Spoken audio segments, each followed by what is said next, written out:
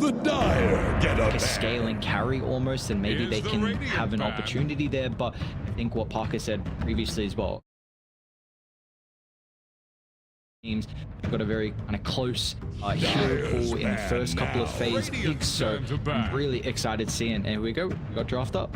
I was gonna say, speaking of draft, we are gonna jump right into it. On the side of Magma, it's Dragon Knight, Leshrac Ban, and Elephant are definitely going to be taking away that TA. They're not going to run the risk of Magma getting their hands on that one, as well as the Nyx Assassin. These are pretty, I guess, obvious bans, maybe except for the Leshrac one. That ban coming out so early. 5 seconds remaining. Turn to pick. Euroslack's the player. You can give it to Somnus as well. This is a really intrigued to see the priority as well. Team Magma, they chose first pick, so we're seeing them already pick up the Hoodwink. This is something that Kaz has played consistently as a 5, but also FY. That's been one of his strongest heroes so far through the playoffs, through the qualifiers. It leaves the Lion in the pool though, and the Lina. So this is a lot of burst already for Elephant. The burst is going to be really hard to combat. So Gods, do you think on the side of Magma next they're going to be picking someone to deal with that per se, or someone just another support for them? Not always a big fan of picking two support. I mean, Flex is always good. Yeah, they get the Mars, so they get the stable off-laner here that's going to start flies, kill something, try and get the backlines, really squishy Lion or Lina, depending if this is a core Lina or not. Very good chance this is going to be a core Lina, I think, with the Lion also showing. But this Mars Hoodwink is a very strong lane, although also Magma sometimes flex, they'll run the Hoodwink in a 5 position. Kaz has played quite a lot of the Hoodwink, so there is that flexibility there. I think, interestingly, Magma have chosen first pick in all 3 of their games against Royal Niv, or maybe RNG were picking second. They're a team that really likes having this first pick of the draft. They were using it to get the TA in 2 of those 3 games. They got Nyx in one of the other games. And the other hero, I'm curious to see if it makes an appearance against Pandas, because that was played in both of Magma's. Also chose first pick in the previous series versus Elephant. In the first game, Magma had first pick and Elephant had Radiant. Second game, Elephant had first pick and Magma had Radiant. So you're kind of seeing this pattern form. Both teams have a lot of priority on Radiant and first pick overall. Yeah, it's very interesting to see that that's where their priority lays. I guess it resonates with what you guys were saying. Between these 2 teams, so much of it is going to weigh down to draft more so than, I guess, those laning phases and those skill matchups. I think the one lane where Magma may be able to have an edge could be that mid lane. That's just so good, whereas I think Somnus is not looking like the Somnus from 2 or 3 years ago, where he was like mid lane. So I'm curious to see how Magma set Dust up for success. They're not going to have that final pick of the draft, but generally what we're seeing is that having, I think, the final pick of the draft hasn't really led to like get this crazy last pick that catches your 10 seconds. Yeah, kind of long gone. Crazy to think that we can say like Somnus, that's maybe a weaker lane for them against us. Like usually Somnus is like top 3 mid laners in the world, and now we're seeing like maybe Magma with us can actually take over that lane and maybe be the lane they're going to win. That's just a mind-blowing thing for me, and how Elephant have just, it still feels like these players have almost something to prove for themselves. Like I know they've been, every single player on their roster has played at TI and has had incredible placements, but this first season of the DPC, they have looked honestly abysmal, and I reckon they have something to prove here. It's very similar to that Fnatic story we had in the SEA qualifiers as well, you know? They want something to... that shocking performance in the DPC seasons.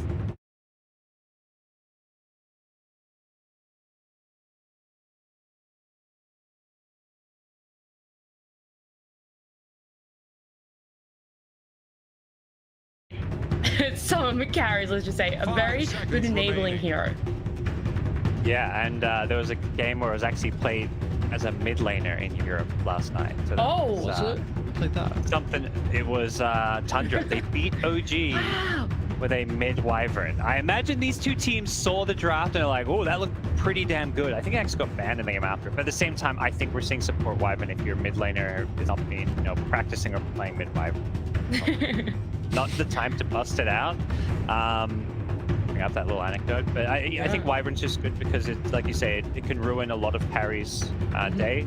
Most carries are going to be heavy physical damage, and they ban out the Luna, which is one of the more magic damage driven carries. Radiant's turn to pick. And it's just a strong laner. Wyvern plus any melee carry is generally going to do well. Just Luna Blast kind of hero creeps in it. It's just very safe pick.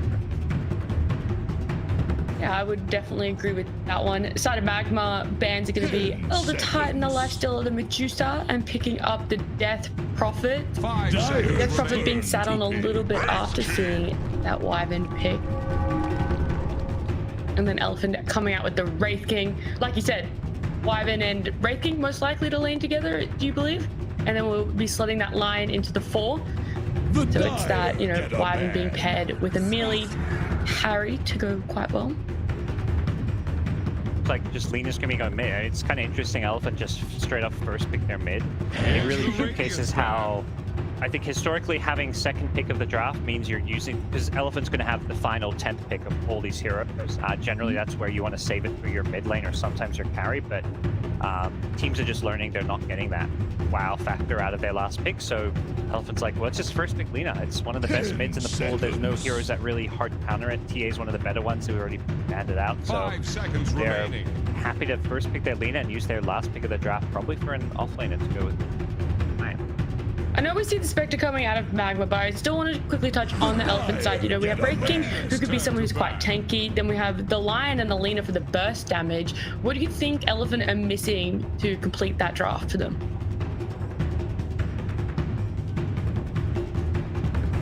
I think they need a little bit of crowd control, right? If Yang's hero, they can push towers with the Wraith King. You need a melee 3 now to play. You see the Spectre.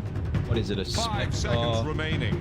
Plus, we don't actually see Kaz's here. Oh, actually, no, more than likely the Hoodwink. So, looking either for their 4 or 5. I'm just trying to see what's available for Yang, though. I think Tide is the one that Tide just Vector in lane. Little surprised it's not banned. I think it's in other regions. Tide has just been the go-to 3 position. Here, banning Viper makes sense because Viper with the break is really good against Spectre. Doom is just kind of like one of the more meta heroes in kind of qualifier.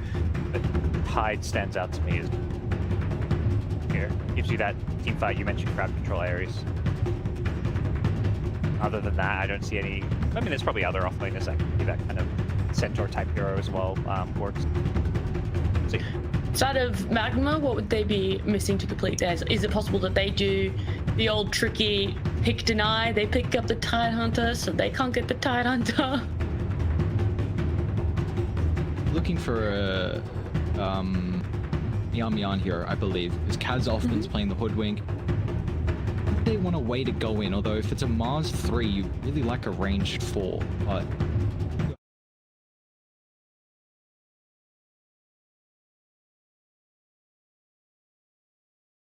great ban, like that is an incredible Mian hero. Hero!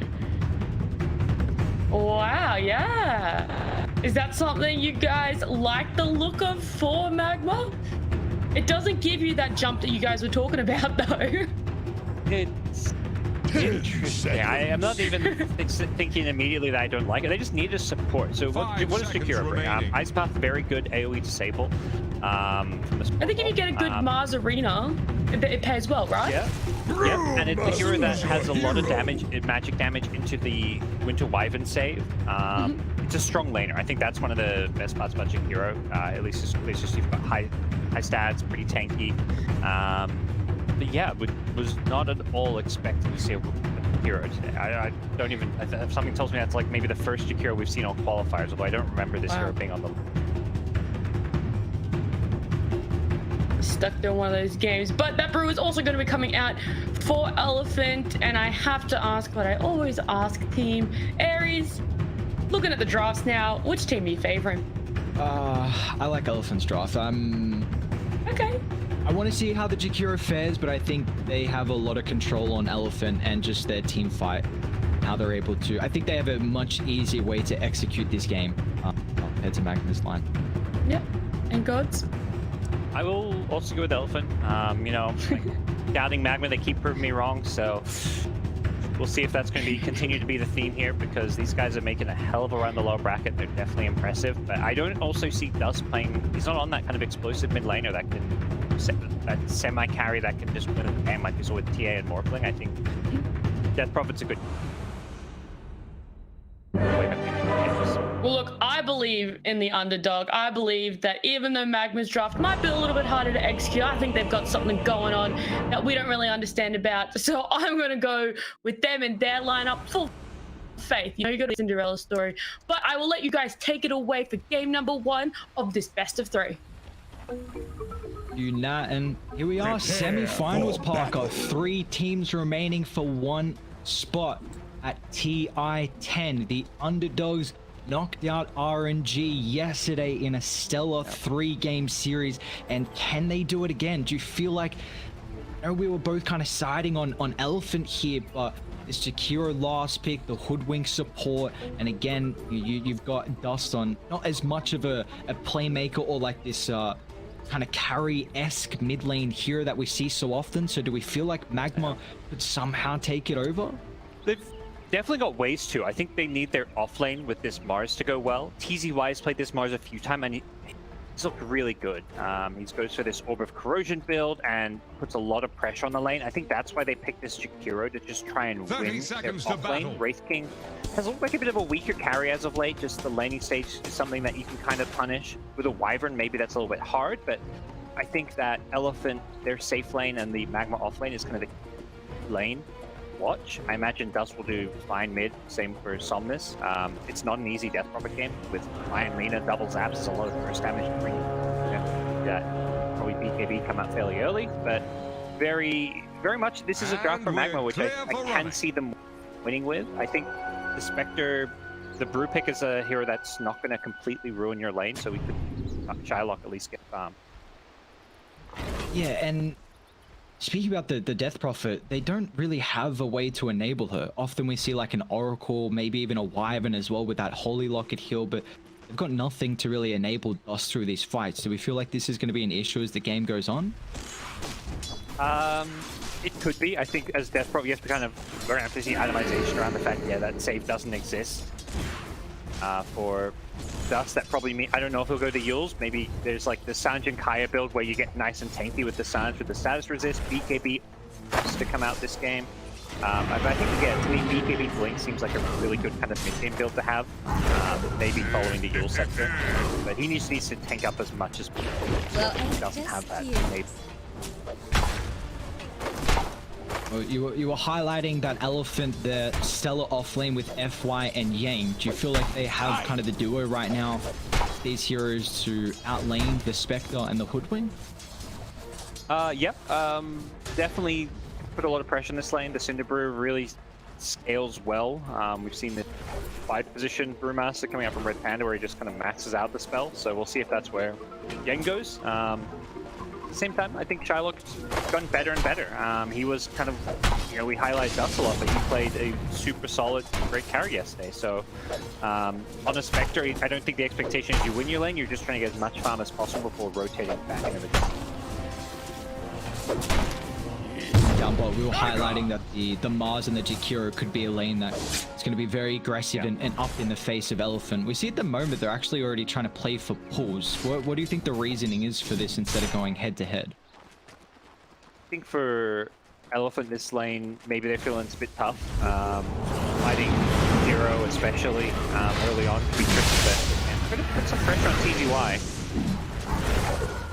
The extra level advantage. I know Mian's still only level 1 at the moment, and also they add a bit of a window where the Jakiro pretty slow. I mean, 290 movement speed, so away from the Mars, it can get aggressive here. They're getting a lot of damage on this Jakiro with another stun. That level 2 advantage you're talking about. Those have the Orb of Corrosion queued up though for TZY, so you can get a nice couple of extra waves here. Maybe that orbital corrosion can come out at a fast timing where these slows just might be overwhelming, and then Elephant have to really be on point with their positioning. Yeah, when he's had a really good start to his lane, he's sometimes gone it before the phase boot, but I think if the lane is going even, or you know, if they're getting pressured, we may see the more kind of safe standard items come out. See how things kind of progress there for him. But so far, yeah, these lanes going mostly as expected. There is that edge going the way of Elephant up top. Spectre being pressured quite a lot. Only the 9 last hits and constantly getting harassed. This is a bit worrying because it never really feels like Brew is quite the strongest position 3 laner. I think it's okay. I think it's just tough. You're Spectre again. I mean, that's the thing with Brew's, I think, not the strongest off laner, but when you're against a Spectre, suddenly it's like, oh, I'm actually a good laner suddenly, because Spectre is just theoretically the weakest laning carry that's currently in the meta, I think. Like, even TB and stuff has the reflection and metamorph to play around in the lane. Spectre just has... We saw yesterday when we were actually casting that RNG vs Asta series that they were prioritizing a lot for D-Stones as leaner, and well, D-Stones wasn't getting too active on the map with the early Yule Scepter. Do you think this could be a little bit different here for Somnus, in particular with just how active he's looking to get? Yeah, I can see him going for some early rotations. A lot probably depends on his power runes. But with Brewmaster, you know, hitting that fast level 6 as a core hero, that's obviously a great lane for Lina to rotate to. I think the key thing is rotating to your off lane. Like, you don't need to play around Eurus on the Wraith King at all. Just let him fall back to the jungle. Once he can't play in his lane anymore, he's a Wraith King, you know, play around your strongest core, which is Brew. These level 6s get picked up, we might even see the support rotations, but the Magma with a Hoodwink and Jakiro could be a bit difficult for them to get involved at the mid lane and help out with that exorcism. Money to burn. As barely gets away from a clap that probably would have killed him there, but he's got 1 charges and a salve. Brewmaster already with this urn. You do not want to be giving him urn charges this early on, so they've got to be careful not to die in this top lane, I feel. Drop by Kaz to deny the pull. This is where, like, maybe that Lina coming with the level 6 just getting an urn charge, and then this lane could actually start to snowball out of control if start to focus down Kaz's Hoodwink. Where do we feel like, though, we are going to see first blood? We're still 5 minutes in, and either team just a knife's edge, it feels like, right now in this game 1. I feel like first blood's going to happen like around a rune fight or something. Both teams are going to rotate like 2 supports mid or contest a rune and see maybe a support die at a rune. Laguna Blade or Exorcism killing a support. That would be my guess, because I don't think it's going to be as simple as Lina just rotates top with a... This could be wrong. But both teams know how important those power runes are. Death Prophet, if you get like a haste rune, I mean, either of these heroes, there's haste, there's so many different plays. See, they are starting to make these rotations mid as the Radiant Observer Ward scouts out Mian. So Super's positioning. This is the awareness. You have this exorcism available. Even a catapult for Somnus, which can start to put a little bit of chip damage onto the tier 1 tower early with how you're able to shove out the lane and have a decent amount of attack speed. And it feels like this is just how it's going to play. Like maybe around the Death Prophet, around the Lina, and if you can't really set up on these kills mid, then we're going to have to see those heroes rotate as we're seeing right now. So I'm just looking for a kill up top. Yeah, this is just the, okay, we didn't get power room, but let's just make the basic move up top with the Laguna Blade. Like first blood. First blood. So close. If Kaz actually just caught Lina with the bushwhack, it was almost unable to keep the Spectre alive, but unfortunately first blood picked up. Somnus with the Laguna Blade. Nice pickoff. It was just a straightforward rotation. I was a bit surprised by Elephant not really contesting the power runes. I think FY, when we talk about Somnus not looking as dominant as maybe as in the past, but plays like that, like very tiny micro plays, are maybe partly why. Like FY playing a bit maybe greedy, doesn't go and secure the runes for Somnus up top. Magma were camping both runes, but the end result is still obviously great. Elephant, instead Somnus says, okay, my supports aren't going to enable me, I'll just go enable the rest of my team by making that move there. So Somnus playing very selflessly. The problem is by leaving this mid lane, a lot of damage comes out with the exorcism, plus that liquid fire, even just the 1 point, allowing this tier 1 mid tower to get down to like almost a quarter health. Yeah, I was thinking maybe Magma actually even prioritize aggressive glyph for them just to keep the creep wave alive and allow Dust not to have to tank up the tower. But looks like he's pretty happy with that, honestly. Like about third health remaining on the tier 1 mid. He can fall back with the Exo. Like, I think it was a triple or actually a quad stack way at the hard camp, and now it's going to give them a couple neutral items to play with early on. Always great to farm those Saxes after the 7-minute mark, because you want to get those all 4 neutral items as fast as possible. Tier 1 neutral items to me are like most kind of OP considering the timing you get them. There's not really, there's a few which you don't feel good about, but all in all, very important to get these nice and early. You were bringing up that potentially Magma, this mid lane, could be where they have an advantage with how strong Dust has been looking, but right now with the net worth, Somnus, he's 4,100. He's got that early first blood. He's been freely farming up on the Lina. It's working into that early boots of travel, and this is where the Death Prophet, if you can have a stellar performance on this hero, it really comes into play with getting elite nexuses and towers. So my eyes is going to be on where they use this second ultimate here for Dust. I think the dream scenario for Magma is they want to take this bottom tier 1 tower without having to commit exorcism. Wyvern is rotating in to try and defend it. They don't have that minus armor for the tower, so it's not going to be something they can bring down all that easily. Mars going for a very defensive build. Ring of Health, and now Phase Move's coming out, so, you know, I think this build is totally fine, and he's got a lot of kill throw on the map, so he's the hero that needs to get active on the Magma side. You take a look at how both teams are playing around the tier 1 towers to defend them. I mean, Super just down bot, 3-point Splinter Blast. He's able to solo defend the tower, whereas Dire, they actually have to give up their safe lane. They've got a Hoodwink and a Jakiro. These heroes at the moment aren't able to defend that early tier 1, so this could definitely come into play here with already Elephant taking an early advantage on the map. He's own Wyvern away from this bottom tier 1 tower, so they should be able to bring it down, but yeah, Elephant are just quicker and more decisive. The Somnus rotation up top takes the tower, and they're still defending mid. The Wraith King, you know, who you'd expect to find in the jungle, actually kind of put his body on the line in mid lane to defend the tower. And Incarnation, they can't really commit on him because TPs will come in and you get too aggressive in that mid lane on the Wraith King. And mid tier 1 tower is the important one. Magma needs to get that as possible so they can start pressuring and farming this Elephant jungle, because they are a little bit behind on gold. The rotations, Elephant continuing with emphasis to protect the tower. Marin is going to get dropped. Instantly entered from Yang's own ultimate with the Primal Split. They'll cycling up the Jakiro. Magma, they've got the numbers in advantage now, especially with the Exorcism along with the Horn. They're going to get on top of the Lina. First one to fall here for Elephant. Now they'll turn their attention to Super as the Winter Wyvern will not be able to escape. As Pinpoint Spear drags back Yang, and Magma, 0 casualties for them. Make great uses of the Exorcism as Dust gets involved and takes that tier 1 tower. That was just, I mean, it wasn't like there was any like amazing sick spell usage, but it was just like the heads up play. The TPing in Lina, Ice Path, instantly. Mian didn't panic and use the Ice Path. Any of the other heroes knew that Lina was the problem hero. If she gets her spells off, that's where all the damage is coming from. So Somnus gets Ice Path, steered into an arena, has to be Cold Embrace to be kept alive. Everything was used to basically kill the Somnus Lina. It was perfectly executed by Breaking out. Well aware that Magma's ultimates are on cooldown, said they're looking for an engagement. Eurus, sharpshooter on point, along with the creep swarm. Deal with the reincarnation, but it looks like Eurus is well away back to safety on his own side of the river. But Magma, even though they lose the Mars, do successfully defend their tier 1 tower. Yeah.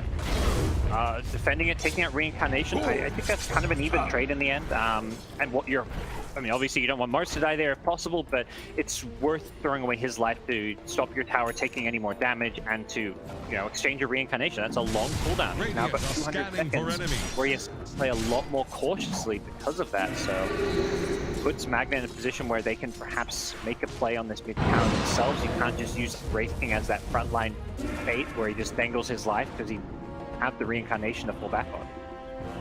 Do you like the itemization that Eurus is going for here with this early armlet? Do you feel like he could have gone a bit more greedier with the Radiance Rush, considering, you know, the enemy team has a spec who's very passive and needs a lot more items to come online?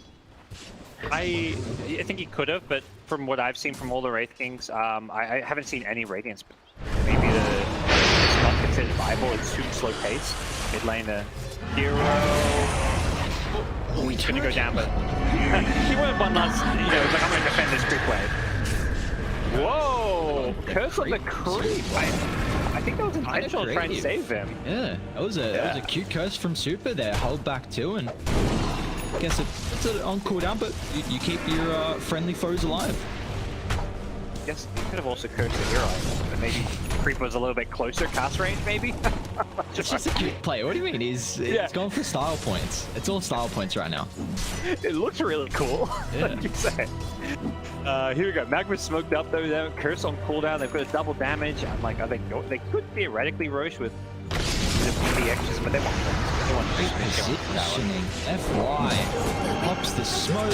I mean, he's a very farm lion actually. 3,200 net worth. He's pretty close to the Aethelins with already the Arcane booster. But I guess even though they get the pick off from the support, they just needed one pick off to lead them into this tier 1 tower. So as long as they get an objective out of it, we're more than happy with that. Just keeled over. And it's still the problem with Wraith King not having his ult.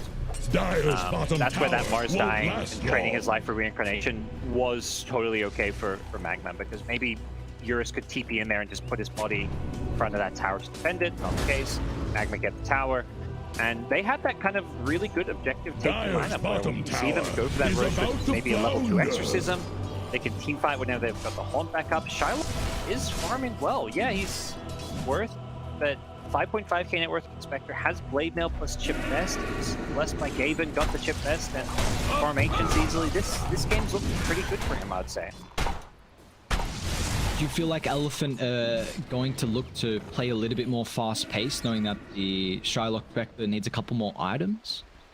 Yeah, I think that's where this Wraith King build has become more popular, because it just comes online a little bit sooner. I did with this armlet.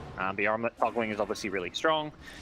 The build synergizes well with your lifesteal, and when you're thinking like, okay, can we beat a Spectre late game, you need your Wraith King to have very single target damage focus, like the Radiance with the spread damage, and it's just not as much single target damage output as an Armlet Deso. Probably like a Blink BKB type build after that. That's just a much better way to itemize again. Magma, they do have this advantage at the moment with this tier 1 tower mid claimed, and we see just the extra little space this is able to provide them, although Elephant still look pretty happy. Somnus top of the net worth. It's going to scout out that this Ancients is blocked, so Magma have done a very good job at controlling around the triangle. They've also placed his Observe Ward around the top side of the map near that tier 1 tower secret shop area, so we'll see Magma, they're going to look to kind of smoke up in that vicinity and use the water if it's mainly just to scout out the farming patterns of the Wraith King. Sure, he's the hero you want to play aggressive on. I feel like that's knowing where he's in the map is nice, because it means you can take a fight elsewhere. I think that's a big part of having that vision. Like, you see, trying going on top. Super reveals himself by attacking. It's no mistake. Or Super just makes it down though. He was just trying to see if there was an observer. Dire's middle tower is under pressure. Bit of an auto accidental auto attack, yeah. This could be big here for Magma. Dire's middle tower Like a is under dream attack. DD hero. It's different to like the TA Morphling games where it felt like if he gets a power rune, it's crazy good. I mean, it's DP. There are some, like the Arcane rune, I think is the big one for Death Prophet at this stage. Haste is also solid, but the Arcane rune's the big one that really win you a team. Yeah, I think the item and level timings are big for Magma though. Josh just gets that second point in the Exorcism.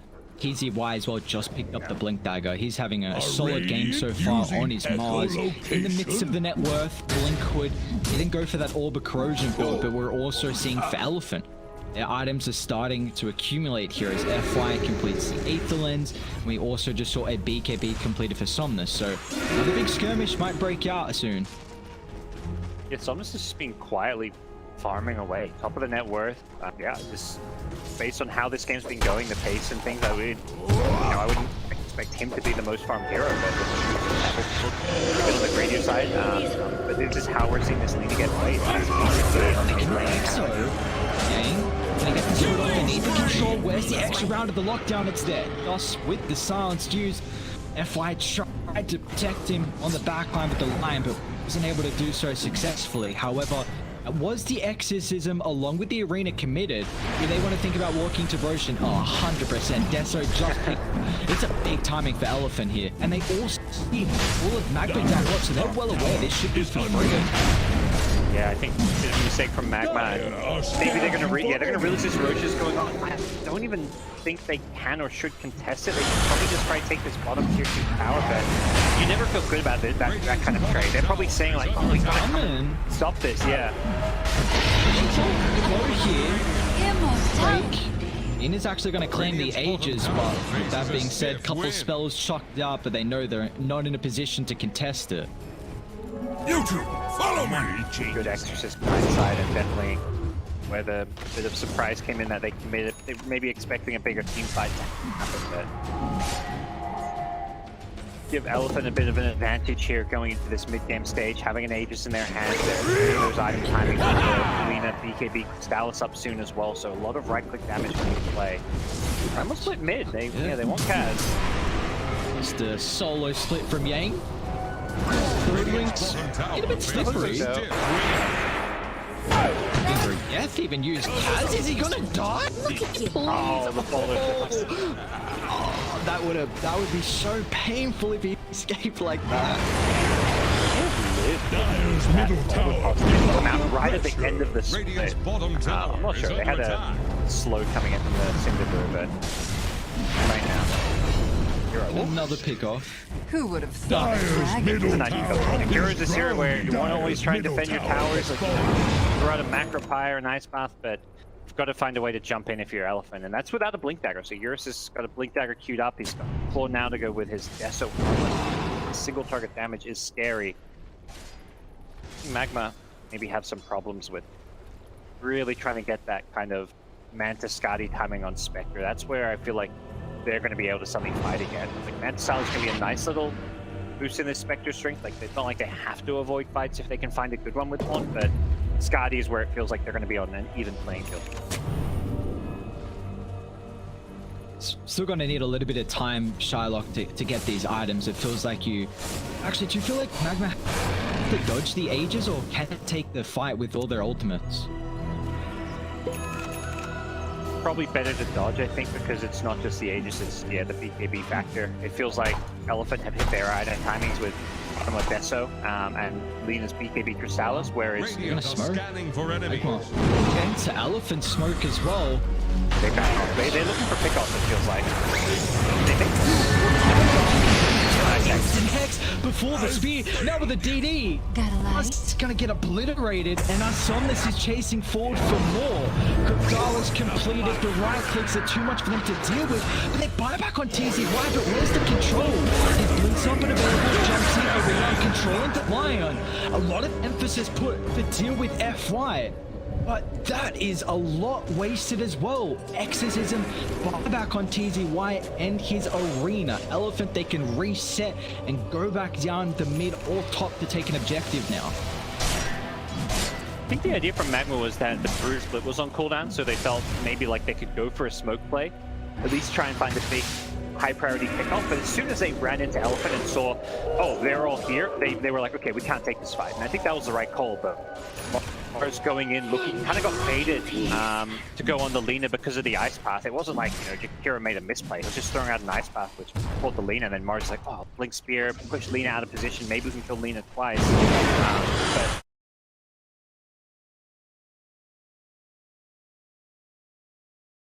Somnus can turn, Yang. It's got the primal split. They are close to the tier 1 tower, so maybe there's some rotations for Magma. No, Sacrificial Lamb is the Jakiro. Even Eurus was swinging over. They had a great walk on the high ground. Well, they got up a Kudo, and Kaz is going to end up falling too, so duo support on Magma getting punished, and I mean, they're looking for pickups, but they've got to be a little bit more fast-paced than that. You can't miss abilities in a game like this. Elephant will look to punish you then. Yeah, like you say, they're ready for it. They're punishing them as skills. Even if the Elite lands that spear, I think, you know, Lina's got this Aegis, which is expiring in a minute. They just... Shylock now, top, double roast, get fired, he gets the minus 2, he'll get cooked out a couple of times, and that's a dieback. Elephant all of a sudden 7,000 advantage here, and the observer ward on the high ground scouted out Mars and Spectre, trying to connect top to get a pick off on FY, and Elephant instantly read this. They TP Euros, they TP Somnus, and dangle the Lion for a nice double pick off. I love the way Somnus is playing. Just using this booster travel not just as a 3D farming item, but he's been involved in 10 of these 11 kills. Really putting his name on this game and willing to use himself as bait bottom lane and then make the rotation top to help out his teammate as well. Just being a great team player, and we kind of talked about he hasn't looked like the 2016, 2017 Somnus or maybe, but this game he is showing that he's still got it and he can still have these flags. Honestly, silently for Yang, take a look at his farm. Aghanim's completed, he's very close to the Spectre, and this is the Midas build as well for the Brew, so this kind of slow, passive game that we've had this game one is really starting to showcase here as Eurus, blink reveal mid. That's a big kill, getting the Jakira. I mean, that's 409 gold as well for Eurus. They are just getting so much out of the map, and it feels like Magma now on the back seat. Get a decent chunk of change for these solo kills, and Blink, Armlet, Deso, Wraith King, about to hit level 3 ultimate. Forced to be wrecked. Too many ill-advised fights and well and truly in the backwood. And I mentioned this Spectre Skadi being the key item coming from them. The problem's going to be, it feels like they're going to be down potentially 15k gold plus, maybe second Roshan before that Skadi even comes online now because of these bad fight selections. And I think they realize they can't just wait for this Skadi. They've got to make a play now with their ultimates. Haven't seen that good Exorcism Mars Arena teamfight yet. They've used it a few times, gotten a pick off, killed a Brewmaster, but it's never been a 5-on-5 where the ultimates came out. And they scanned this, but it's coming their way. Oh, so on point, Elephant. This game one, and use highlight. Yeah, these big team fights aren't showing for Magma if they're wasting their ultimates, and Elephant are punishing it, and this is scary. Like, you don't have supports that are able to make plays. They don't have stuns as well, so unless you get a big arena from TZY, Elephant just reset away from the Exo, and as soon as you commit that, you just lose so much map pressure. And I wonder if this just comes back to the support choice, honestly. With you take a look at Radiance, they can make a lot more plays than what Dyers can. Hero had that one moment of brilliance in the bottom lane when they won that early tier 1 tower fight, killing the Lina, but yeah, since then this is, it's a very immobile hero. You mentioned the movement speed factor, and it just feels like it's not that big playmaker that you kind of maybe need on the Magma side. They can make up for that with Mars. I don't think this is just purely a draft problem for Magma. I think they're just being outplayed. Mega kill! The Jakiro again. See, I'm gonna go push out a wave. Oh, I'm dead. 1, 6, and 2. Then the E2 tower here, Magma, they are set up, but Elephant can just swarm around Magma before they drop their ultimates, and with their burst, it's very worrying. Magma have to survive through the initial slaughter, the damage, and if they can't, maybe they can burst through the Brewmaster. Hero's going to try to chop the backline with the silence, and the control's dead. Kill off Yang, but now with the Exorcism committed, they need to get more out of this for Magma. There's no control. So yes, you kill Brew, you lose your tier 2, and now Elephant can reset and go again in a minute. And in a minute, that means when Roche is up. So probably just see a free uncontested Roche 2, which Aghanim shard. Curious to see where that one ends up. I don't really feel like they have a shard here, maybe. Disconnected from the team. Exorcism's going to expire, so they won't have this, but they've got 4 heroes surrounding the Wraith King right now. Ready, they're swinging on over. Super's got the ultimate. They're going to be careful. They group up. The Macropi, iPod, Break Silence, Dust controls up the Winter Wyvern, so they won't have the curse to stop the onslaught of Magma. But if EKB 9 damage, he just makes it away. Eurus back to safety. They lose Wyvern. They don't care. They're happy with that. Dyer's top tower is about That was a bit sloppy from Elephant. They just won the big engagement mid by forcing an Exorcism, and I think Eurus is just like, oh, I can just walk up to the enemy Ancients and farm them, there's no Exorcism, they can't kill me twice. But yeah, I mean, he's up there alone, dies once the chain stun comes out, has the BKB and just TP out, barely escapes the Spectre with that. Had to Desolate damage doing a lot. Something he definitely has to respect. But this is what I expect from him. Back off, exorcism down, back off, take Roshan. They just went about it in the, slightly unconventional, slightly less optimal way. And they're still getting there. They're still taking it. The false that Roshan spawned. Sorry, died. That was Wow. Orb of Destruction on evaporated. Wraith King. Yeah, they've doing my for Daedalus Lina with Dragonlance now. Yeah, they're looking scary. I mean, FY with the Aghanim shard, Aegis on tower is Lina, under attack. Cheese on Wraith King. There's big advantages against the teamfight lineup that Magma have. Good spell of disaster for them. Like faces a stiff win. if they need a long drawn out fight, but that's really difficult now with all these extra lives here. Dyer's top Like, it could just be tower too is drawn under out where the attack. ultimates then expire. Radiant are scanning for Yeah, enemies. it's tough, I think. See if Dyer's top what the plan's tower going to be. Magma, is yeah, I'm gone. about to say, are they going to take a fight or just blink the hell out of there? It looks like the plan is to just run. Somnus, he's gonna catch out the retreat though. TZY won't be able to TP back to safety. As will make it. I mean, it does get them away from objectives, but this is real silver lining things right now. Losing a position 3 Mars for that. Also, Magma needed to probably just stall out this Aegis. And they've got their big ultimates up. I don't think they want to fight. Mars needs a BKB, Spectre needs Scotty, and they want Aegis out of the picture before they take another team fight. They are giving a lot of farm to the Jakiro here, close to the Aghanims. Do you feel like this could be something that could help out with like a high ground defense? As we see Euros, FY, tag team duo, just goodbye Kaz, another pick off on the support. I think the Jakiro Ags is probably the right choice just to delay the game. Dyer's He's going to be able to play this way. So for this, top lane, BKB used as well, can he even kill the lion? He's got a TP out, the BKB's about to explode! Dust! Oh no. He's been the staple player for Magma in their entire run through the lower bracket, but he death prophet this game. It's not what we've seen so far from him. That's his first death, surprisingly. He's had a solid game in some ways, but yeah, some bad exorcisms, perhaps. I don't mind the idea of going for it because they're not looking at deep. I guess the problem is the exorcism means maybe the elephant just go high ground and Shylock Shylock cannot now. afford to die. He is gone. I don't think They are there's just getting outmaneuvered, outpaced. Elephant, the experience is coming into play. 5 PI players are just running rampant in this game 1 here. Another core down. Can't Any outrun retaliation from Team Magma. Now that high ground's going to be under siege shortly. They're just being a bit outclassed here, and I think feeling like they're forced to make those plays. Like Dust is like, yeah, this game's falling apart. Structures are fortified. Start mid. Let's try and make a solo kill on it, even if it's on a support. Heroes, no mercy to this poor hero.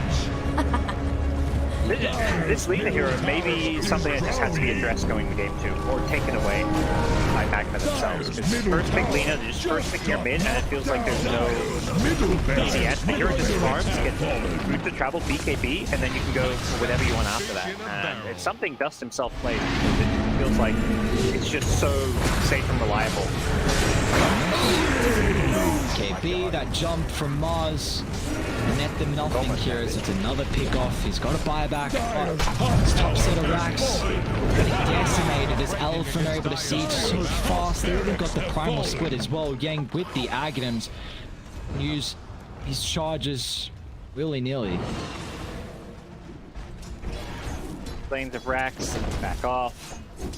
Well executed fight for them. They've still got Aegis for another 4 minutes, so not sure they can get that 3rd lane of racks, but at this point, it's like that monumental gold lead where I think Magma have one last Hail Mary team fight left in the bag, and I'm not sure there's an easy way for it to go well for them. They probably have to wait for this Aegis to expire, try and jump and kill Somnus. He is the crazy big damage dealer in these fights. The Wraith King as well doing a lot of damage with his item build, but with the 2 lives, you have to prioritize it.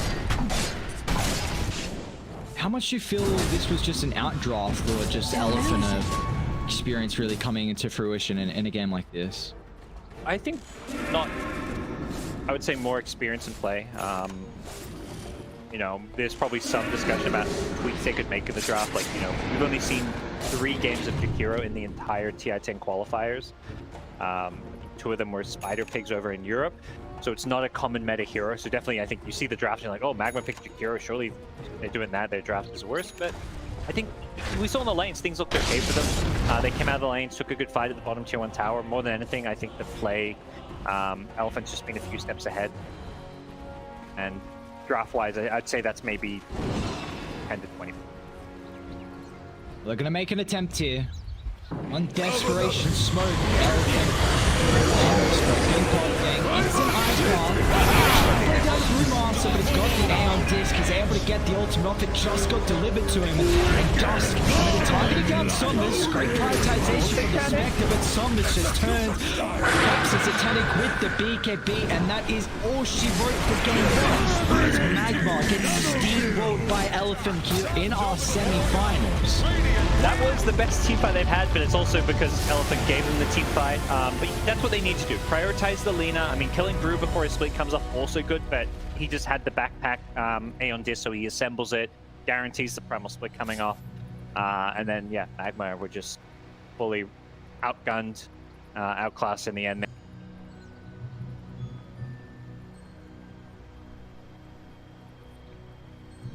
There, and just couldn't find that fight. They never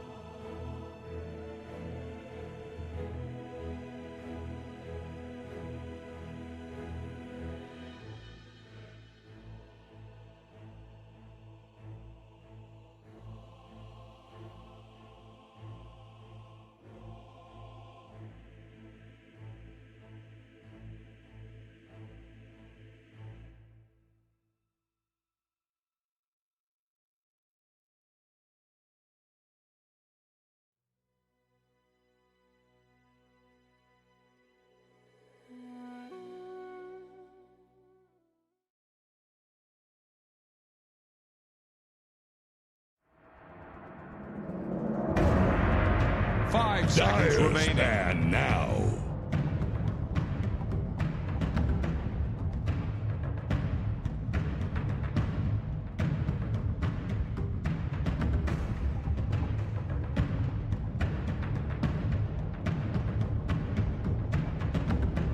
Ten seconds.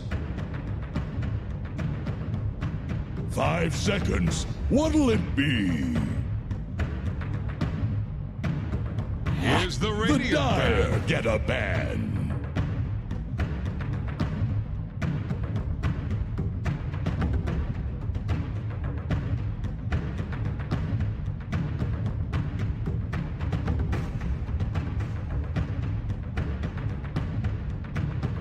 Ten seconds. 5 seconds remaining.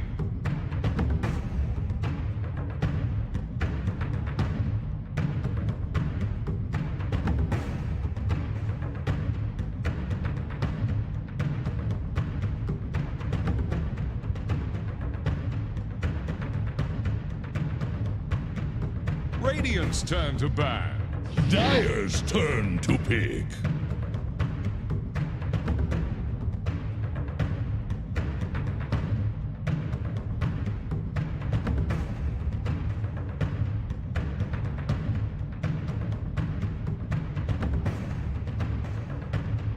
Ten seconds. 5 seconds remaining. Radiant's turn to pick. Radiant's Lion. Dyer's turn to pick. Ripper.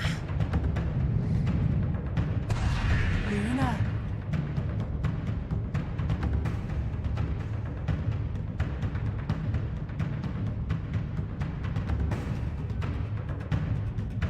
Dyer's ban now. Here's the Radiant ban.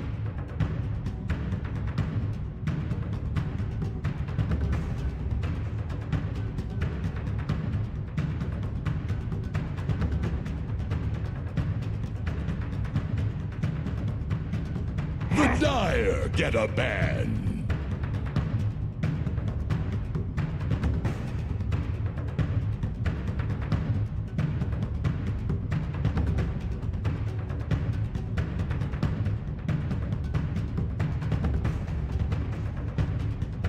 Ten seconds. 5 seconds remaining.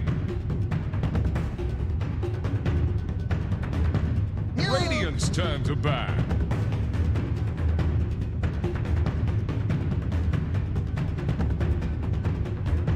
Dyer's ban now.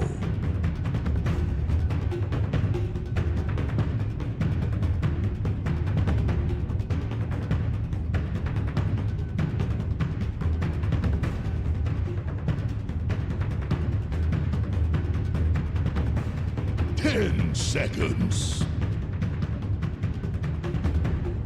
5 seconds remaining.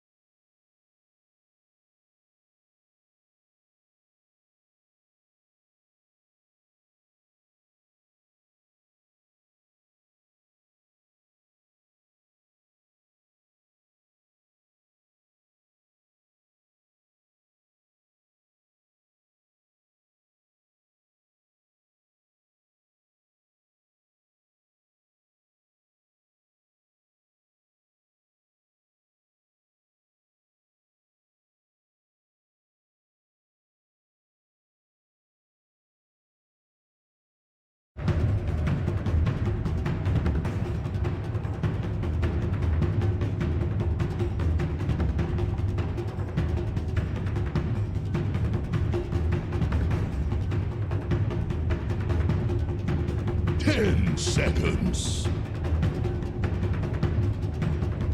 5 seconds remaining. Radiant's turn to pick. Earth Spirit.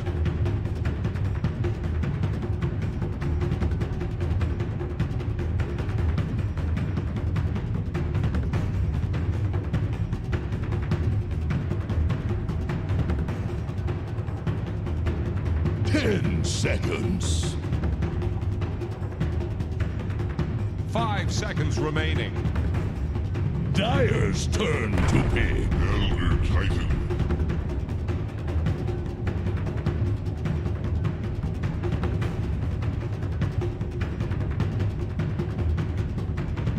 Like, they already know what the matchup is that they're going into, so it's not like they're gonna have some kind of surprise factor to it where, oh, we get to counter your mid pick.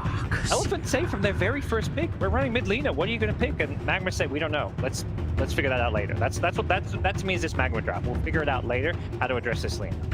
Radiant's turn to bat. Yeah, it is a bit shocking that, you know, they kind of know that this Lina's going to be coming, but they don't prioritize trying to shut her down earlier in that draft, because now you've got a whole bunch of bans that are going to come out that are essentially going to be trying to protect this Lina, and they're going to be left with a smaller pool than if they had picked a counter in the second phase. But Hoodwink, Luna, Mars, Elder Titan on the side of Magma, and Elephant getting the Luna, Lina, Earth Spirit, and Darkseer. Gods, Darkseer and Earth Spirit. Good lane. This is the lane definitely to watch. Darkseer versus Luna Hoodwink. As you mentioned, the double range lane, you can get overrun. At the same time, I think having a ranged hero with the Luna can work. They may be flexing ET with the Luna, so this could be actually 4 position Hoodwink. I'm probably just talking crap here and I have no idea what I'm saying. So forget everything I just said. It does look like we might be seeing ET, I guess, with Luna. Hey, look, that's me all the time, just talking whatever I want to say. 10 seconds. Harry, save me. Say something smart. Save. All right, I'm looking for the Eurus here. That's what I'm looking for. Let's see. Yeah, I was like, let's see what smart hero. I like the answer from Magma. They get rid of the lifesteal, get rid of the jug. We've seen Darkseer. You want to pair that up with like a melee position 1. So these are 2 of the better heroes as well versus the Mars. The kind of AoE big crowd control in the arena is a lot of the time countered. The Rage or the Blade Fury, also kind of the mass amount of magical damage that Magma have. I feel like Terror Blades against Luna feels pretty nice, but then you're against ET with their natural order, so I don't know if they can go down that route. King, actually Medusa's gone as well, so a lot of heroes that Eurus would like to play is not available, so see, could they Axe? Is Axe available? yeah. Yeah, I like Axe quite a lot here. I don't think you've got a Lina who can kind of scale well to go with the Axe, so you're not worried about that kind of single target right-click burst damage. The Axe just provides pure damage, so... Behold the horn of Magnus. What? Magnus. Is this something that's in? This is Ren. Is this something that's in the pool of Elephant? Is this something they've done before?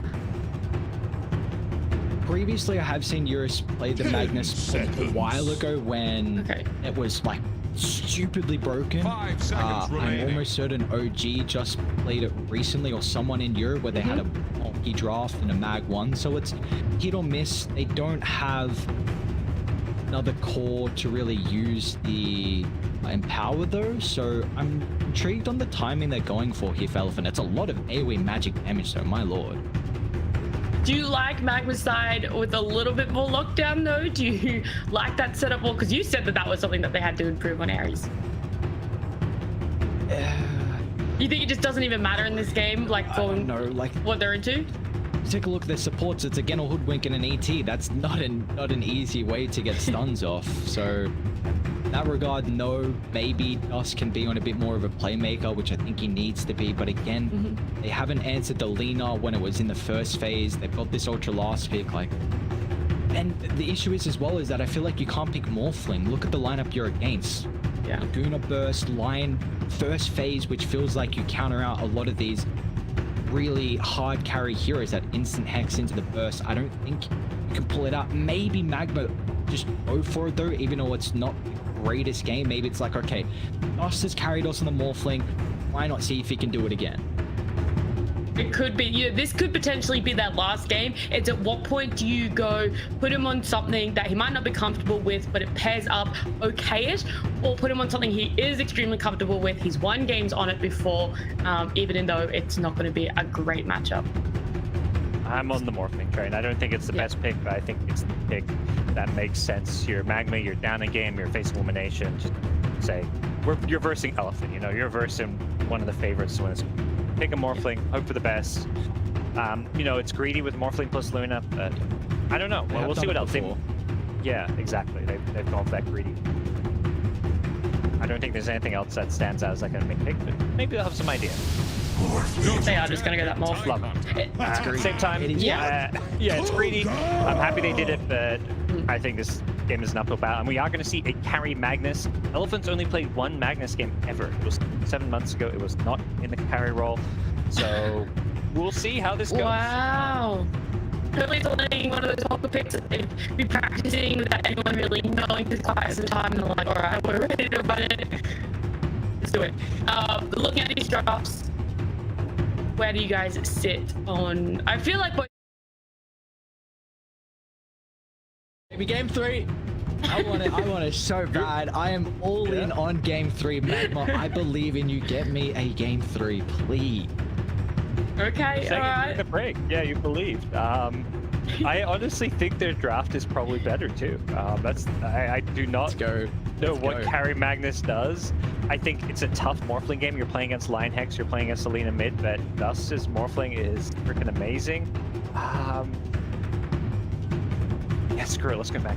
Yeah? Let's go. I don't want to do like, you know, the caster curse, how if all 3 of us go in on Magma, then they end up losing. So I'm going to go for Elephant here. I'm going to go for Elephant. I like Lion. We've seen it. I'm just a big support person, right? I focus a lot on the supports, and I really like the Lion and the Lena as well. They've obviously proven that they can win with that duo. I have faith they're coming through with the 2-0. But boys, please take it away, Gods and Aries, for game number 2. Got a quick pause as we get situated with our second game here. Both on the Magma train. Are we 100% in, or are we kind of just forcing ourselves to hope for a game 3 here, or do we actually truly believe maybe they have a better lineup? It's a good question. There's definitely an element of, I think, wishful thinking, but not entirely.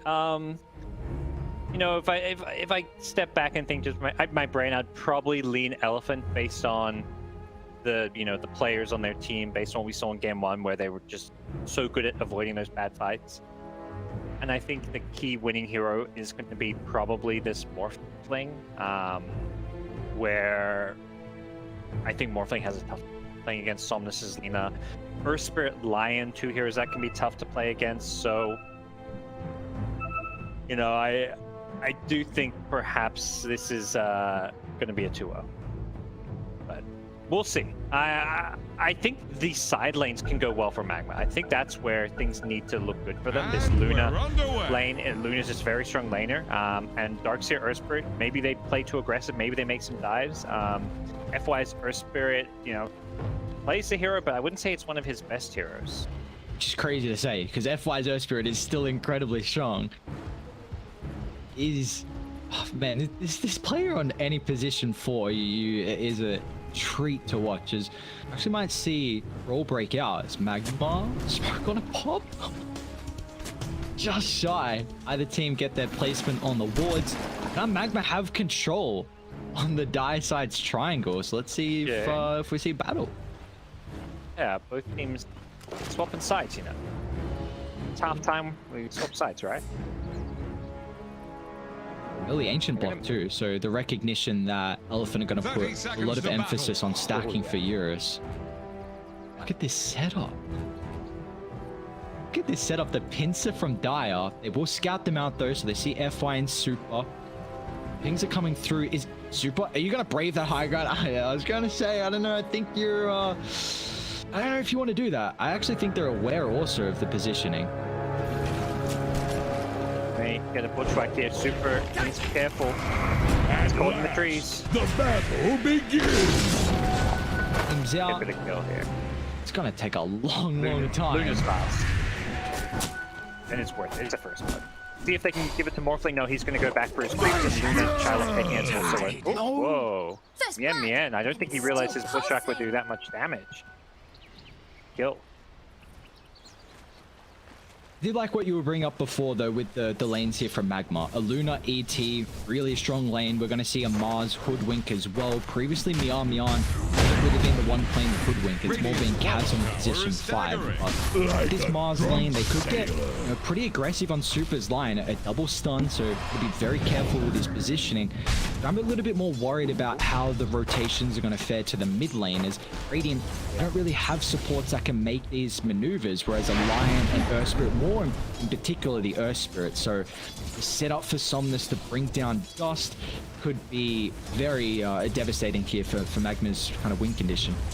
I feel like that's tough because Morphling playing a tough matchup often needs those rotations. We're playing more from the lane. I think with a rotation he could actually come out on top, but doesn't have the best heroes to make those moves, so I don't think there's going to be any easy options for him. But already Lina bullying.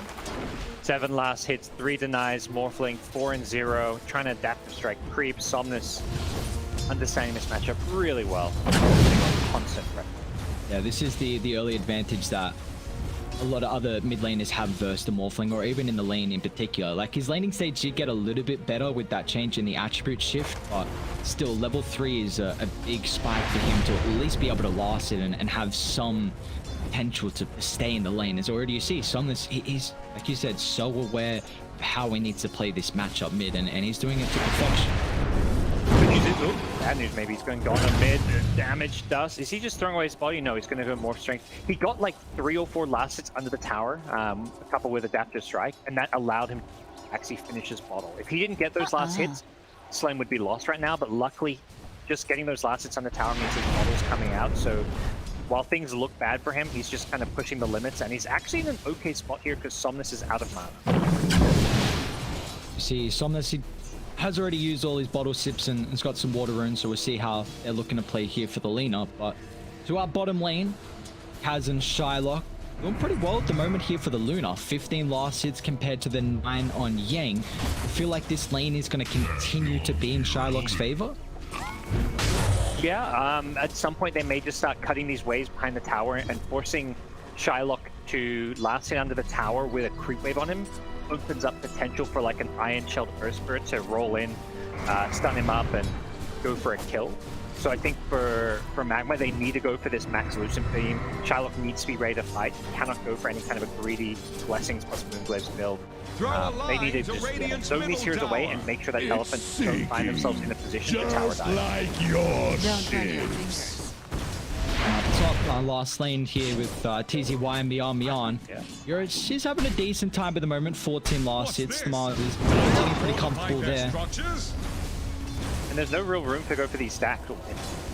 Very close to Morphling. Still the Fairy Fire, so he's just baiting. Still. And again, Lina's down to 0 mana, so even though it looks like Lina's pressuring him, oh wow. He actually got the Earth Spirit on the high ground. Nice. Nice boulder smash. Nice move from Somnus, going in to steal this bounty room. I think Dust was trying to save that one for later. Let's get started. Dang. Got the beam up. Don't even need it. A right click. Okay, Shylock. You love to see it for Magma fans. Then up their second kill of the game here. Yang's Darkseid down bot. And another little win for them as Dust steals the water rune away from Somnus' Lina at the top side. It's still going to continue to get difficult because Morphling doesn't have any supports to enable him to find the rune refills here, which is a bit worrying. I know what, they were just like holding hands walking back from the rune. They were like literally standing next to each other, not attacking. Very, very cute sight. Dust and Somnus. But yeah, Lina makes a really nice play stealing the bounty rune, denying Dust from another bottle refill, but definitely liking how Somnus is playing this lane 25-11 to 14-2. At the same time, I think Dust is doing this lane pretty impressively, but he's losing. That's just how bad this matchup is for Morphling. Even when it's played well, you just still lose this. This is even without FY rotating with the Iron Shell, and when do we feel like FY is going to start to get active across the map? I don't think there's any need to get active on the mid lane. I think Somnus is winning this lane and maybe even thinking like, yeah, try and secure me the 6-minute power room, but I don't think he needs a gank necessarily. We may see rotations towards top. They are looking for a kill here on the Hoodwink. Nice spear. Find it. Wow. Oh, nice spear from TZY. Right. Get it. Last right click, he can't. Okay. So trying to man fight here, TZY. God's rebuke up in a couple of seconds and a lot of one charges. So spear up in time. Is it enough damage? Oh, he doesn't get the stun actually. So Super survives on a slither of HP. He's going to try and deny himself, but meanwhile down bot, Shylock and Kaz pop off here for 2 kills. 2 kills, yeah. Wow. This, and I mentioned, this is the lane, the side lanes for Magma, the ones that need to go well. This bottom lane is crushing it. This is why Luna, I think, had a 10-1 win rate. It's just like the hero is so good in lane. You can, if you have an easy lane, you can go greedy, get the farming tools. If you have a tough lane like this one, you can go for the fighting, max Lucent Beam, and just win your lane. The problem, I think, for Magma right now is not that Morphling's getting bullied and losing mid lane, it's that this top lane's not going better. I think they needed this Mars Hoodwink to go even or even win their lane, because they need to make up for the fact that Dust is not having a good time. Yeah, the issue is that you've got a Luna who's going to be able to flash farm, but Morphling needs catch up, and if you don't have someone to make the space for these 2 very greedy heroes, then Elephant are just going to be able to continue to put pressure on the map. So like you said, the fact that Mars' lane not going incredibly well could be a bit of a worrying sign here. He needs to pop off and be that playmaker. Mid now, or coming in for a D-ward. They can probably expect to be able to easily kill Dust here. He's got the raindrops. He just instantly loses like all of his raindrops. Down to 1 charge already. I feel like this item only came out a couple minutes. See, Shylock's Luna has the point in Eclipse, so that teamfight potential in the early game is somewhat there for the Luna. Get too aggressive with the dive. See that turnaround as already Shylock has done very well for himself in the lane. For kill involvement for himself. Be careful if he oversets the mark here as they'll TP through Somnus. He will get punished, and the lane was going well. Fortunately now with that kill on the Luna, they're getting nothing out of the map too. Well executed, well played. I think Luna Dire's middle tower maybe just had to kind of predict that play. At the same time, it's hard. You can't just, you want to keep winning and contesting your lane. You go back to the jungle, and at some point, yeah, that lane is tower needs some friends. Same as you, A little bit of movement in the lane. Nice sidestep. sword strength and everything, so even if it landed, it's going to be kind of... And this is the BD whole lane. The wall. Double illusion, but with the Eclipse dropped, a big kill on Somnus. It's going to give them influx of gold. They find a rebuttal. Dire's top tower And the is army under on attack. Hoodwink here, but meanwhile it's also enabling TZY to be able to have a free lane here. They've actually shoved out Eurus to the jungle. Not that he's too upset about it, because he can farm incredibly fast. It was just a great play from Dust there. Once the sleep lands, he using this morph early aggressively to turn into a Lina. So with a double damage, he has an LSA Dragon Slave into a, some right clicks that just destroy the Lina. I don't think they even needed the Eclipse to get the kill in the end, but I do like that Shylock understands he needs to maybe get involved in the fight early with the Eclipse. So kill, but it was like the kind of mentality that shows that Magma understand how to get back into this game. I say get back in this game, they're actually pretty even on gold, and Luna's still top net worth. Dust is in and out and farm after that kill. So this game is in a okay position for Magma. If they can make another couple of good rotations, things will really start to look good for them. Where do we feel like these rotations are going to come from, though? Is it kind of the Mars where we have to pay attention to? He hasn't got that early blinkers. They're actually setting up on super top. Be able to scout out, and it's level 7 on TZY, so the damage is through the roof at the moment, and unfortunately FI a bit too late. Meanwhile down bot, Yang. Oh, nice Echo Stomp. That's all of the search duration, so Yang should just be dead here. Free pick off once again for the side of Magma, even Courier. Why not just feed that one away? That was the Arcane booster. Is about to take the plunge. That's a big find. Magma getting some huge kills in both side lanes here. The top one was just a support, but I think the big thing about it is they didn't commit the arena. They did a really good job just chain stunning, using their spells to maximize damage up. But this time around we see TZY with the Aura of Corrosion. I always like to see this, just a more aggressive way of playing.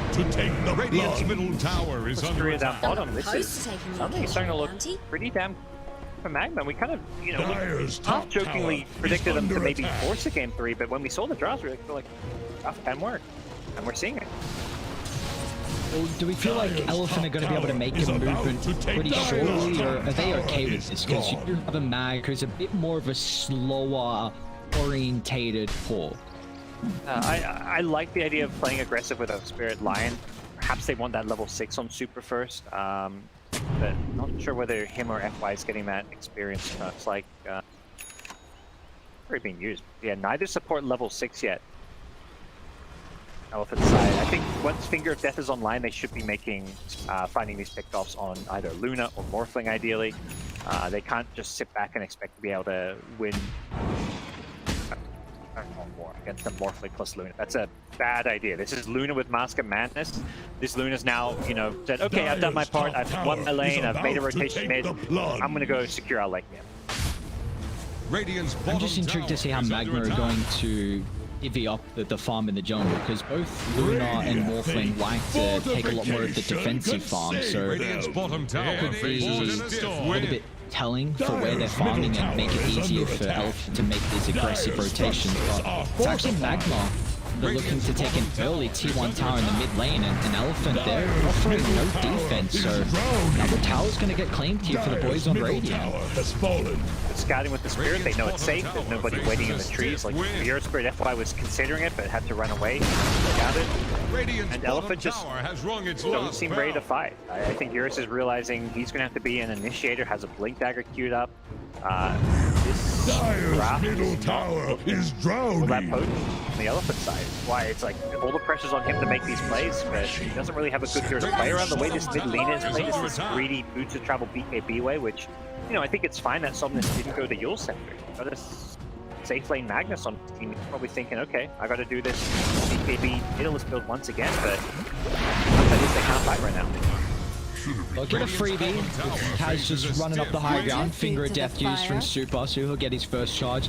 I do think their plays are going to get at least a little bit easier now with this T1 tower claimed down bot. It will open up the map and maybe drop a deep observer board for them, with the Boots of Travel completed as well from some. So you can be in lane to lane and playing soon with FY's Earth Spirit if they scout out a deep player on Magma. So they're actually looking to take a fight up top, FY. Deep roll in, easy wire, but they haven't successfully controlled him at the start, so they're going to think twice about continuing on forward. Both sides kind of making their own attempted plays slash baits. Mars goes in thinking the Lena is maybe a kill, sees two supports like, oh, I gotta get out of here. And Elephant could have maybe chased it. They were worried that Mars had more backup. It was just a hoodwink. The Ward is scouting them out, so they see FY. I roll in, still a little bit shy on the connection here. More to the back behind that scouts up the Martius. Hex as well. They need to get the spear. They're not even going to provide that at the moment. Eclipse Eurus. Getting the full round of the beams on the higher ground. That is a couple of ultimates forced from Magma just to get the kill on Super. But they need to be careful with their positioning because an instant smoke. An Elephant looking to make a play here. Pushing on forward. Might be in a position to pop the smoke as TZY is the target. Division with the and this time will be able to catch out the Mars. They even dropped the RP for this. Maybe, I guess why not use it? Eurus is still gonna look to play the jungle, so you know, use the RP, get the kill, keep fighting. Great play from FY to use that roll from out of the smoke pop range. 1,000 range with the smoke to pop, and he's making sure that he is out of range. He knew there's a Radiant Observer Board up there, or at least has an idea that if that smoke pops, that Mars is going to get out of there. He was just about to finish his blink, so really good time to kill the Mars. Bit of a small little misplay from Magma where they committed the Eclipse and there wasn't really a fight happening. It's kind of reminiscent of last game with the Exorcism a few times where they throw it out, but you know, I think the good news is it's an Eclipse, which is less of an important spell compared to what the Exorcism was in game 1. When Magma wastes an ulti like Eclipse, they're like, okay, let's just back off and keep farming. So good decision and response to maybe a wasted ulti, even though the mark. Okay. How do we like the item build this game for Yang? He's opted for the mechanism. We see often that the Darkseer is going for this early Aghanims as I'm a bit surprised. I feel like every game I've seen Darkseid, they just rush Ags. So good, this Ags Scepter.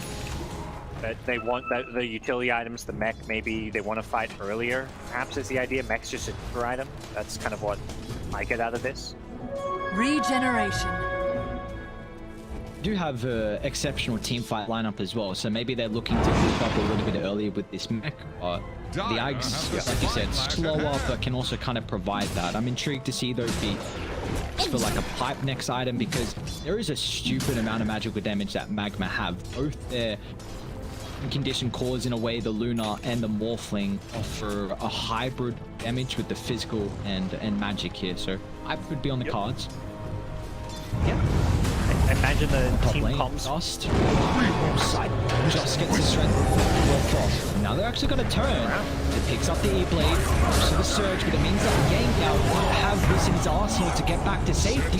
Somna's stuck around as well, and they get the connection on the roll. Dust just a bit shy here, but still the slow is all they need to have the follow-up. We're going to let him down first, but against the sidestep still, the connection's there as Dust will fall to double, in fact.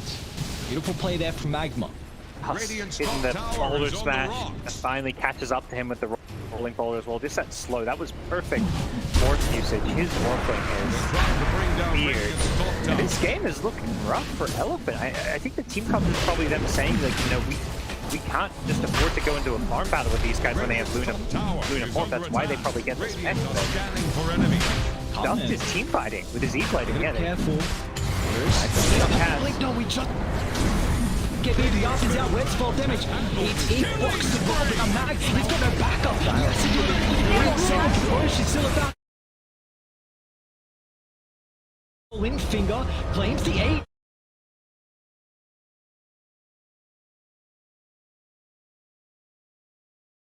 Down as Elephant. Fight around the Roche pit. Eurus starting it off with a multi-man RP. Yeah, it was such a good blink in. He just knew he had to get in there as soon as possible. The RP, they don't actually kill him on the RP, but it just slows down the Roche and buys time for the Darkseid to get a perfect wall up. That wall that ruined them. And the ET had the right idea. Kaz is like, okay, I'm going to block this potential smoke in. Unfortunately, I saw the Magma didn't cancel the blink. Instant burst. Nice play, Magma. They hit back here with a quick kill on Somnus' Lena. Yep. Such an intense Roche fight. Kaz couldn't stop the Magnus blink. Morphling didn't have mana for his full combos. But it's still Magma. Like, I still like where things stand for them, even though that Roche fight doesn't go according to plan. If it did go according to plan, it could have been really worrying for Elephant. Because with the lineup that Magma have, this is a really greedy off-Luna draft. And if you get away with the first 20 minutes with being able to get your items, then you're going to be feeling pretty confident to make it to that late game where you should feel favored with the greedy draft they've got. Every time I watch this here, I'm like, okay, I can see why people pick this. It's like Preempt Protector meets Murano. Lost the burst enough though. Magnus is so incredibly tanky. They just missed the skewer though, and it's going to cost them the kill, I believe, on Eurus. Another smash. They find it here. Great use of the control here for the Hoodwink, and it's enough. How does Magnus keep his life? He just gets away. Blink back to safety. Now they're chasing forward. The Hoodwink, the Trine-esque Mirana will get caught out in the tree line. I think Dust wasn't full agi when he first went in for the E-Blade combo, so it didn't do as much damage as I expected on the Magnus. Dire's bottom tower is about to flounder. Magma only lose their support Hoodwink in the end, but what an annoying hero for Elephant to be dealing with. Is always playing in these trees, just constant. Dire's bottom tower is under attack. Bring her down. Dire are Dire standing look for to enemy. make a play here. Super's got a smoke, and they are pretty close to a BKB on Eurus, so do you feel like they might actually wait for that? As Magma, they're not waiting. Smoke up, Charlotte. On Eurus, that's some vision coming into play with the burst. They even use the Eclipse Sharpshooter on point there to burst through the Magnus, down for 50 seconds, slowing down his rate of farm. We're seeing how tanky this Magnus can be when he survived last time, so just like, let's make sure this guy doesn't pull something out of the hat, throw out an Eclipse, guarantee the kill. and make sure that nobody wants to like roll in to save it. Just be coming into an eclipse. Magma happy to throw big ultimates just for these single kills and then go back to farming. And with Luna morphling, how can you blame them? It's like they have the late game carries. They have the 2 best late game carries maybe in this game, although you may have something to say about that. Somnus, though, unlike last game, not topping the net worth charts. Number 4, having to share that jungle from the Magnus and just not being able to keep up with Luna or more. Yeah, I guess that is something to bring up with the late game prowess that Alina can have. We've seen this build really start to switch over to the physical damage. He's got the Crystallis looking to be built next, but you got to keep in mind with that empowered damage as well. I mean, it is definitely going to help out Stormus in this late game damage. What have we here? Dust can turn that maybe empower around. Last fight he stole the Magnus form and was empowering himself. And he's checking on the Luna as well, but there are some nifty heroes. We've seen the Earth Spirit, we've seen the Lina just for the stuns and the nuke combo, so us showing that he knows pretty well how to use that more for these fights. Is there any play eventually, like if he gets super farmed, that we could see him look to prioritize for his own team with the morph? Ag Scepter this game is probably not on the cards. I think unless you have like the Earthshaker or Dark Willow, the 2 big ones. Willow's been at least from what I've seen, maybe in some of the other regions, the more popular morph combo as of late. But yeah, I think he's just going to keep the enemies and probably not any of Ag Scepter this game. If they get like a Roche with Ags, it's probably going to like the Luna. That is absolutely nuts in like scenarios. Yeah, and head up with the E-Blade as well. That could be very difficult for Elephant to deal with their backline. They might just get bursted, eclipse from afar with an Dire's bottom tower. Could be a lot of damage for to deal with. Is Yang, it does look like he's going for the pipe here. I'm trying to check what he's got on the courier, because he's got the Ring of Health queued up. He's almost got the pipe completed. Okay, so this is going to negate a decent amount of the magical damage that Magma have. And they find they're ready to go again. They've got all their big ultimates online. They're still BKB, but feeling like he can be that front line. Let's go find Yang here. Drop the arena. In the arsenal from Dust. I don't know if Elephant want to think about taking this fight. Darkseer will get bursted down. Another smoke play where we see Magma to angle their lineup to infiltrate around the triangle camp, recognizing this is often where one of Elephant's players are going to be positioning. And the Magnus likes that area too. Magnus and Lina feels like someone's almost always there. This time they get a Darkseer, but they instantly make their way up top. Dire actually, for yeah, enemies. Very close to being gone home. Maybe forced to be at BKB. Gotta get out. Gotta get the LSA. Laguna Blade as well. Teams are high. I can sacrificial land, but are they gonna be able to turn? The stuns off the marker, but need to close the backlines. The sharpshooter with the E-Blades enough damage. They'll clean off the Luna, but here come the TP rotations. Morph's gonna be careful. Dust when he gets ripped off fast enough. The Spirit Vessel not going to enable that, but back to safety. Now with the RP use, Eurus only finds one, but it's on Shylock. It's an incredible target to prioritize. So get the kill on Luna, and at least they even up the trade here. Great find. Now Yang is doing really good with these walls, just making sure he catches like a Luna illusion in these fights is really problematic. His Darkseer is probably going to become one of the top priorities for Magma to go on just because of this wall. Those replicas doing nearly full damage, 100% damage, and I imagine at level 15 he gets that wall of replica illusion damage talent as well, so Bounty.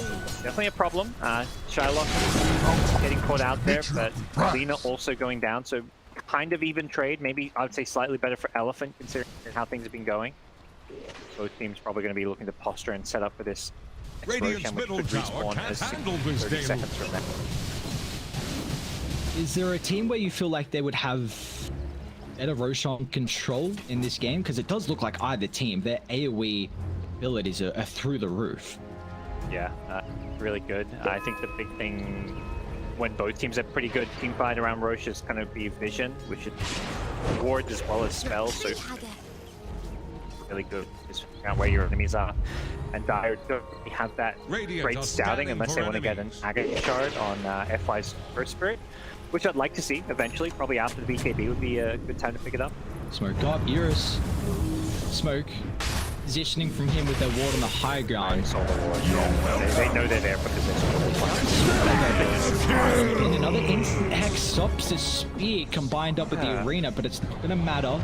Sly not having a blink is definitely a bit questionable. Like, that's this kind of scenario where it's like, yeah, you're 5 position, not the 4, but he's farmed an Aether Lens. Like, it's just so good in these games when you have the vision by a cliff or you be able to see the away. BKB, this is a difficult. Okay, they forced the BKB. They're happy with that, but gotta get out now.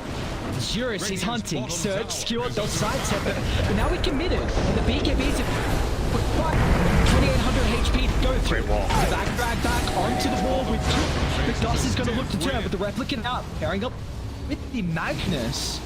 Use a lot of abilities. The BKB force 2. Radiant are pretty happy with that. Sound BKB almost killing his Magnus. This Spam Brace, I feel like, is saving his life. The bonus strength plus 10% magic resistance. That is a lot. He survives on like 400 health there, which with 15 strength and magic resistance, I think is basically the difference maker. Yum. Yep. Solid positioning. Yeah, he pops super smoke. Good. I love watching Meow do his ugly. It's been so fun to watch this tower is about to take the plunge. His position so far, again popping another smoke. It might cost him his life here as the rest of the team are a bit disconnected from the hoodwink, and they actually even commit the finger of death. Super, he's had enough of the little squirrel. Gonna take him out of the game for 50 seconds, but Magma, very good ward, still up. We'll give them outpost control. Dire, they don't want to let them have this.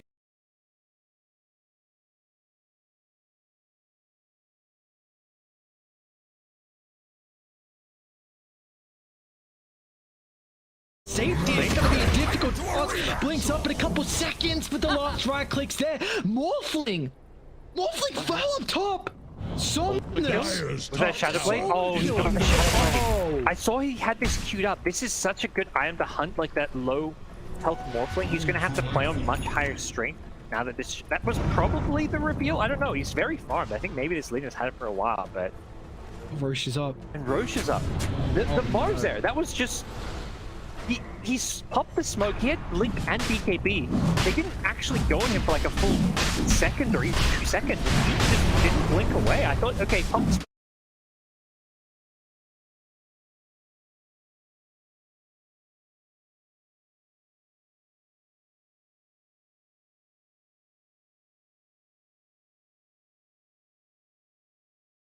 Now giving away the second Roche could be disastrous because Aghanim Shard is on the cards here. Scout out, the blink in. Easy Y's gonna get caught. They haven't found the jump. Elephant find everything from that second Roche, and oh, this is a scary. Magnus surged up. Look at that catch potential. He's zooming on forward. Shan being claimed. Just holding on, so Money to burn. see, Lena's going to be the one to. Could you give it to Darkseid? The punt for the illusion? Just another illusion against the Luna? Dire are scanning for enemies. Not bad, I would say. I'm not sure how easily Dark. I would rather most likely like to see on. Not even using it. So I think FY is the best shard they have. I have no idea how good this Magnus works. I feel like I've even... but FY is the one that stands out to me. They do have very good heroes with it. And often we see like a Lion even sometimes prioritize. I don't think this game they will, but yeah, you're right. There is what do you get from it? +4 stone remnants, 375 ground vision. Like it is a crazy shard for the Earth Spirit. Top tower is under attack. Base. Is it going to go? Yeah, it does. You're right. Normal punch, more illusions. He's got a blink, so he's going to have a way to get on top of some of these heroes. Or support's never getting any love. Has fallen. Cause game. Dire's bottom tower won't last long. Radiant's top tower is on the rocks. Somebody knocked that illusion out of them. Also, an MKB timing. So you could do previously with the Lena on Somnus, and they're even going to be able to get a pick off down Dire's He's bottom doing tower squirrel is things, about trying to be this flounder. nuisance and cutting the wave, but cost him his life here, unfortunately. His elephant. They may catch Got a double more. smoke up. Got to be careful. Dust. He expects them. Got TZY coming over. Dust. He doesn't have a lot of strength and evaporates. Laguna, finger of death. Goodbye. You can't play so far pushed away from your team, but they're going to try and counter. TZY. This is a solo BKB arena used for just super. You can see there why you need a blink online. They get the kill on Morphling, but let's say he stayed at his tower. They can kill him at the tower if Line has a blink. He has to like Glimmer Cape Invis in that insta Hex off. Dire I think structures without are having a blink fortified. is super questionable. He realizes it himself. He's going to speed up as his next item, but I feel like having a blink and then the Aeon Disc is how he needs to be playing this game. It still worked. They still got the Morph kill. He does also could have escaped maybe with a blink dagger. But yeah, I think Super, probably his teammates will have some things to say about his item build-out.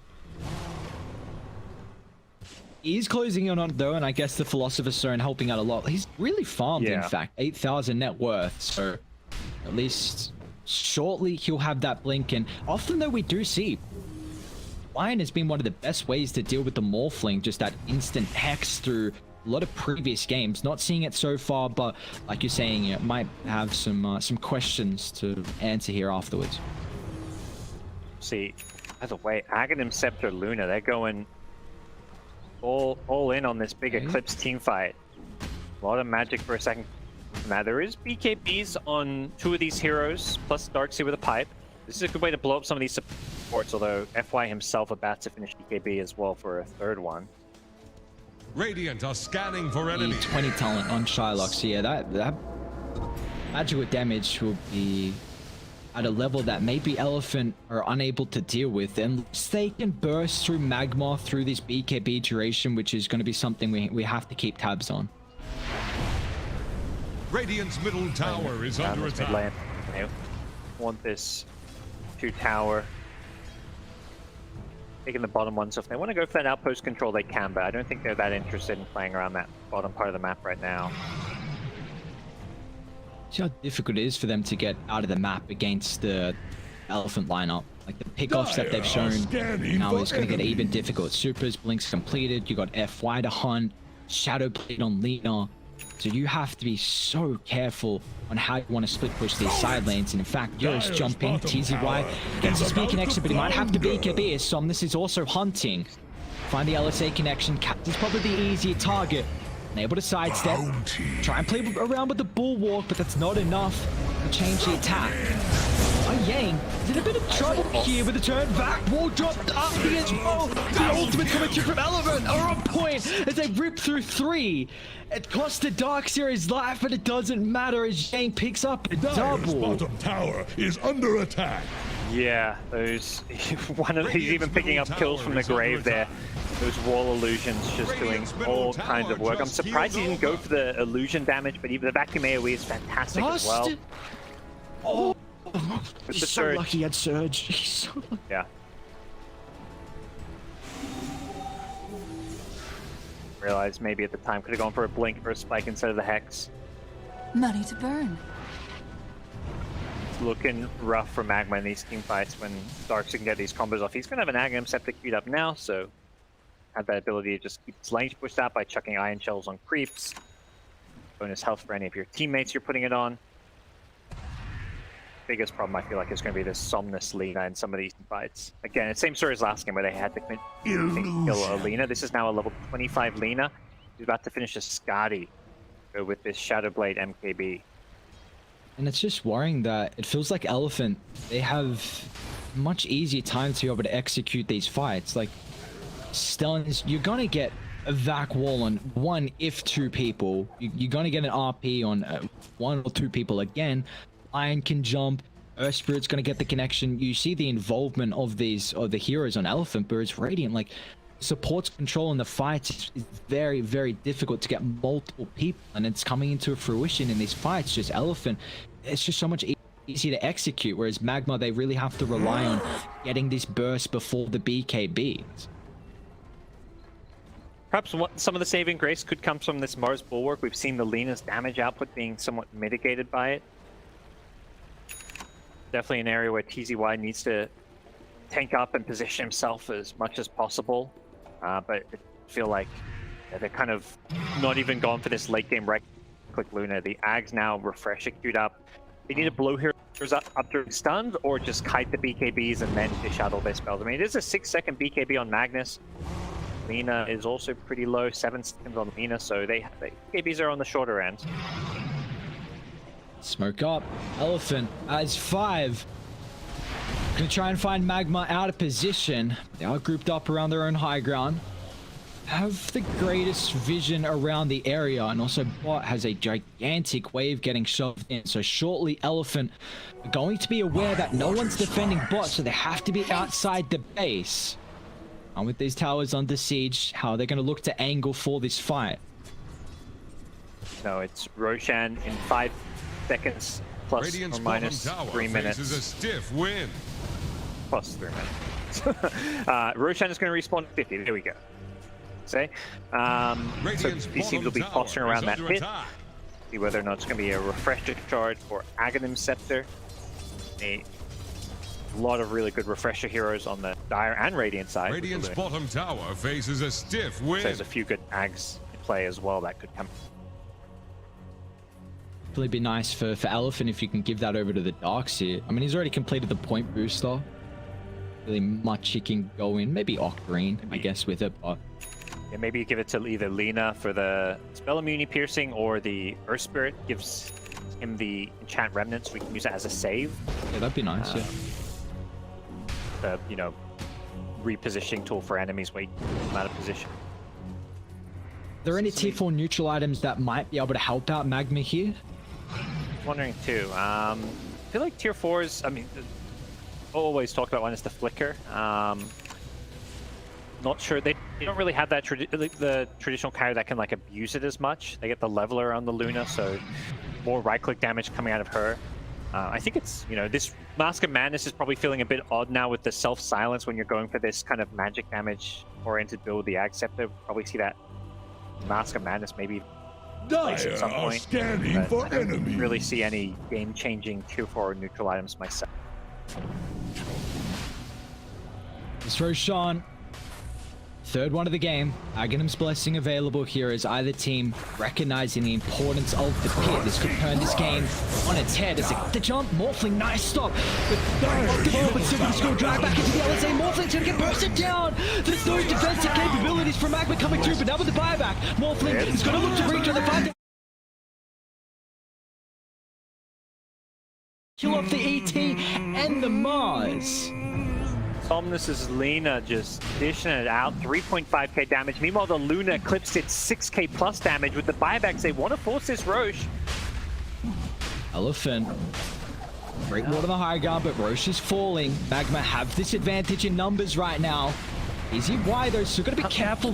Doesn't get up on the high ground, but the attack range forced up. If that was an aggressive one, he's in such a peculiar position. They'll even punch him down, but it's space for Roche and he's still not dead. Great use of the Echo Stomp allows Magma to reset after claiming Roshan. Big for them. They get the Aghanim Scepter as well. We'll see where that ends up. Dust is holding on to it. Bounty. Use it himself. He's such a good morph that I feel like even just having that, like, you know, the extra pass range could be kind of crazy good on him, but see, he's holding on to it for now. They don't have the greatest heroes for it, actually, because Luna's already got it, Hoodwink's already got it. Maybe you give it to Luna. Yeah, it could allow her to sell her. You could sell her Ag Scepter to buy a refresher if you give it to her. I think that's a viable option. Another play is, like you said, giving it to Morphling and then maybe actually playing with the ET, because you do get that BKB spell immunity. So that could be pretty important here in these fights. There's a lot of magical damage from Elephant. I know it is starting to transition into some right-click physical because of the Lena build. Give it to Mars. This is one I'm not very familiar with, the little invulnerable soldiers. Yeah, you can read viewers can read about it as I am as well.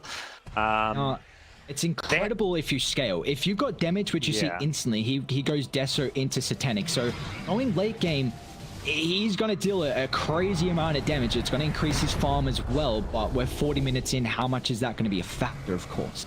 So. Immediately buys a Deso, so he's like, okay, I got the Sag, so let's get some damage output. He has Satanic queued up earlier. Instantly morphling obliterated it! Somnus as well! He's ripping apart the Mars, they don't have buybacks, they need to try and get out of here, but they're looking to fight. As Dust, he waveforms in aggressively, he only got 2 heroes in the backline and an Elephant, they've got the numbers advanced, another blink forward, skewer, morphlings in no man's land, drag back, he's down! 120 seconds on the deck, they find Luna, another catch from FY, it's rolling Magma! Oh, what a disastrous fight for them! Disaster indeed. It can't get much worse than that. Luckily the Luna has buyback. Perhaps it could have been a tiny bit worse for them, but all these heroes get annihilated by a perfect RP, and they split their spells well there. The Lion goes in, stopping the Mars from getting any arena out, or even, I don't think he even toggled the Bulwark on because he got Blink Hex by Supra's Lion while the RP came out. So the Mars got taken out of the fight while the 2-man RP absolutely destroyed them, and then just going for the GG. Elephant. Come back. Yeah, no Eclipse. I don't think they've got anything to defend this. This is game. Elephant. They might just be able to get a rematch here. Another back onto Earthpike as well. It's Elephant. The rematch is there. They will 2-0 Mappa in our semi-finals, and they're now going to face Ehome in the grand finals for 1 slot to make it to TI10. Well, a grand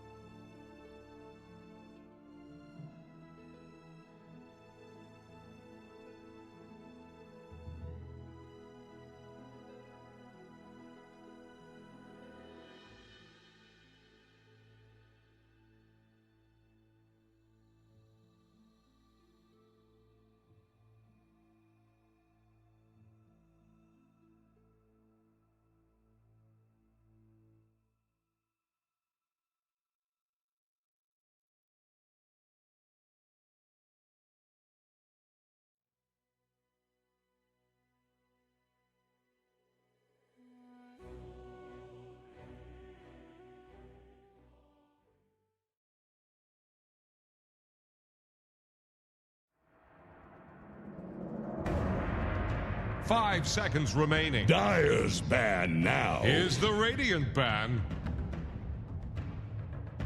The Dire get a ban.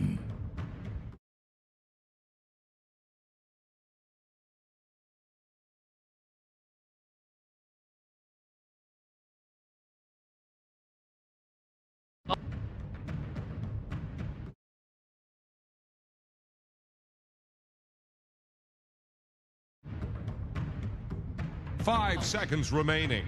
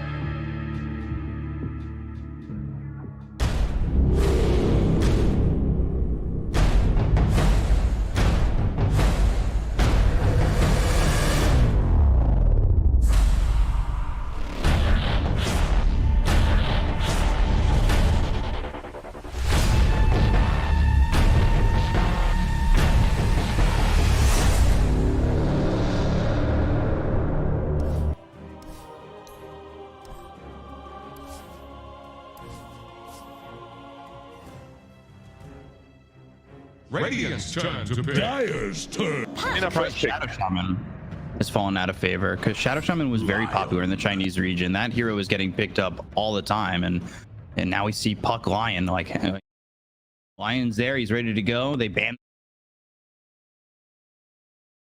Necessarily need to be mid. 10 seconds. We've seen Lina in the 4 position feel pretty good, and I think it's definitely open for Ehome to interpret how they want to play this Lina, as it's only their first pick anyway. And Lion to accompany the Puck, just because it's a hard counter to Puck, so it makes sense to pick it together, because Lion Puck is really good together as well. Do you like the Lina getting more priority over the Lion from Ehome? I mean, they had first pick. They could have picked up that Lion. It's because it's very versatile. Like, it can go mid. We have seen mid Lina just do so much work in the last series, and the entire qualifier, really. It's probably one of the most busted mid heroes right now. Her stat gain is insane. Like, the way she scales into the mid-late game is insane. Her laning is really good too. There's almost no hero that beats Lina in lane. It's a strong hero. Like, originally you would pick Puck to beat Lina in lane, like 2 years ago, but Lina received so many buffs that now Lina actually beats Puck in lane. Is that another thing you'll be sending off to Ice Frog? You'll be telling him nerf Lina and put in the token system? It's my MMR hero. Like, I pick it all the time. Easy MMR. But it's really good. Absolutely. But Ehome is also really low on time. Yeah, I was about to say that.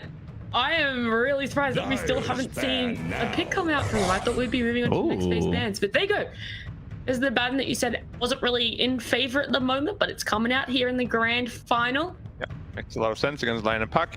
If you both get coiled, you can just run out and break the coil yourself, and then shield the other person that might be coiled with you.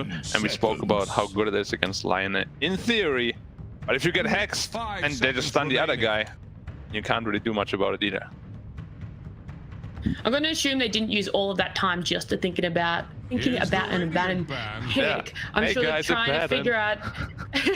I'm sure they're trying to figure out, you know, some pairings to go with it. So, what do you guys think they will try and put in the same lane as this abandoned, or I guess team fight cohesion wise? I think they're waiting for Black to say it, because he's so far called this draft pretty much perfectly. So I think they're just watching the stream. They're just like, all right, what is he going to say next? What's the And pairing, they're just Black? sitting quietly, and they just use all their bonus time, random hero. Why isn't he saying anything? Say something, please, Black. Oh, come on. Guys, we're gonna pick that. He's not saying anything. Because that was just actually, you were just like, hey, Abaddon works, and then they waited all this time, 2 minutes, and then all of a sudden Abaddon came out, and I was just like, yep, all right. 5 Guys, seconds drafting It's not away. coincidence. Listen to the analysts. No, but generally, Oh, what you want to pair with a Baron in the safe lane is a hero that has problems staying by himself, but usually high damage, like Morphling, like Terrorblade, heroes that can farm very well if they're full health all the time, and heroes that get bullied easily. But then you have this Baron there, and suddenly you can't bully them out anymore. And Terrorblade has not been touched yet. It's not a hard counter to anything, but I mean, TB first 2 wins a lot, so I wouldn't be surprised if Ehome just goes TB or something crazy like that. It's a lot of That's not range even coming crazy, your way. But it's definitely not. You know, if TB does make it through this ban phase, again, another hero that I'd be very surprised if it doesn't get picked up. It normally is banned out during this phase, though. Yep. Along with the Medusa is another hero we see banned out a lot during this phase. Especially Ehome, they love their Dusa. Elephant, Yeah. probably not as much after their first game yesterday against Ehome. Wow, Void Spirit ban.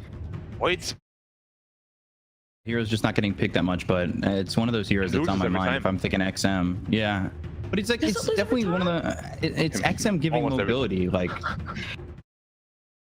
so well. yeah, but Lion, but Void Spirit into the Lion and Puck, that is Asking very for scary trouble. to do. Elephant respecting XM a lot, obviously, but I think Yeah. it's just gonna be an XM Lina, to be honest. Definitely could be. I wouldn't be Okay. surprised if Fade ends up on that Lina, considering they banned like the Hoodwink. I think like Fade's really loving that hero right now. Yeah, It's just like, all right, well, I can't have my Hoodwink. I'll at least take the Lina. Maybe all XM of can China, do really, right? something else. It's either Yeah. Lion or Hoodwink for the +4s. Go for Yeah. Luna, okay. Yeah, TB banned, so not going to be possible for Ehome to pick up. Yeah, Luna coming out. and TB pick Luna, cause TB is the bigger Luna answer usually. There's still a couple more in the pool. Like, I wouldn't mind Medusa at all. Medusa's very good. Ursa Warrior could work Remaining. together with an Abaddon, not a weak lane. Yeah, the Ursa. I haven't seen a lot of Ancient Apparition really in this 5 Yeah. position. I feel like that It hero was like is his first pick for the longest ignored. time, but Yeah, and he's just been completely ignored. suddenly Yeah, I he's feel like dead. for so long it was Wyvern, AA, and Lion were like those, and Nyx, right? It was those 4 supports that. Wow, quickly into the tide after that Mars pick. And then quickly into the And then Medusa. there's Wow. the Medusa. Yeah. Well, they did use all of their reserve time. And then, you know, That's the now they thing. gotta throw out these heroes.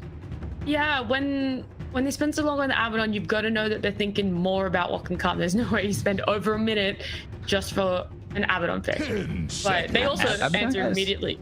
They pick the Tide on the side of Elephant. A little bit of that front liner. An Elephant know what to do though. Like, they played this exact matchup pretty much yesterday. Medusa against Luna, and Medusa will come out ahead if you don't start pressuring somewhat early. Because Luna is gonna hit a much earlier timing than Medusa, and you really gotta make good use of that timing, which Elephant so far in this qualifier overall have been struggling with. When is that window? Like, It's They need to- usually after 1-2 items. Like, you can go into the Dragonlance, fast Manta, you're gonna be very strong. Some people go Dragonlance Yasha into BKB just to get that really strong power spike in the mid game. And I think 5 Euro's seconds probably gonna remaining. focus on trying to be a little bit more active, a little bit earlier this game. Like, he's not gonna go full greed. Turn to ban. Ban the Ancient Apparition, there you go. And AA. you talk about that it wasn't really being looked at, and they looked at it. Yeah, so they're still Then burning up mid prediction- heroes. Predictions for final picks out of these 2 teams. Well, I'm expecting Lina middle. What's a 4 Yeah. Fade likes to play? I feel like Rubik this game is not a good hero, but Fade's Rubik lot this game to could be doing a steal. lot of work. Yeah. Yeah, there's a lot yeah. there on the menu. When you look at this game like a Rubik, you're just like, oh yeah, come on, yeah, use Eclipse, use Ravage. I'm good, I got this. Probably gonna be a Earth Dark Willow Spirit. if it's a Okay. 4. Yeah, Dark Willow, Earth Oh, Spirit, okay. Yeah. definitely see that. Like, Fade strikes me as a Dark Willow guy. Yeah, it was banned in the last series we watched them play against him, right? It was like that Yeah. final ban of the Dark Willow, and I think they're banning mids on Elephant to make sure, like, I think they want XM on that Lina. Like they're I really want that though. planning to He's play- so scary. On Yeah, it. which is pretty scary. And then it's the mindset is probably just what, like we think we can beat the Lina and we're just gonna continue to ban mid, so they feel like they have to play the Lina mid. Wait, right now though, Imagine Lina looks Dominus is really good in those core matchups. Like Puck, Luna, Tide aren't that good against Lina, especially within the bat and backing up the Lina. Like it's not gonna be easy. Well, maybe they're trying to force it mid and then they counter it with... I'm trying to formulate a thought here and I have one, but I can't put it into words right now. I'm trying to go along the lines that they're forcing this Lina into mid because they know how to deal with it late game. But that means they would have to put Puck on like a +5 position. Which would make the lanes very weak. They banned one mid and one 4, so they're not at all sure actually what's happening. Wow. And it's the Shaman ban too. is very interesting.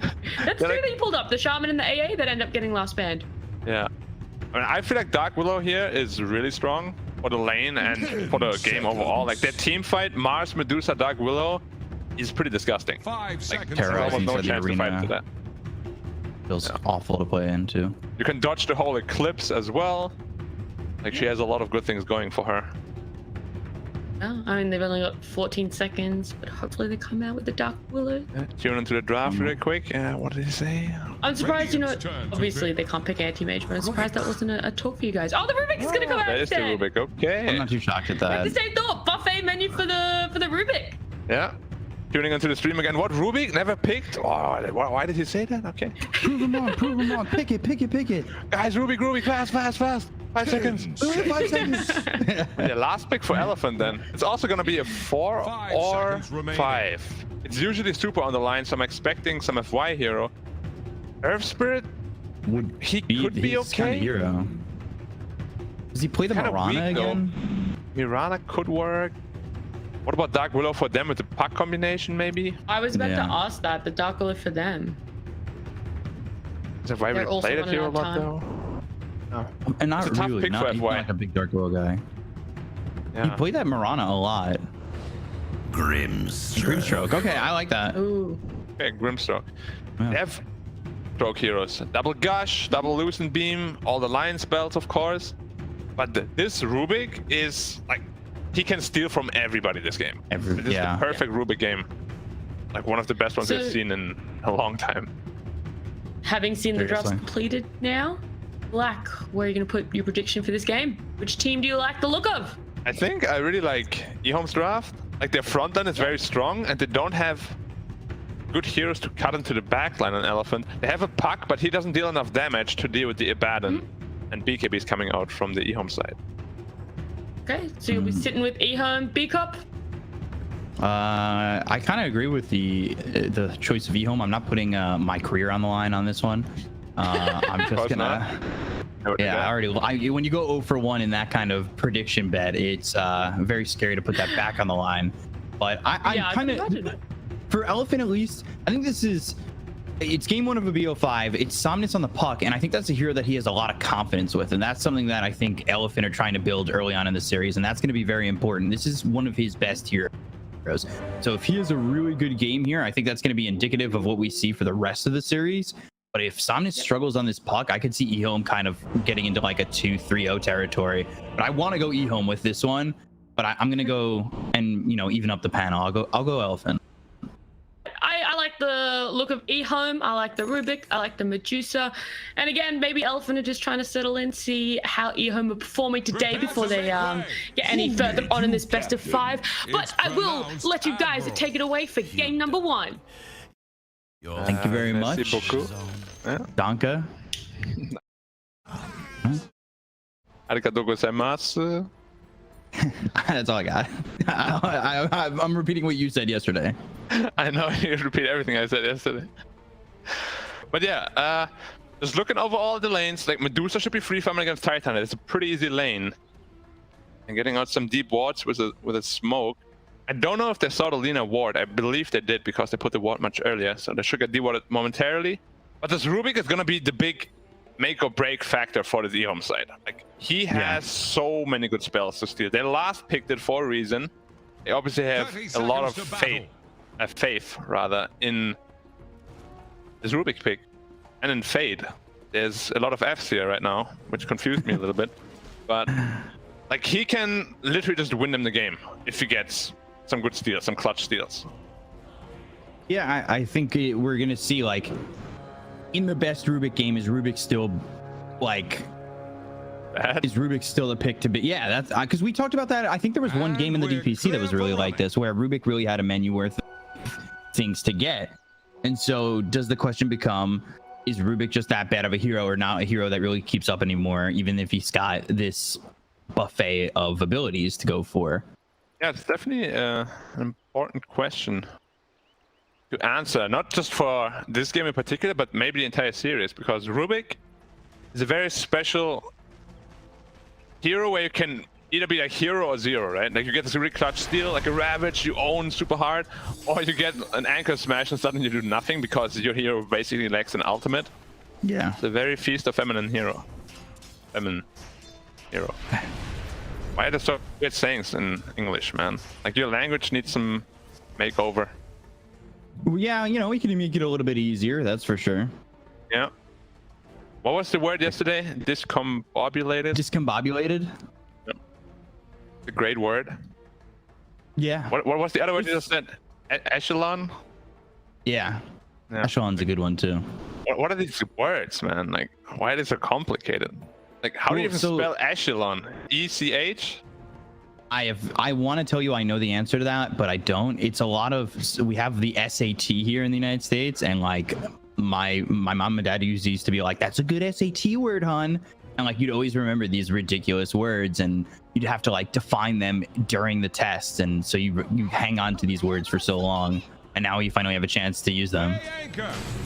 You don't actually know how to spell them. I don't know how to spell them, but you know, like erroneous is a good one too.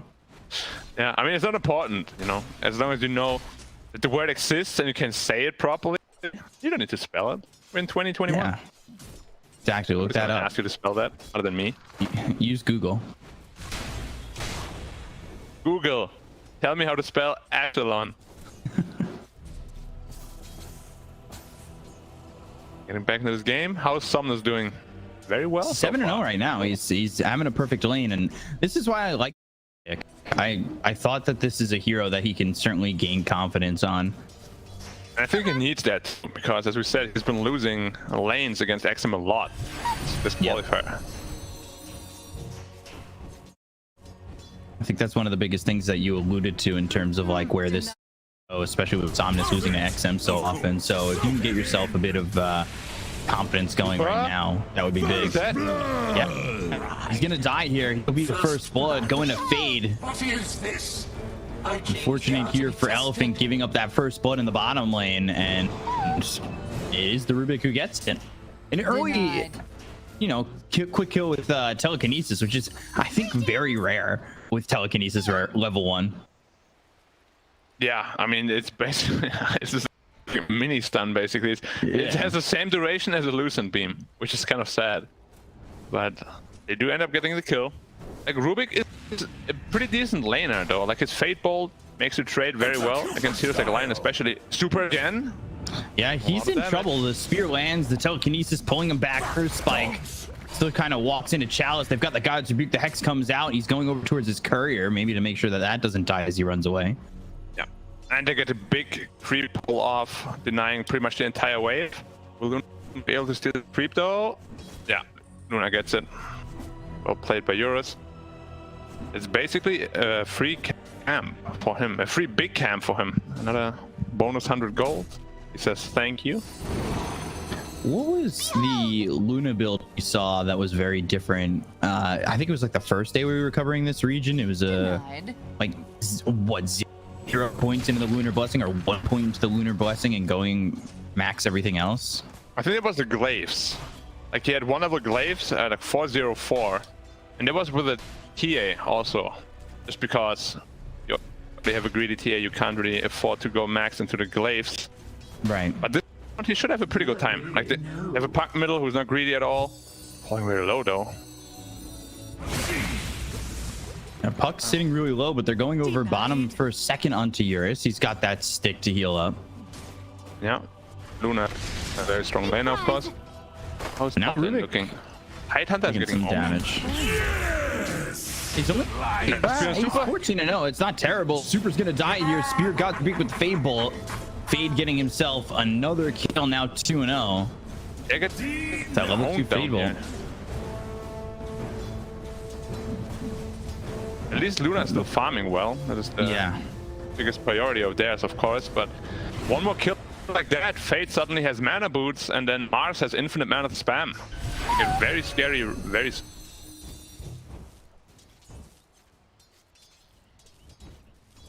Looking over at Somnus to see if he's still struggling, you know, at all. But he's there with XM.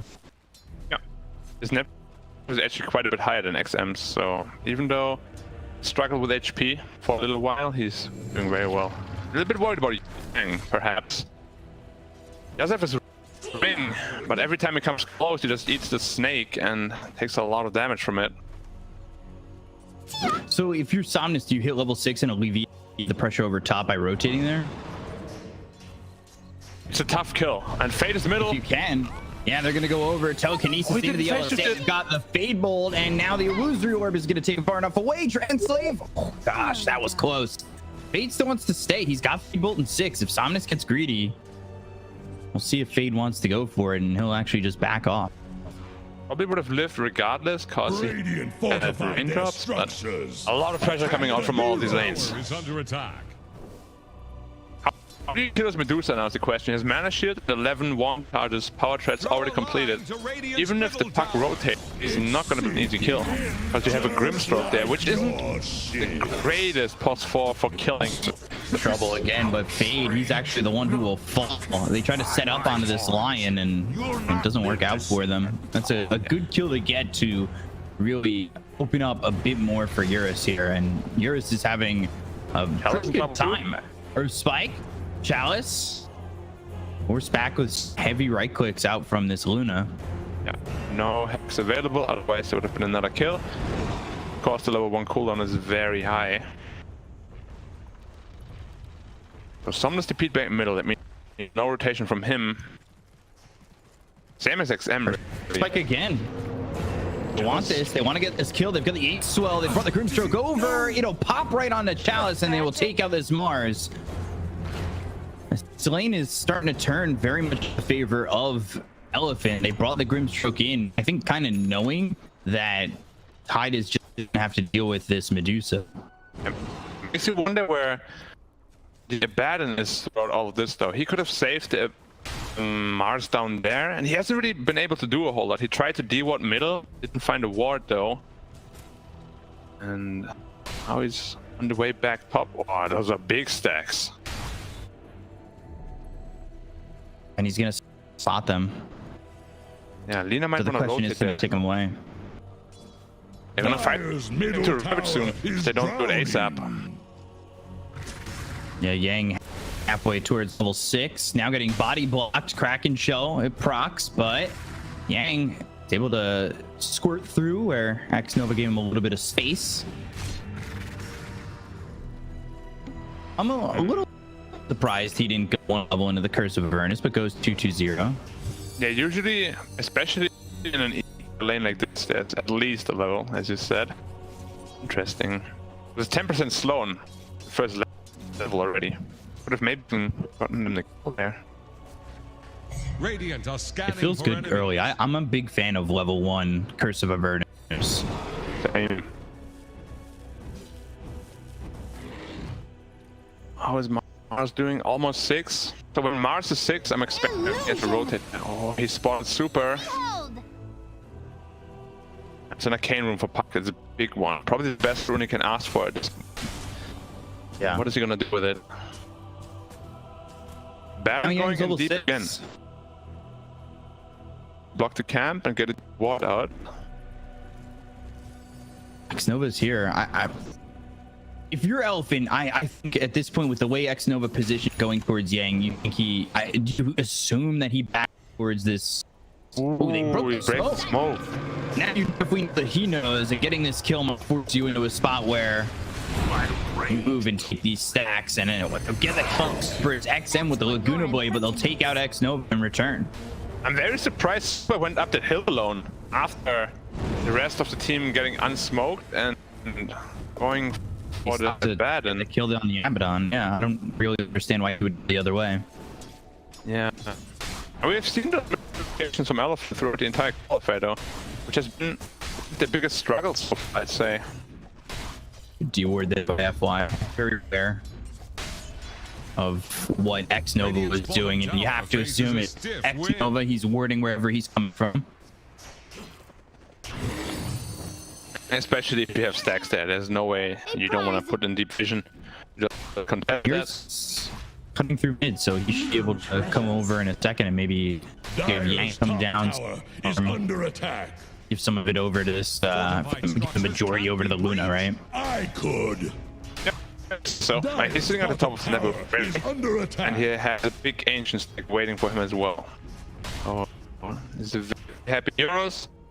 Now with the Puck title rather than the TA or some greedy hero, he's going full Lunar Blessing, full Glaives. Yep. Makes a ton of sense. Gonna get another stack. Yes. Camp is so good. And now Radiant's middle tower this other camp blocked.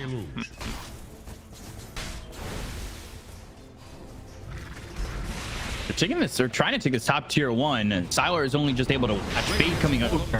Fade's level 6. So if Yang uses Ravage in the wrong positioning and just gives it up, they could turn this fight around, and yeah, Elephant are forced to leave. I think very aware of what Fade's able to offer, and the 4 heroes that were up towards the pressure on to make them back off. Yeah, X entered Pete though and didn't really manage to do anything. He used Laguna. Five lands. They brought Somnus down towards bottom. They have recoil. The Hex was there. Wayne Grip, Silence, and the finger from Super to get a kill. Good rotation from Somnus. And a flight down here as well. Good movements from Elephant so far. I think the only that really made me wonder and put my hands on my head was Super going up out of that. But right now, Elephant look very clean, and I don't and in any way, I think their reactions though have not garnered them any results. Dyer's top tower has fallen. They're just always a little bit slow. XM though, he has Invis Rune. They want to go for yours. Pops the Mask of Madness, and now look at the LSA. They should go easily, and with yours off board, do they meet pressure getting this stat? Up for Heroes top. It's pretty hard fighting for the Ravage still. Puck available in 20, so it's gonna be a tough team fight around there. Usa has an early level in Stonegate, so potentially it could work out, especially if Charles is in the neighborhood. They're trying to bring down Radiant's top tower. Have Soulbind, however, so it's gonna be a tough fight all around, and they get another stack. His 6 stack at this point. Arena down. Here it's the Super and stolen Earth to get the kill there, and Chalice to get credit for it. Radiant structures Hold on to for Puck. Just comes in and snatches it. Radiant's middle tower can't handle this deluge. Super's just been cannon fodder right now, but I think feeding back. Casual, tactical feeding. Yeah, you guys want some food? Dyer's bottom tower is Distribute about some. to flounder. Radiant using echolocation. Problem is, the Lion against Rubik, in a way, a Rubik can be a better Lion if you give him the wrong spells. You want to try to make sure that you give him the mana drain if possible, but right now he's running around level 3 Impale, which of course to get bonus blast range from your passive, and once that Ether comes out, which it does now, there's going to be a very, very long stun. Same with Hex. If you ever see Hex, can be full screen Hex. Dire are scared. Out of the high ground. Just 6-2. Ink Swell, Silence, borrowed time gets popped. Throw the Phantom's Embrace on him. He'll right click it down and gets some golds, but he'll still die. 10 gold. Feels good. Still dead. But that's opening up the bot tower for the Dire side. They can defend that. Or can Ehome defend the mid tower, which is pretty damn important. Dude, maybe? If the completed, she's pretty tanky. Radiant's bottom tower faces a stiff wind. Radiant's bottom tower Lina, of course, you get this very strong damage. 10. You can take the tower down, no problem. I think Ehome are going to look to fight because they picked up the Blink Dagger on Chalice. It's getting delivered right now, so they'll throw down the Sentry Ward, I assume smoke, and look to get a pick off if they can with this Blink. Radiant's bottom They're tower probably looking to faces a team stiff fight win. right away because they want to have the BKB on Dire's Lina. top tower is about But to a take pick off the or two would be plunge. very beneficial to their cause. They still have the Earth Spike as well. Rubik. There. So just walking around.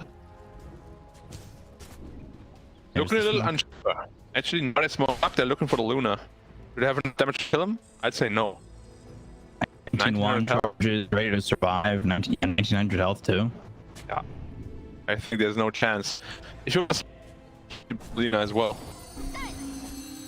Looks like a botched smoke so far. At least. Be able to find anything.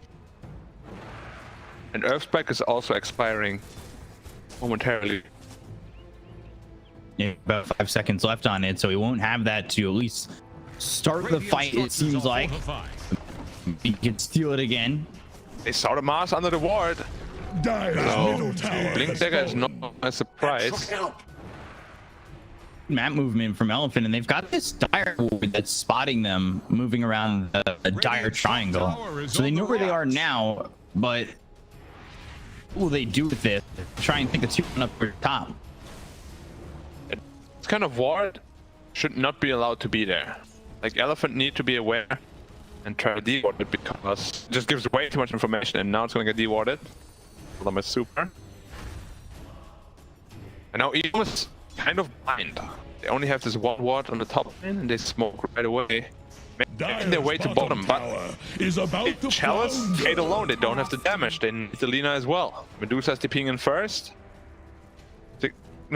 Showing that TP just moves Elf back. Yeah, which is weird. If you want to TP into the trees, signals Elephant that they want to the tower. Yeah, that was showing that TP. I think just botched that whole movement. Yeah, very interesting. Lina though is farming very well. Almost has BKB 200 away from him, and that's her strong timing. After that, there's nothing really that can touch her. Like, now the raid up top, but I think they're gonna miss the Lina by an inch.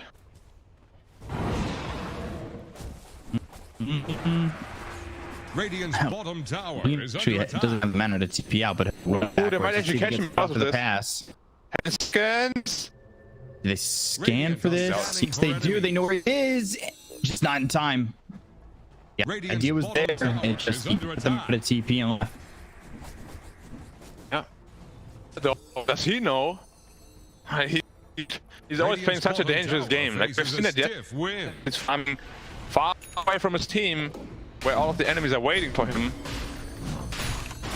It rolled on an Elephant, right? It's so risky. They have BKB on Luna, but They're just going for it. yeah, Lina also has BKB. Wow. Question is, does Ehome know?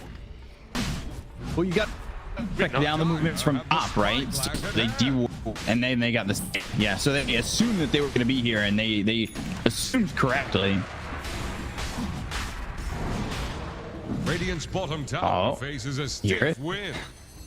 Recognizing that Ron's an Ehome fan at the moment. Radiant's bottom Yeah. tower is under attack. Classic.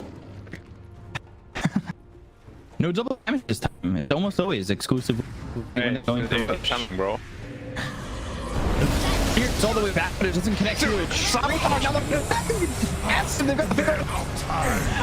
soul behind this Rubik over. Rubik throwing clips. The right click damage with BKB trying to run.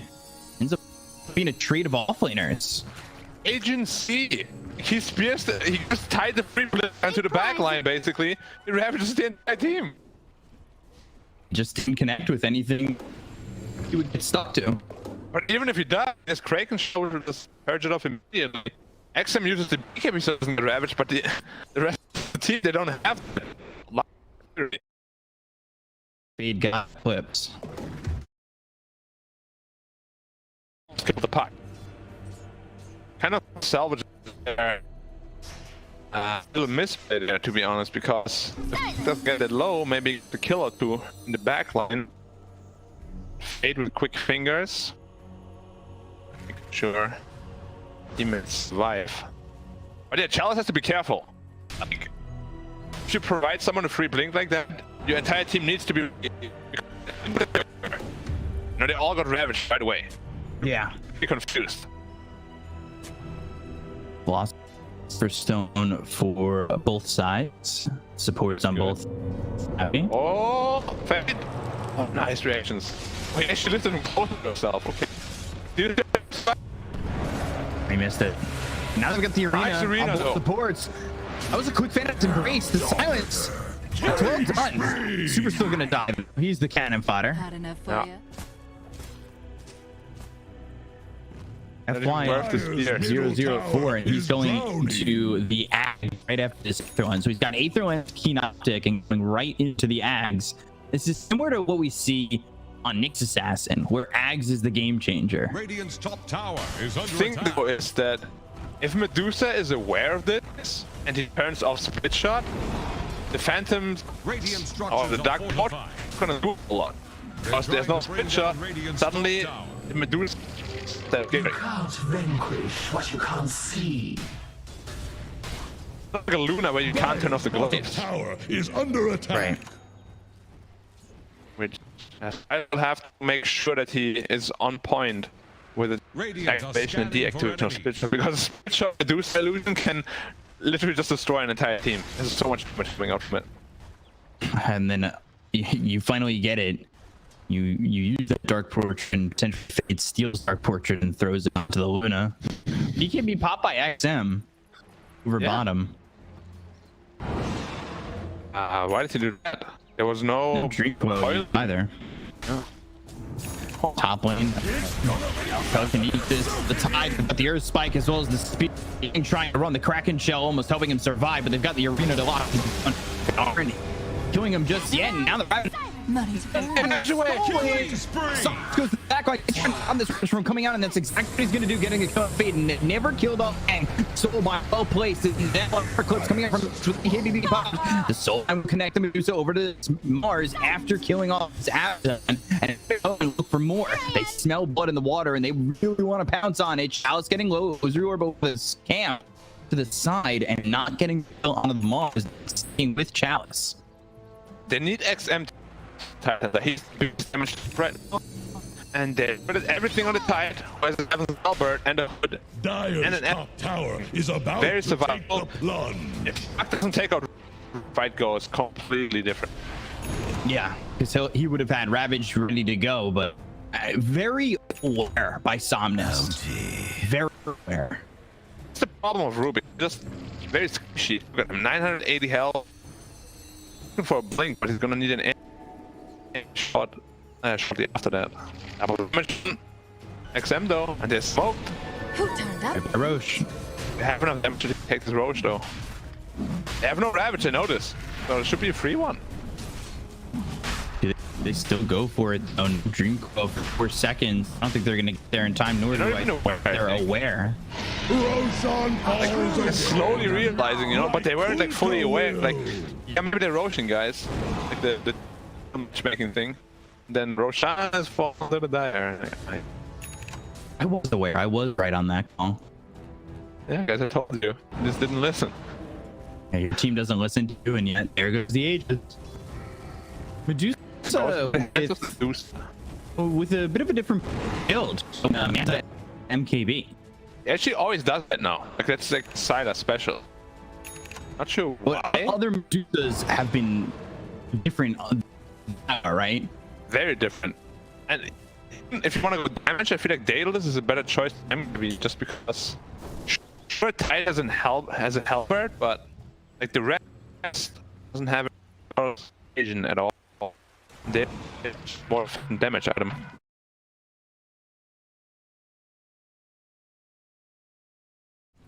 Something. Yeah, preemptively in front of a potential butterfly, but yours is going into a Daedalus himself. And yeah, well, we've been seeing a lot of Daedaluses on the Medusas. Is this something that you said it was more a Stylar thing? Is it him specifically? Like just him? It's pretty much just him. Like, out of Medusa's level 2, there's sources of evasion, Which worst spike. There's a fight again. Abaddon and the kill onto Nova. They started that with the arena, and I don't know if that arena was just to leave, and they ended up patching the Abaddon. It was a little bit short from Chalice from He what wanted it to seems. leave, but he didn't really catch anyone. He just put it in a way where they can't chase. They're looking for This dire fortified structures. Spear, and they'll steal Anchor Smash. Yang, though, still very tanky and survivable. Anchor Smash comes down. Now he's got the Ink Swell. A lot of space for him to run. Fade Bolt comes through, and they still just can't kill this side. They've got the Hex onto the Medusa. Illusion. Even the other way. XM coming from behind. Did he get anything out of this? Laguna Blade comes down to Super again. He's going to be the death there for Elephant. With BKB, that BKB early for Exit. They've got the telekinesis. They'll slam it down. They still cannot crack this watermelon.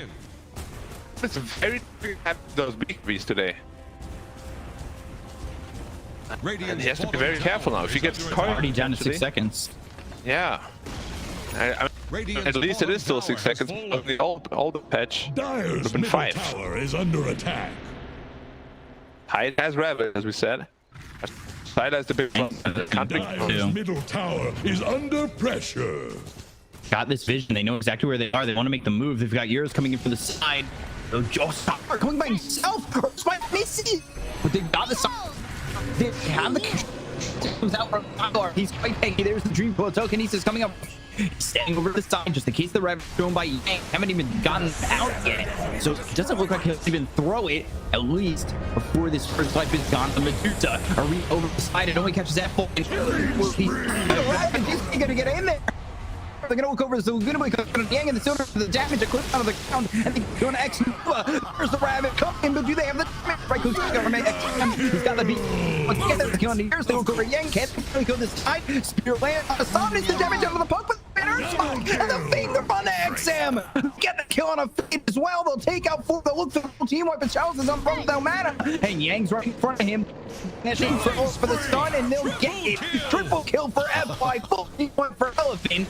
Despite the fact that Fade lands a very massive ravage and gets the turnaround, but it goes the other way as it's a bigger spike from Super, who's been the cannon fire success to his game.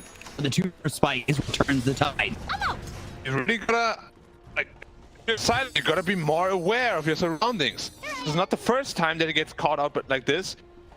Yesterday they almost lost because of the very same reason. This time he just wanders off to the left by himself. The entire team goes to the right. He dies once. He's not the Medusa we usually see. He's not the tanky. Dies once, gets ravaged, gets a clip. He has no defensive tool and just gets blown up. Without Dusa, you're not winning that fight. There's just no chance. XM, we spoke about his BKB being very low. He tries to kill the before he dies, but that doesn't happen. Suddenly, Grimstroke at Aghanim Scepter. So, he has to be very on point with turning it off and on. This is a very early ags for Grimstroke. You got that boss first. Where's Lucado delay? Yeah. Chanting quiver for the Medusa, as well as Elven Tunic there for Mars. Yeah, so currently Medusa with split shot and the 50% bonus damage from the Dark Portal is sitting for 300 on every target. So you have to absolutely make sure you turn it off because your team cannot tank this kind of damage. Like your Lina is just going to die. Yeah. He's going very heavy into the damage. Silver Edge even to just break the Tidehunter, potentially burst him before he gets the ult out. Especially with the fact that they weren't able to kill him that entire exchange. That was like crucial. Yang was just the big tank right in front, and he really had no fear. I mean, he itemized all tank, right? And they still focus him. Now he has a Blink Dagger. He didn't have that previously. But if you focus a Tide with Essence Ring, Wall, as well as Hood, I mean, it's very tough to crack. Radiant are scanning for enemies. We're gonna have to see initiation goes next time. They are going to have that Silver Edge very soon. Then they have a way to kill the Tidehunter reliably. Like Silver Edge into a spear. And the control that he needs right now. Dark Portrait, grabbing the psychic head, getting the extra cast range, getting that 16% intelligence. He got what he wanted, the axe. That's what he got. Drops the Philae Stone, which I believe is now getting lured over to Super. Got his dagger. There's a lot of key items coming off for Elephant. Medusa still needs about 2,000 for her Scott. Be very important as well. Smoke. Yeah. 4 heroes here from Ehome. Rubik has his own blink dagger as well. And that for a while. But we can kind of And see that's the how we got that Rubik Ravage impact. in. If he doesn't see the Ravage, is very... He those perfect steals every time. Die. Blinking, looking for the clip. Oh, but the split shot that The Abaddon, the Dark Portrait on the right click with the beat over with the yeah, never got the Rabbit out. He does have bump back. They don't have a tier 1 to go over to. Some beam is stolen with that. I think they just itched. and still that smokable. He's stunned in the arena. Break and Shell is not proc. He's broken. And it's taken out from 100 to 0. It deals a lot of damage right now. Yep, and has that silver edge. That just it completely shows the difference on the last what they're able to get. So now, noticing that he's got the silver edge, how does he have to position himself to be like worthwhile in the fights? Going into a Ghost Scepter straight away just to be able to mitigate the physical damage, because Tide, it's not only that Break and Shell proc, but you also get the 54 damage block per hit, which is a very big deal. Portrait off illusion. Yeah. When Scotty's completed, the Dark Portrait would be even scarier. Just look how much damage it deals. Ridiculous. Medusa has damage to kill it. Just usually, you're gonna get stunned with his way. So, I don't know if you have time to destroy that one. 200 gold away from the Scotty. Gonna be a big power spec for him. A minute. Yeah, gonna be a big fight. Both teams have potential to do very quickly. As a later. Of course, Daya has the Lina. Scotty done. He's quite a bit more tanky now. Dire's top tower is under attack. Tom is playing an aggressive build with Puck, so he's certainly feeling confident on this hero. Yeah, I mean, he did go back for the Aeon Disc, which is pretty much every Puck nowadays. It just makes a hero that's almost impossible to kill. Very much impossible to kill. There's no chance.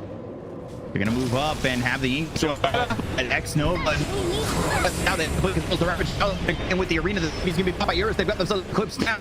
And Fade, he's trying to his own beat for now. They're trading challenge, but look over at X Nova already used the borrowed time. They'll buy back up, and Mars probably knowing that Roche is back up soon. Again, the offlaners trade and they will back away. Radiant are scanning Another for sacrifice enemies. though. And you can just see this Medusa right now doesn't feel very strong at all. Like, you get stunned under the Dark Portrait. The Dark Portrait is almost taking him out by himself. Or by itself. And it... Dark Portrait? Yeah. Taking it out by Dire's top tower himself? is about to take the plunge. Her, in this case. It, right? I'm not sure. Yeah. On this, he does have the end special. Link into the elusive beam, they end the but as that end disc and will get into the trees, TP out. Yep, the classic end. What do you kill him? But Roshan, Titan's still dead. Might sneak this Roshan before he's dead. Yeah, 9 seconds back up, and the damage is just too much onto this Roche. Aegis Cheese as well as the Ag Shard, and I suspect that Sylar is going to take this. And yeah, he's got the Aegis, he'll take the Shard, and he'll activate. So this is, you know, making great moves towards Roche. Yeah. Yes. Good recognition. The Titan's still dead. No way he can make it in time. Now, you asked me how strong Lina is. Just a reminder how strong she is. Are scanning for enemies. I won't have to. That timing on Lina is kind of She's critical, but she's hitting 3 times per second. And once the panic is up, this was the first pick. Two Dark Fortress Lina. and the thing is, Lina's only strong because of the fiery soul, and the illusions don't get that, unfortunately. Radiant's top tower Prime target. is under attack. But just look at this fall, like it over is insane. Radiant This is one of the reasons it makes it a good 4 as well, because you can kind of transition into something that hits like this, not as hard, not as as farm, but To flounder. Yeah. It's overall a very strong hero. Lots of strong stats. Good game. Massive range. Once she's level 25, she's gonna have how much range? A lot. Dyer's bottom 820. tower. a lot. Dyer's bottom tower. Couldn't 820 range. Bottom lane. The catch a puck. Lina. More fuel for my fire. Silence off Softness. Feeling this is not going to be enough to get the kill, though. He'll lose the orb away. Catch a puck. And a spear. Oh my god. He wanted it so badly, and now over mid they're going to try and fight. Things forward on Sylar, thinking about maybe moving in with the Ravage. He actually doesn't have the mana, but he does have a soul ring. Will not make it just yet. He hit him for the spear. I think he could have spared. I think he was aware that he was there. He was like really confused.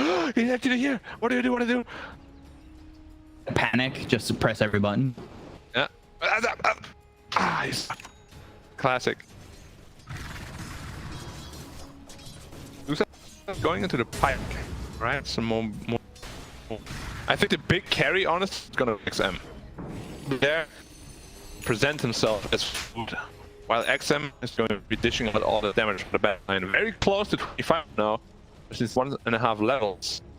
And who is gonna reach him in the back line? Like Puck is gonna be 25 at some point, sure, but does he have enough damage to kill the Lina? I'd probably say no. We'll have to see how much his Ags is worth it for the Puck, how much a difference that's gonna make, and then Yang, he's Arcane Blink with a quick blink Ravage be enough. Shot though. First. Now the spear, that's actually gonna stop Yang from going in. He wanted to blink and get that Ravage out. Well done and well aware by Chalice. Look at those beams coming in with the shard. Of course, getting 2 auto attack out every time he beams. Sylar is very low on mana already. Swell, going to the back line. That's gonna set the trigger. They get the gun, but they're gonna drop down the arena with the by Chalice. They have the Dream Coil down onto Sylar. Is it gonna be enough though? Pick up killing the roof. He's back by back for the damage. The FY blows him up. Swell knocking out and on the Medusa, but now out of mana, potentially out of time. He does have the Aegis, the XM, the machine gun that is that Lina is gone. So Sylar very vulnerable in this fight. Pal's trying to help out in any way that he can. Was focused for a second and then turns out the silence to 4-step away. Sylar trying to run. He's been hexed up. Done once again. There's the Ravage coming out from Yang. The vehicle truck down on the Medusa. They take out 4 heroes down on the side of Ehome. And that is a for Elephant. Can they get themselves the full team once again? Chow's going into the pit trying to run away. Yang spear back. That allows him to blink away. But the illusory orb and the jump over. He does not have Dream Coil for another 25 seconds, so he's free to see out. How did XM get so low? XM got knocked in that fight. Dyer's middle tower just got knocked down. No Medusa, no buyback for a full minute. There's a Luna on your height. Is under It's gonna attack. fall very fast. Dire structures are fortified. I mean, we see once more why Rubik is just such a tough hero to pull off. Only And Nixon he's does done it. a lot. Dyer's middle tower just got knocked down. On. Dyer's middle tower is Gonna go for another Song side. is 7-0 and 9. Safe. Oh, they still have both tier 2s actually, so can't go for another side. No spell prism. It's disgusting. Is that the best feeling? Like, well, what's the best neutral to hero feeling? Maybe Ballista Sniper. That you don't get. right? Like you don't. That's Sure. I guess that's the best feeling because if you get there and you get that, that feels great. But like, what's the more? It's probably Puck Invoker Spell Prism, to be honest. Okay. Or maybe Timeless Relic on Doom also feels really good. Yeah. What a Spell Prism on Enigma when you have Refresher Orb is also really juicy. When the black holes cool down, it's so low. Yeah, like 100 seconds. Radiant are scanning Guys, we for buy enemies. back and end the game. Black hole again. You're like, okay. Got black hole again. What? What? Cooldown 110 seconds? How? Then you got the arcane blink. And Arcane Room. And Octarine Oh, God. 1 minute cooldown black hole. Guys, buy back. We gotta end this game. Black hole. Yeah.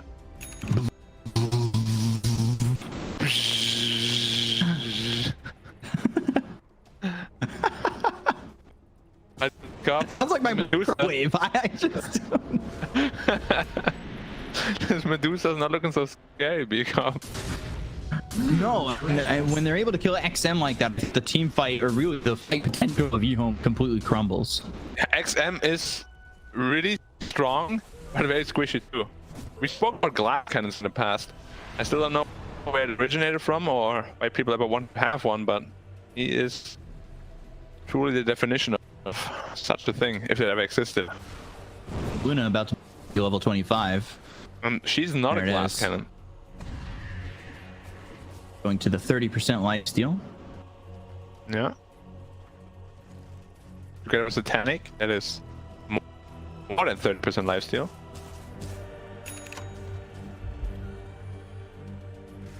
Good. We're the tide. What is the Medusa gonna build next? Like, she's just...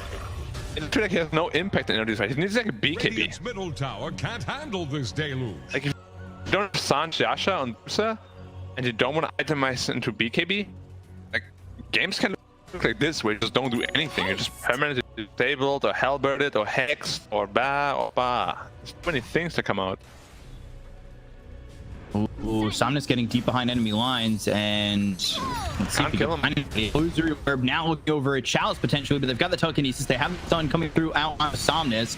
LSA, XM starting out put some damage with the Fable is what pops this Aeon Disc. They'll find X Nova. He's got the borrowed time that gets popped on the Lucent Beam, so his built-in save is popped for just a moment. Cooldown for 50 seconds. And I think Elephant is more than happy to just wait until the Aeon Disc is off cooldown again. Because once Puck's Disc is up, there's just no way of killing him. Ever. Dire are scanning for enemies. So obnoxious.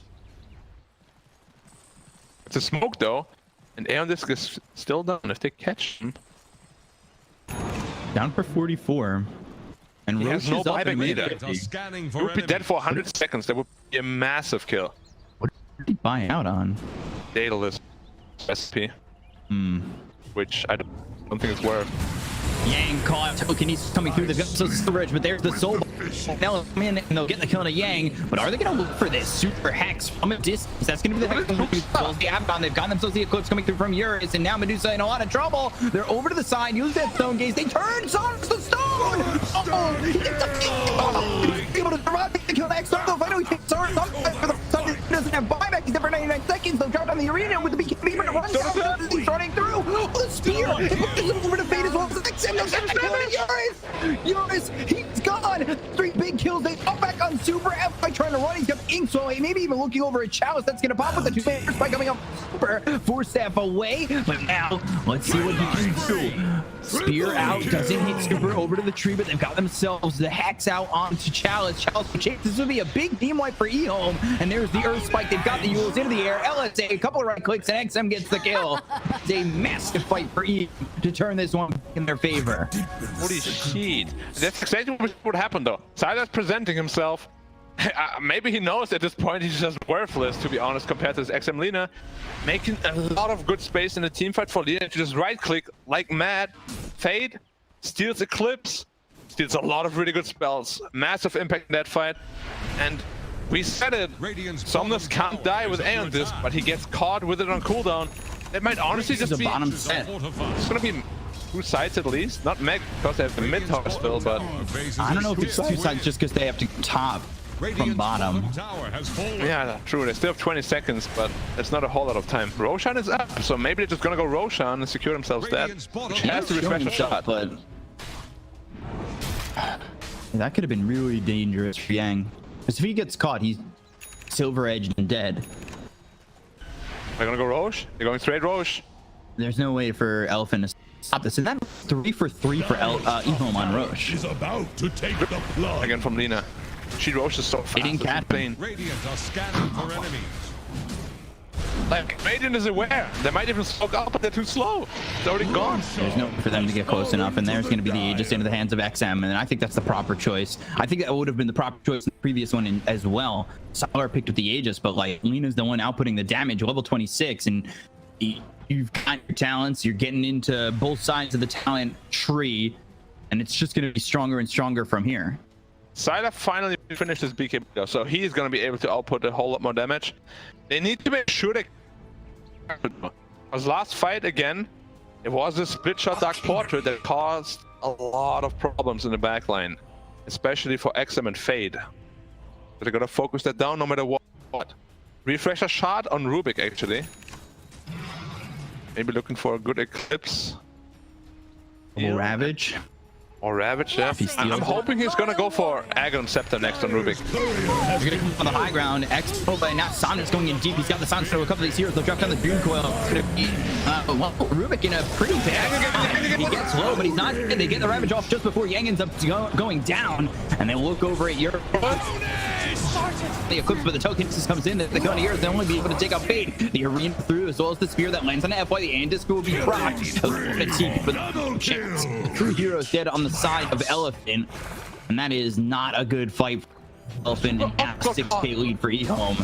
Super He's on cooldown. X God's Rebuke. Super hit with the telekinesis. They'll steal the mana drain, and they will go after this Lion and get the kill eventually. The right clicks will be enough. Tight bot back despite not having Ravage. They're feeling the heat right now. Puck still has an disc available, a lot of right click damage to his name, but it doesn't seem is enough. He doesn't have either in case he catches M. Doesn't clear the creep wave. It's gonna be a second fight at least. Even Megas. 50 seconds as Eurus did not have buyback, and now he's looking to go for the Divine Rapier. He's 1,200 gold short from having buyback. Getting what they deserve. It's gonna be mega creeps. Not yet. They've never even lost the Aegis. They're trying to bring down Radiant's top tower has fallen. They got the look over at FY once again. The spear comes through. He doesn't have the Aeon disc, but he drops down the Soulbind that's going to leech up the Dusa over to the Mars. They've got telekinesis kind of Yang. Sonic's trying to do what we can with the Dream Coil onto the back lines. They get kill onto this Grimstroke, who's dead for 94, and they will get themselves Megas.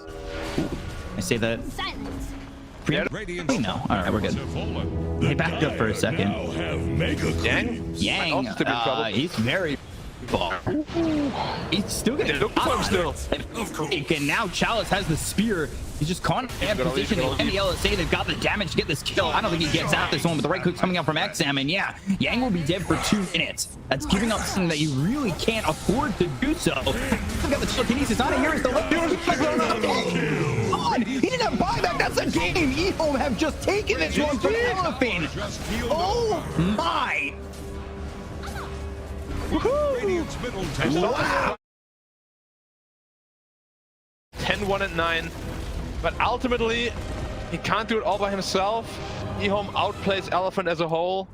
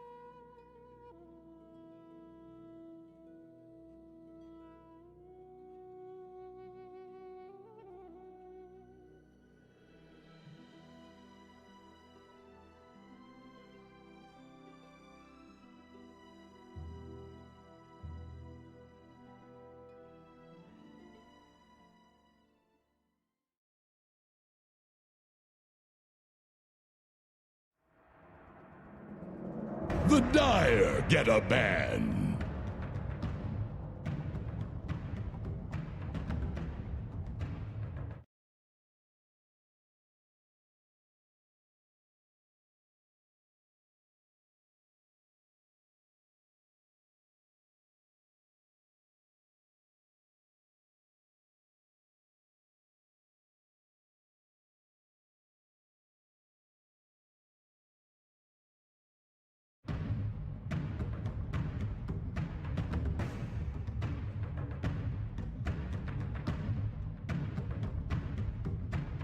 Ten seconds. 5 seconds remaining. Dire's turn to pick. Radiant's turn to pick. League's assassin.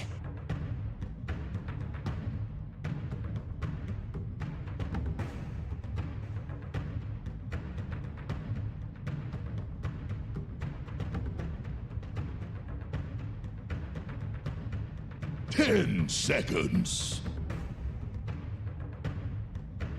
5 seconds remaining.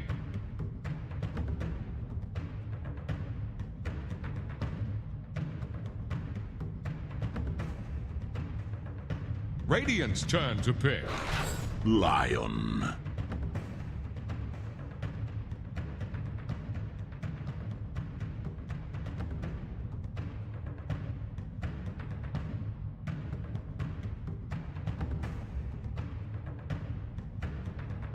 Ten seconds. 5 seconds remaining.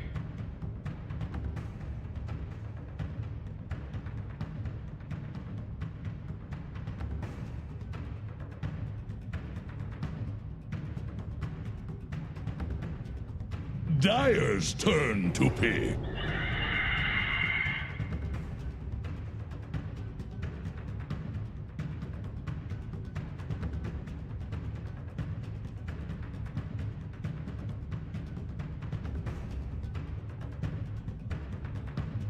Ten seconds. 5 seconds remaining.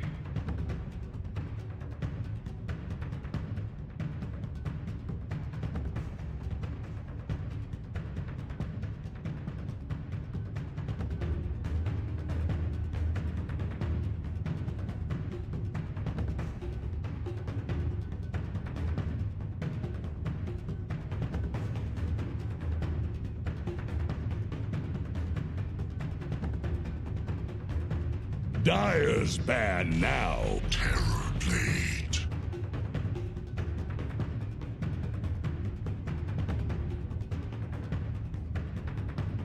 Here's the Radiant ban.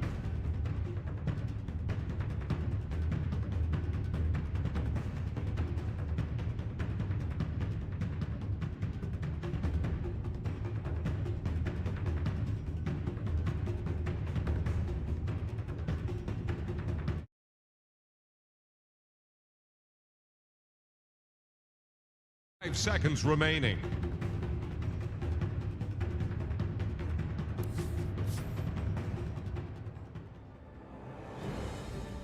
Here's the Radiant ban.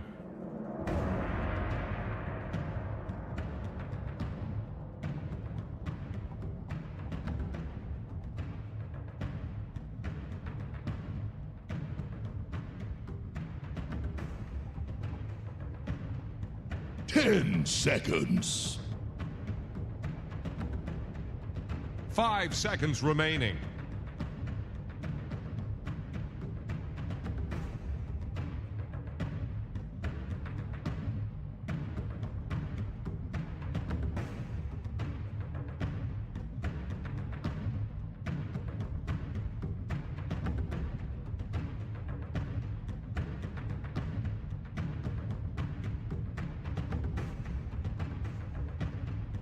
Dire's ban now. Radiant's turn to ban.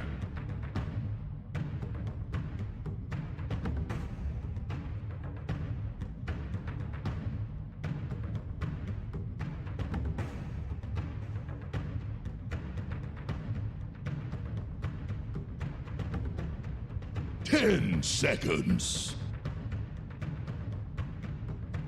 5 seconds remaining.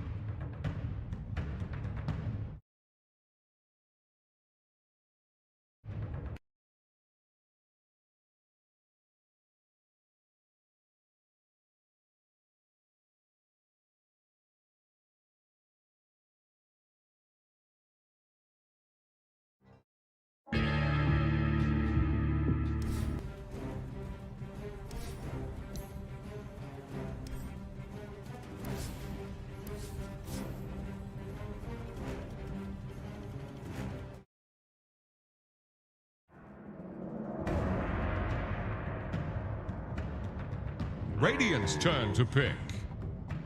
Dire's turn to pick. Puck.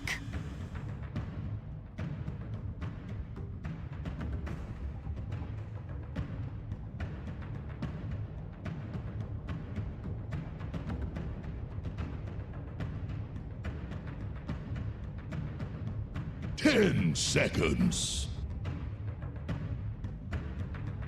5 seconds remaining.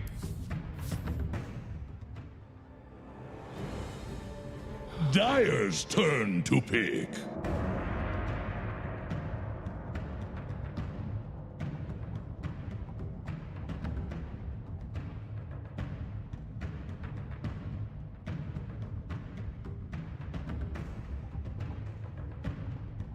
Ten seconds. 5 seconds remaining.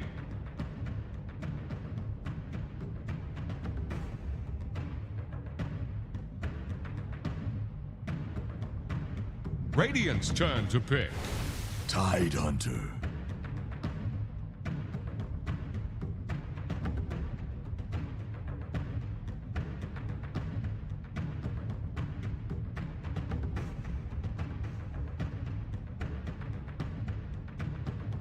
Ten seconds. 5 seconds remaining.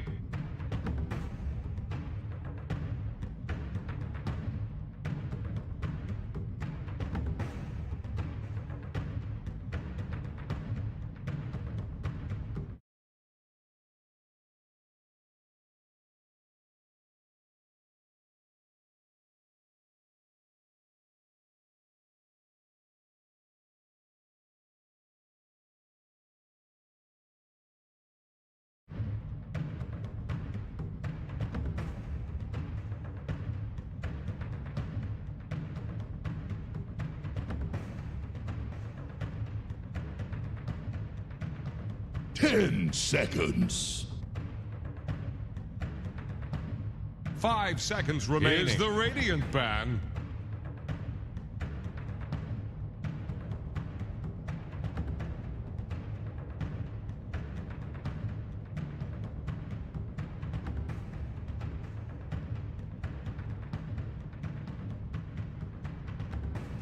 Ten seconds left by my count.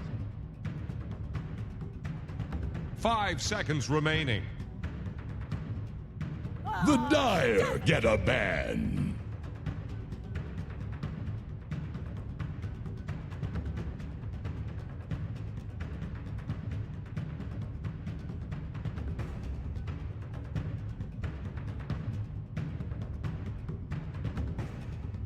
Ten seconds. Here's the Radiant ban.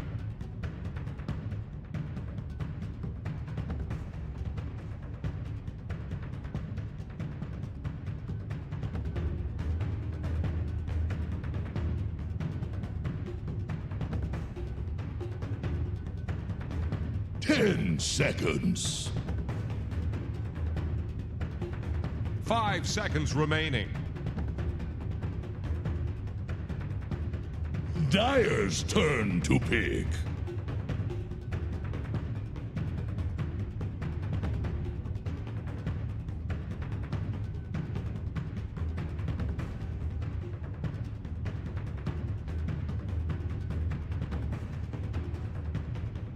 Ten seconds. 5 seconds remaining.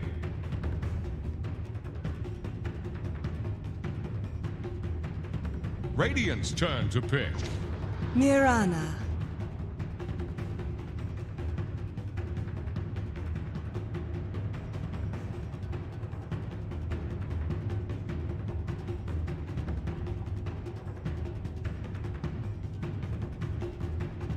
Ten seconds. 5 seconds remaining.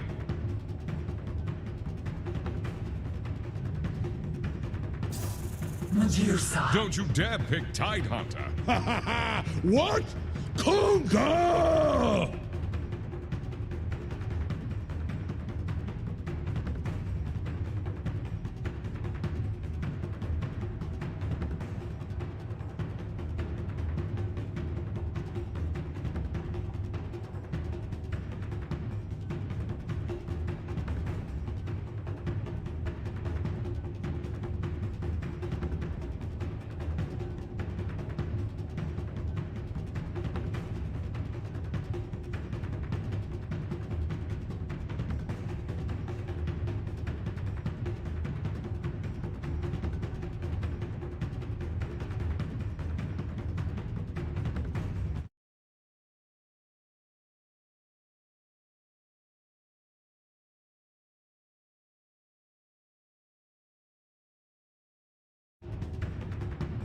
Yesterday. Well, this is the new day. So, yeah, New meta. new day. I think I'm gonna go New with day, new record. Okay. Yeah. Both on the side, Elephant. I'll do like a bit of a maybe, but I think I'm actually gonna have to stick with Ehome here. I just think maybe the mentality coming into this one, they know their win condition, right? They've played this before. They know their win condition. I think they can execute it pretty well again. Nothing more to say on that one. So I will take away game number 2 in this best of 5 Black and P Cup. Alright, understand. Taking it away right Prepare now. to make way. Who Alright, I took made it. you captain? It's pronounced Admiral. Thank you. Yeah, that's all I got. I don't. That's all you got. Yep. Merci. Merci beaucoup. Merci beaucoup. Yeah, that's standard. Honestly, I also have a feeling Ehome is gonna win this game, but I want to have a more competitive series. And Terrorblade is definitely in Eurus's ballpark. Yeah.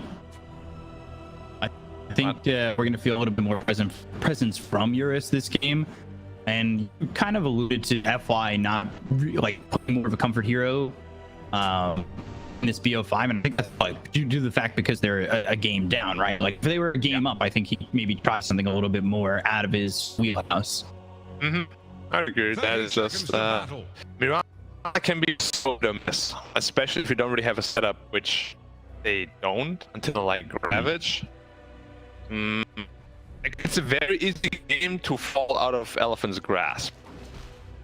Team fight is decent, but you're fighting into Supernova, Puck, Stone Gaze, and Axe, which is not an easy task at all. Yeah, Terrorblade should And having a very, very hard lane. Yes. Take that, or we'll see if it's that reflection. They got the stun, so they land the arrow. They got the stun in a chalice. Hunger on Eurus. He's holding that skill right now. Rebound still. A good start for Elephant. Yeah. They do have this Nyx Assassin to do the matchup, of course. The mana burn, I've seen it many times. Gonna pose a problem for Sylar.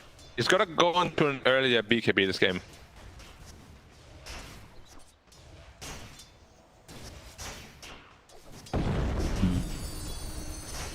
And goes meta level 1. Okay. I like this. We've talked about this a couple times. What is the go-to for a team? You go to the reflections, you go into the meta. Sometimes you want to secure a little bit of that farm if the lane's getting difficult for you by going to that level 1 meta. Yeah, just look at bot lane Arito. They're so low. Itself a couple of angles. I think Titan to double range is never pleasant. We saw this in the last game, right? It was Yang going up against the difficult matchup. And he eventually, I think it was more so because X-Nova the lane, and it was Abaddon in the previous one. But it was a bad matchup for him. Eventually, he sustained a little bit better. Look at bot lane. Does the creep auto this like, weird thing for you? Have the battle pass on the Shimmer? No, it's not that battle pass Shimmer. Creeps don't have it. You see? No? I don't see it. I mean, I'm sure it was there, yeah. No, in my client, I don't see it at the moment. But you're not the total one then. Never was.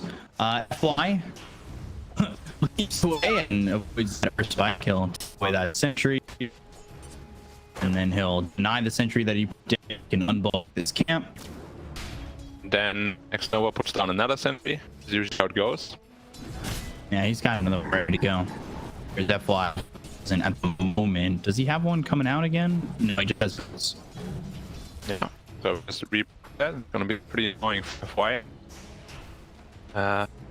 You also don't have reflection against Act, by the way, because when reflection hits, you can start onto hit thing and could do more harm than it does good for you.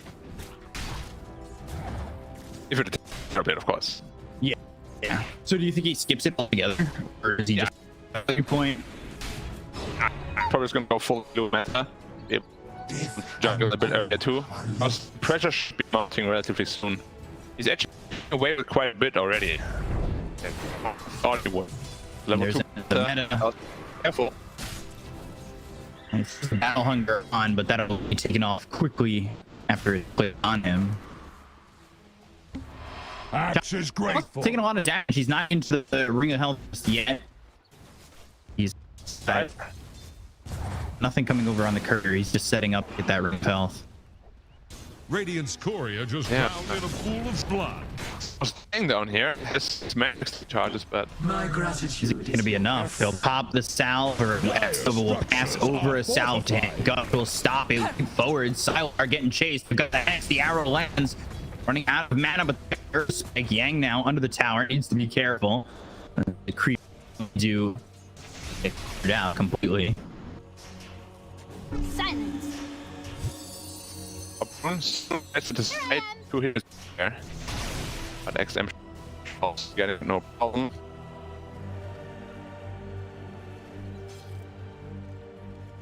See Elephant having a 1-kill lead without any first blood or anything. Someone doing very well main. That is actually 4 net worth ahead of Dota, which is very interesting. Didn't expect that to happen. Yeah. I think they've been misplaying, eating a little too many arrows. Every time you eat an arrow against Titan, you're gonna take so much damage with the follow-up gush. And there's a top lane also. Like the actual losing to Terrorblade, who has a Nyx assassin support. A significant amount. Yeah, that's never supposed to happen. I think the thing to here for FI, and it's a little bit of a difference from the other Moronics we've seen, his arrows have more focus on getting heroes rather than getting. Yeah, he has connected with a lot of them. There's another one coming. Arrow coming in, range creep, getting Nova, and packs it down. On X-Nova, Sylar taking some damage. The mana drain on a Yang will turn on that mana shield. And well, he's only got 10 to work with. X-Nova steps forward, goes third spike out. Arrow one. Fly. He's got arrow elbow. Dyer's middle tower is under pressure. He breaks it like, already tired. Dyer's top tower needs some friends. You know, he's feeling the pressure a little bit. This is in the middle. Nice D-Ward from Super. Any port in a storm. Ooh, it's taking a lot of the arrow hit, and now they might be able to get the kill. Sylar, he popped the wall, but I don't think that's going to be enough. Right click, he'll grab first blood, and now be a 2K lead for Elephant in the way going to this game. That's the weakness of Doomside. You get gashed. You had like you're very slow by zero. They make perfect. And again, Terrorblade is top of the net worth with a mesh. Fortnite is also losing. So basically they're just losing every lane right now. There's going to be some A tithe to the impurity. patience for that relatively soon. But they have very wards on the middle lane, so we'll see most of the patience. Regeneration. Losing all lanes, winning is very difficult and low. Yeah. And what was the game that we really saw a example? It was wasn't the Magma RNG one? That was yesterday. Magma RNG game 1.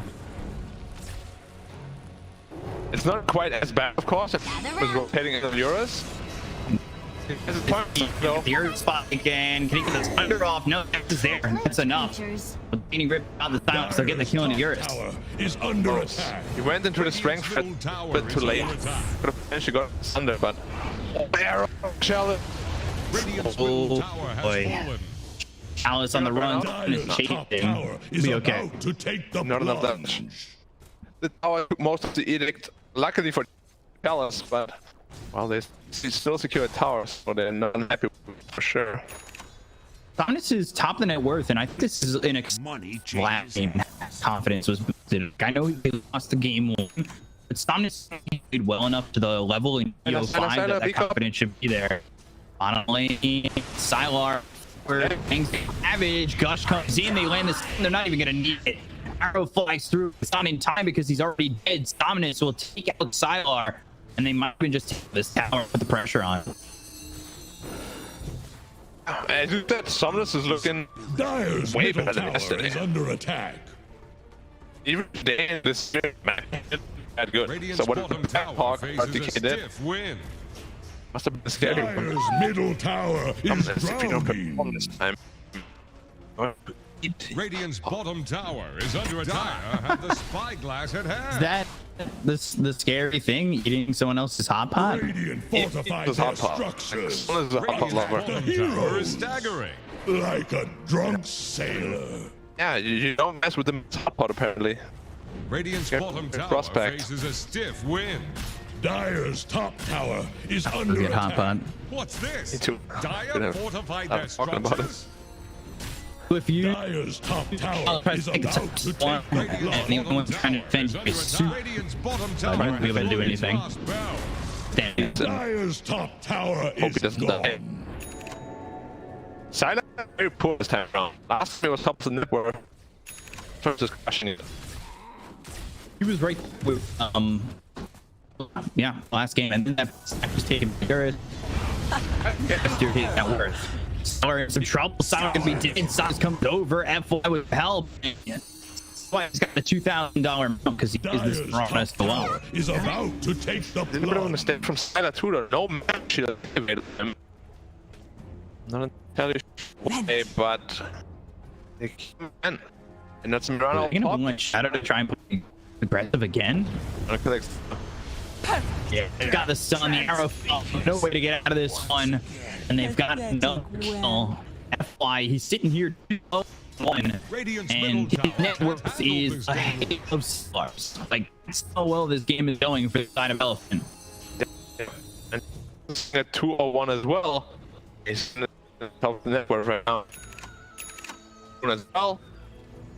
This game is quickly falling away from Ehome, unfortunately. And this could be a mental breaker.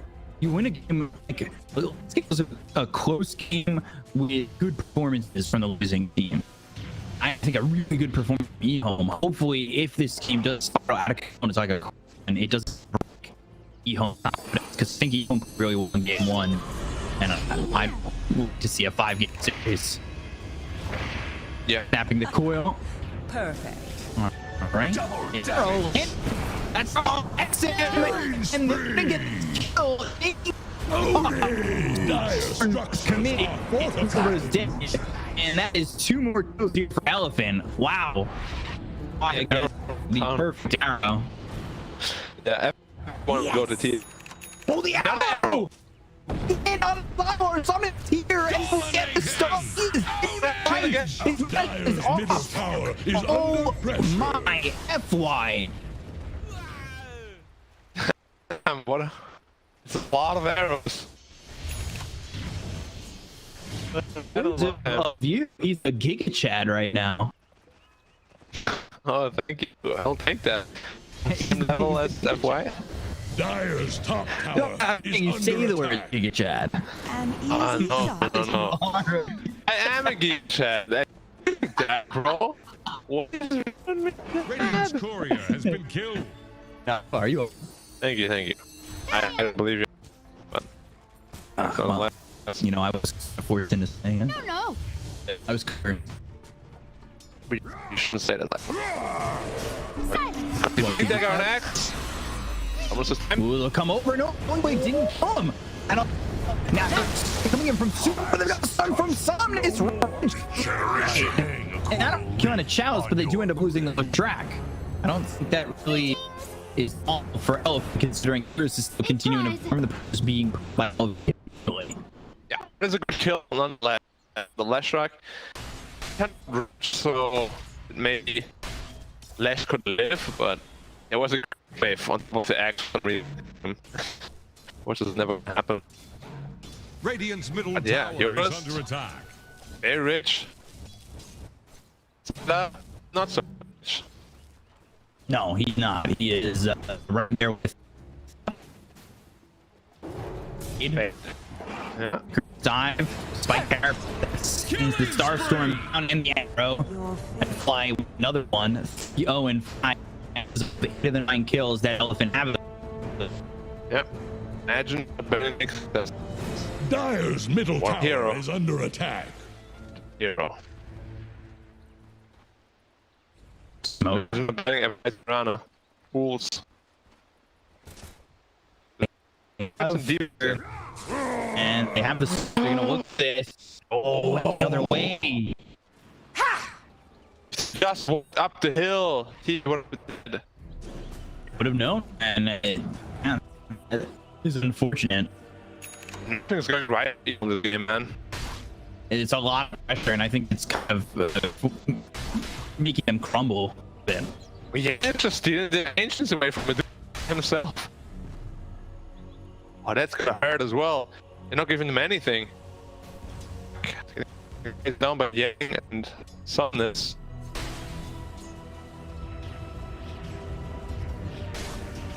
Dire's middle you- tower is you- under pressure. Radiant structures are Slade over fortified. Blink. He is realizing they have more damage right now. Silence. Exo needs to be careful. Oh, looking for the impale? No. Radiant's top tower is under attack. Hesitation is super. Yeah, Would have gotten it the first time. yeah, he's fainted, stopped it. They're trying to bring down Radiant's top tower has fallen. Well, Alice's game is still decent. Just, how did they get Smack back? They have a constant illusions pushing in all the lanes. They have Laptrack pushing in all they come to the front. And they don't have that silver edge to deal with him. Silver Edge carrier. Yeah. It's not a draft you really want to fall behind with. Especially at this point, you're 7k behind. Like, this feels really bad. Queen of the realm. Yeah, we said many times throughout the qualifiers. You have a team plagued by inconsistency. It's like Elf, really. So that could literally be the same thing, but the other Dire way. are scanning for enemies. For both these teams, whether or not they make it TI, is the fact that it can push back. They'll have such an opportunity to get it in. Yeah. Like, whoever is TI for sure is taking very good use of those remakes that we have now. It's like, oh, A tithe might to the impurities. potentially want to smoke. They've thrown down a sentry to maybe catch the vision. They'll take out the sentry over the side.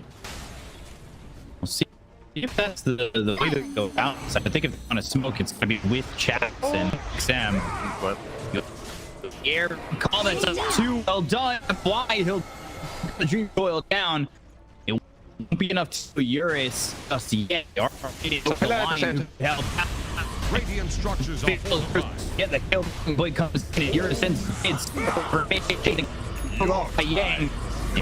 In the it's starting in time. Good keeps on. It's the battle hunger and the sun ray though. That will in fact burn out Thomas. No, he's surviving at least for now. We don't call theirs. They don't have a way to kill off the start to run. He's tower is under running. attack. Supernova doesn't land. Keep folding after the Tide Hunter. Still don't have the damage to the kill just yet. And now he'll move to the side and use that Ravage. That lands up through these heroes. And they'll bring back Thomas. Look at it. He's home. He'll take out. Now they'll lose Chalice. Despite the fact that he pops the blade mail, it's not enough to get the kill on any even heroes. And now, you will do they have the stun? Grabs in the powerful bench on it, Sam. An Elephant, a Baxon out. They come back with reinforcements. Yang survives the entire skirmish and throws down a Ravage that ends up getting the victory in the fight. Yeah, someone survived the entirety. Oh, it's like he's gonna be spotted by Yang, and now FYK on the arrow. He's got it available, but won't even throw it just yet. Oh, arrow! Ooh, gosh, it's under the tier, under the thing anyway. It's such when you start to so many arrows, mentality becomes a problem. But this is the team that we're looking for from Elephant. Like, he makes it out, fight piece to the tier 1 mid, fills his bottle, makes sure Lash again gets turn around Ravage. That team that had no business winning, and Elephant is looking scared when they play like this. We gotta sit more consistently. All of them. If they play this all, they're one of the scariest in the world, I'd say. Bottom tower is under attack. That's what we're expecting. And for like, 6 months this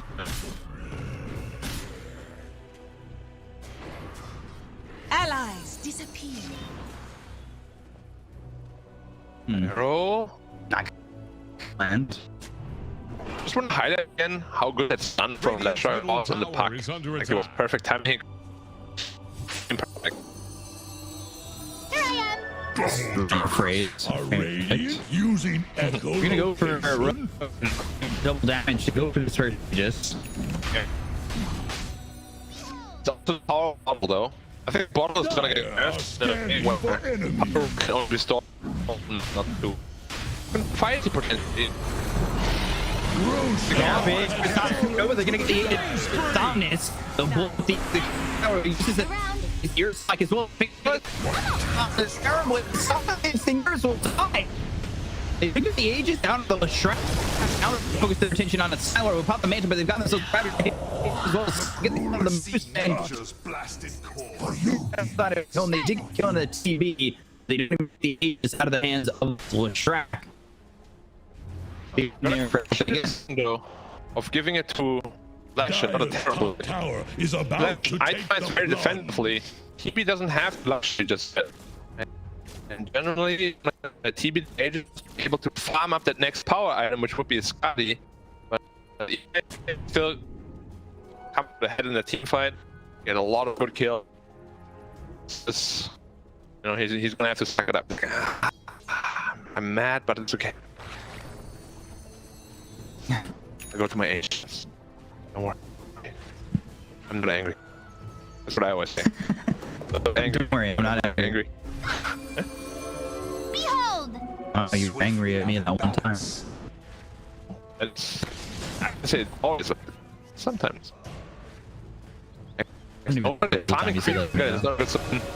running over and Xnova, you're dead to help us. Walking.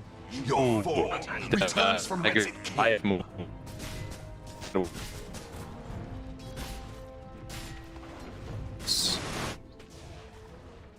What the Philosopher's Stone?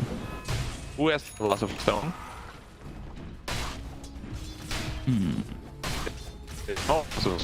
Okay, now it's coming out of Courier on Nick's assassin. Or Nick, yeah. And there's the other Philosopher's Stone. Yeah, he's gonna want. Well, after that Yules, he can go to the axe, right? And that's gonna help him push forward towards getting it. Honestly, Radiant's bottom tower faces a stiff wind. Let's put it on right now. Radiant's bottom tower has fallen. Ehome. Dyer's top tower is under attack. And they're done with the vendetta. Dyer's top tower is about to take the plunge. He's gonna follow him all the way through. It's a vendetta shot. They've got the impale arrow. Not on the mark. Stone gaze. The leading rule stopping the TP is started. Impale so Siler in a lot of trouble. They're gonna try to react to this by Chow linking pull on the three. Nice. Through the mech being popped by F5, but Chow's taking the damage. The sun coming. Might have the damage there. I think they can put down over Siler. He's out of mana and Siler's gonna fall. They'll get Fury. Get credit for that one, and still, even with a 3-man call, even with things kind of looking like they can turn around here for Ehome, Elephant are just ahead. Fall! Ehome is Radiant's top tower is on the rock. I was gonna say Elephant, but Dyer's teams bottom and tower won't last long. Radiant's top tower is under attack. I still got one full later, don't worry. Structures are fortified. Radiant's top tower I'm just you know, that you caught on to. Happy about that. Radiant's top Really tower is on the rock. Super. With the boomers. It's only Dyer's bottom tower It's won't just last like- long. Don't even worry. This. Yeah. And talking Fate, but Fate says Radiant's middle thank you. tower can't handle this deluge. They're still stalking XM, and XM doesn't have TP. Silence. Arrow to where he was, and now Somnus to where he is. Illusion. It's the stun, pops the illusion, urging off that spirit vessel. Terrible relooking. Scotty is coming. 1k gold away. And this game where the gold will never stop growing because of heroes often have. Like they can just push out the lane so easily. Treat the jungle, palm off there. Cider has a but he's not survivable at all. This game. He can't front line at all. There's just nothing you can do. You get ravaged, he hits you, you are dead. Shadows, take us. Another on ult.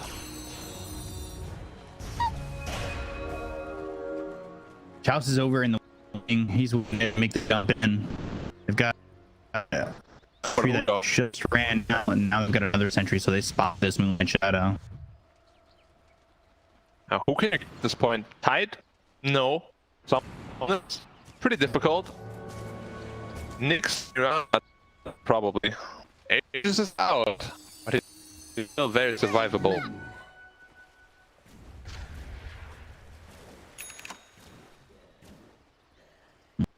13k lead, Scotty finished off. Yeah. Scotty play the big carry timing. Dust out onto the base set. He's on the run. He does have his team nearby. Maybe they'll retaliate on this one. Avoids air spike. Arrow up into the air, and now Chalice is in trouble. The supernova around the back on the end. He hits through the hero. Chalice looking over as the supernova pop. They get the kill. They get over down. One is Marana gets Somnus move, and he's got the supernova mana onto the air spike. Hits onto the track. They've got themselves on the two. They look over. Cyrus trying to take out this one. He'll successfully escape, but Chalice won't be so fortunate. Regeneration. That was so close. Like In the day. this line would have all died to the arrow was already like touching his nose. Luckily, line nose is pretty small, so it doesn't catch the arrow, but been a little bit worse. And as you said, at least Cider gets out. Out the force of the radiant. When I say big, Cider's not that big. Oh, Yules again though, and Impact gonna land. Now they're in trouble. They don't have the ravage this time, but Sylar, he's disarmed, so they'll push him back to his fight. It's out onto Fade. They'll get the kill. Phoenix X looking over at the side, and they don't have this axe to jump in, so they won't make a move. And the tier 2 tower will just be lost. Yeah. No to the philosopher. Okay, very to the blink, and that could potentially be a comeback avenue. Yeah, it's getting spotted as they moonlight, so be well aware of what's happening. Feels scary though, knowing that it's out there. Silence. Is going into the enemy triangle. Courier has been killed. Gets spotted by Render. One of those. And F ping straight away. Like he knows he wants to cut a creep. Oh, fly. No. Nope. The other way.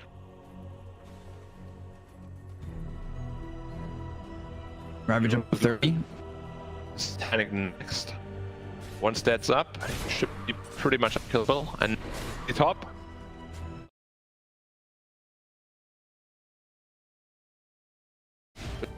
Maybe they can another Roche.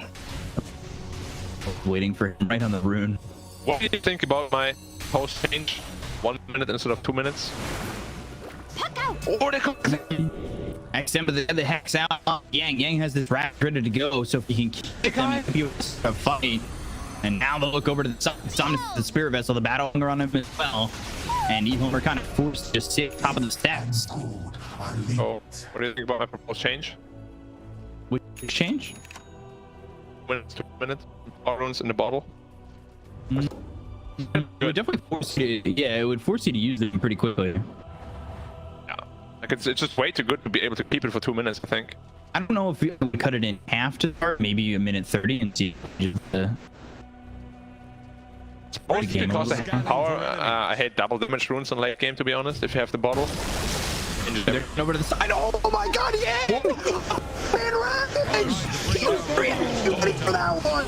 X-Nova goes down and he's so good. They've got the supernova. Is this gonna go in? It's not looking likely, but they're gonna get the kill on the summon. They're using the golden way to get the kill. Supernova goes off. They look over at Yang. Eurus is getting the fight.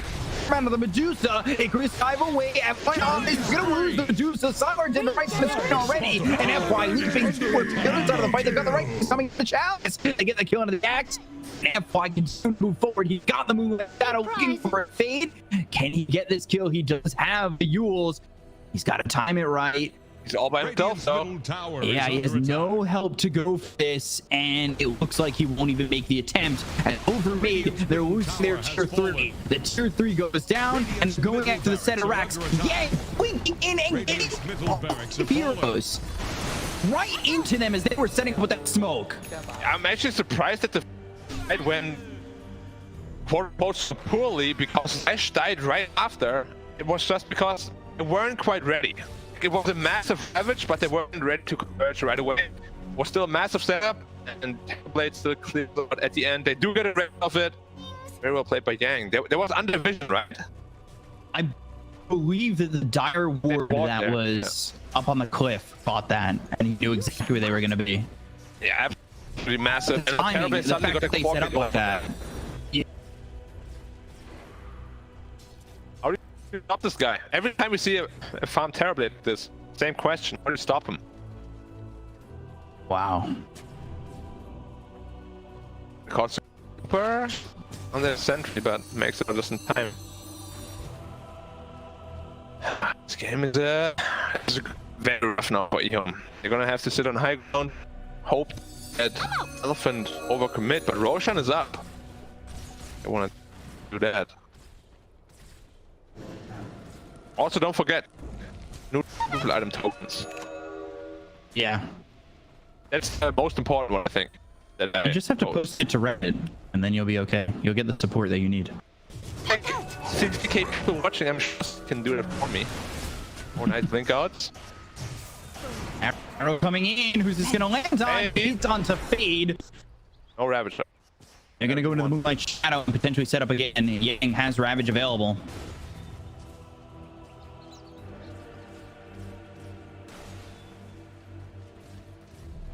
Yeah, and he's a tank.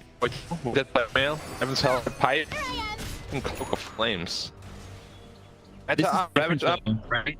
Between Tide getting hit with a silver edge and Tide now being able to continue to feel so tanky in the later parts of this game. Yeah, it's a much better Tide game. They just also don't as much damage as they did in game 1. Like Medusa, Lina hit way harder than Puck. Medusa is underarmed. Like Nova's thinking quite deep, trying to get parts, but Super caught a glimpse of him. He's not hunting him, but he should be aware. Ooh. Super getting both obs out of there. This is Aegis Cheese as well. The Ag Shard. I'd love to see Elephant go for this and get the Ag Shard available on track. And now we've got the Psychic Band picked up by Ehome. Yeah, and Dusa hit level 20 as well. Mana, gained talent, of course.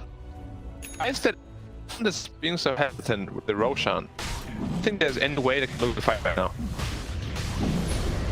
It seems so improbable.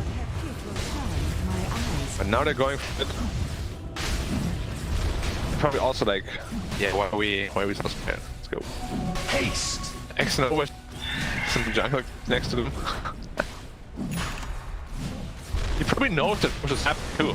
He wants to He's got a blink. He's gonna try and make a move. The time him so hot though. Oh, the blink! Can't fall in Didn't get anything. He got him. Like, he waited until Roshan falls. That's usually never gonna work. Like, you're gonna blink in preemptively. That's that Roshan down to get stuff. And, you know, like at this point, you can try something. You reach pretty fast, anyways. The inventory ready for the side of Elephant. Sometimes you see like it takes a second or two to these items, especially with so much being dropped in the second rush these days. That teams aren't ready. I get stuck in the tree. I couldn't even know it. Like, I didn't know that you can't get stuck there. What is that? All by myself. All right, he's fine. Got the blink. Naturally. I wouldn't mind such a little dagger that just blinks me around. That would be cool. Yeah. A real life blink tag. How sick would that be? Like somebody is annoying you, he's gonna. Where did he go? You just. Cheryl! Where did he go? Why is this person's name Cheryl? In the 1950s? I don't know. I like Cheryl. It's a nice name. All in service to imbalance. Old school name, but it's a very nice name. Like, reminds me of a very smart, late. You've got the taunt track. Now they're gonna follow that up. They expect the miss, but the break is coming from yours with KB Popeye Chow. Bat no longer, please on super. Icarus dive will go to the first side. Now trying to work the shadows out with the loaded sword, but now the guardian. They'll get the save out onto the little track. They've got the damage to kill up. He goes in the super over the it's from this back on the challenge, so they're taking him to and they don't have back available on the act. They just put on Solar, make sure it's in the base. Now they'll get the ravage, but it's into the stone gate. It look over. 3-man Earth spot. He's gonna get up. It's now 4 years running the sword, but the damage is just too much for Ehome to handle. So Elephant will take game 2 and even it up at much. Yep. Superior draft this time around. Much superior play as well. It was just nothing Ehome could have done after this early game. They get crushed in 3 lanes. We all know it. 3 lanes. Game becomes very hard to play, borderline unplayable, and this time around was no exception. 1 apiece.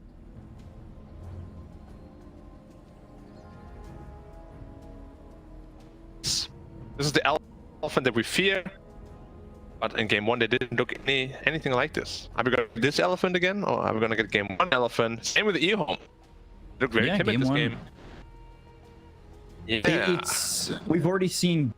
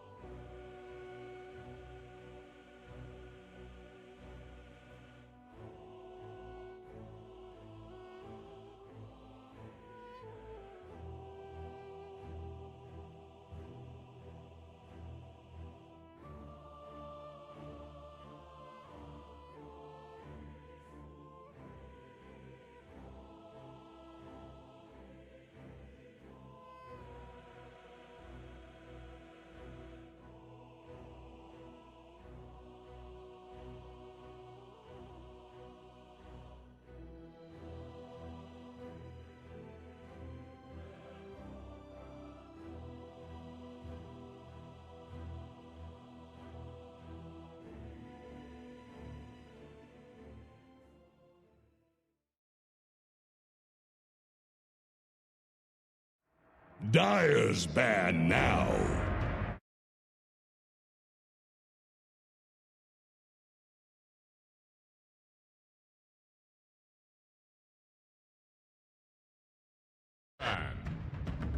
I can tell you about fear. I know what fear is, or something like that. Wait.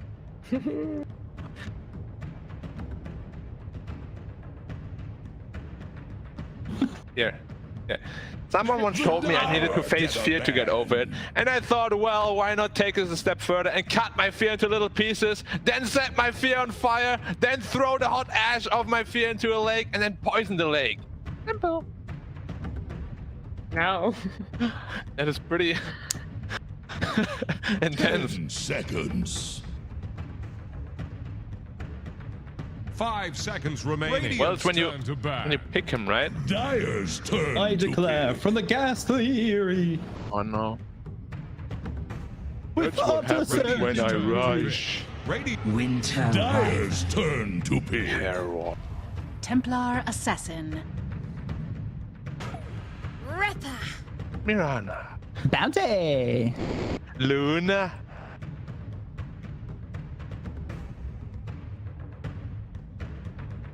Yeah. Oh, Like, 10 seconds. like for example, next assassin says, "I see your penis." 5 seconds remaining. Well, he says, "I see What? your ears," but it sounds like, "I see your penis."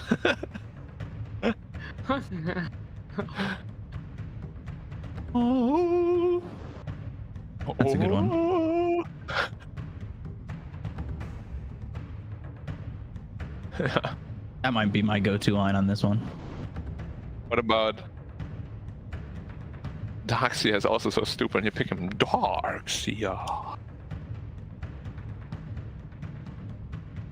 I am Klings. I'm Visage. Which is not time yet. Invoker. Dire's ban now. Terror blade. I want to die.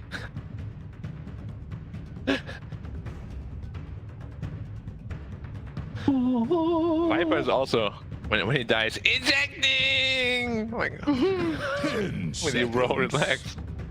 You're gonna respawn anyways. 5 seconds remaining. I like Are we IO doing too. almost The Radiant ban.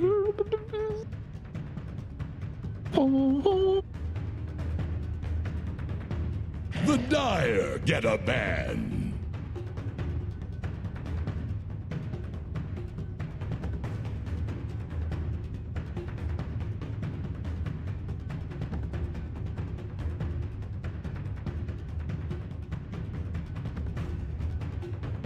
Ten seconds. 5 seconds remaining.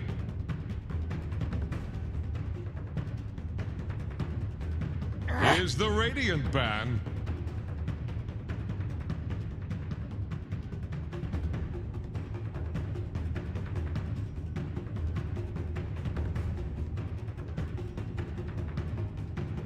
Dire's ban now.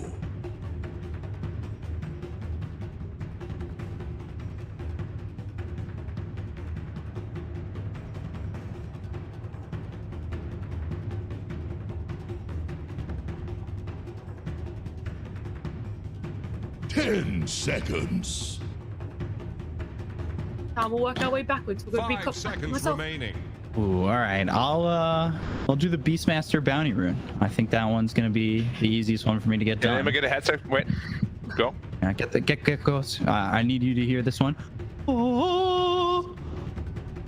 That's all. That's good. Stop! I'm leaving. You guys are That was embarrassing. good. It was me. good. Good. It was good. I said it was good. It was good. Good pass. The immediate laugh. I have no confidence, guys. Please. Did you know me? I laugh about everything. Radiant's turn Yeah, to what do you ban. mean? I said welcome back, and Black's just sitting Oh, there money. laughing. Do that. But Black, Mon- all right, go. Okay.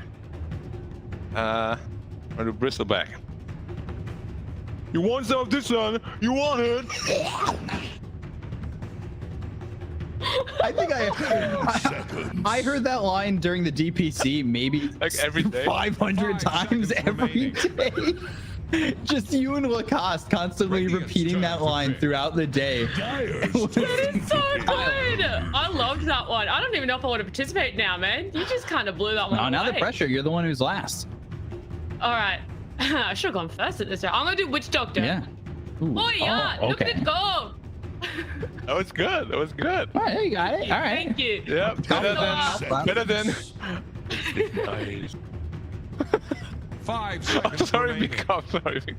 I didn't mean that. I didn't mean Look, that. chat though. This is another chance for you to spam if you want. One's in chat for Big Cop, 2's in chat for Black, 3's in chat for myself. And we'll tally those ones up at the end, and we'll come back at the end of game number 3, and we'll discuss who's. Oh, we have a draft. I didn't even know.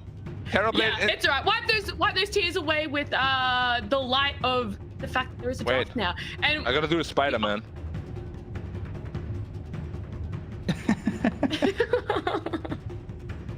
We've got a living meme here. just spiraling. I can't believe they first picked TA and gave away Winter terribly. That is literally what Ehome did yesterday. They crushed. Yep.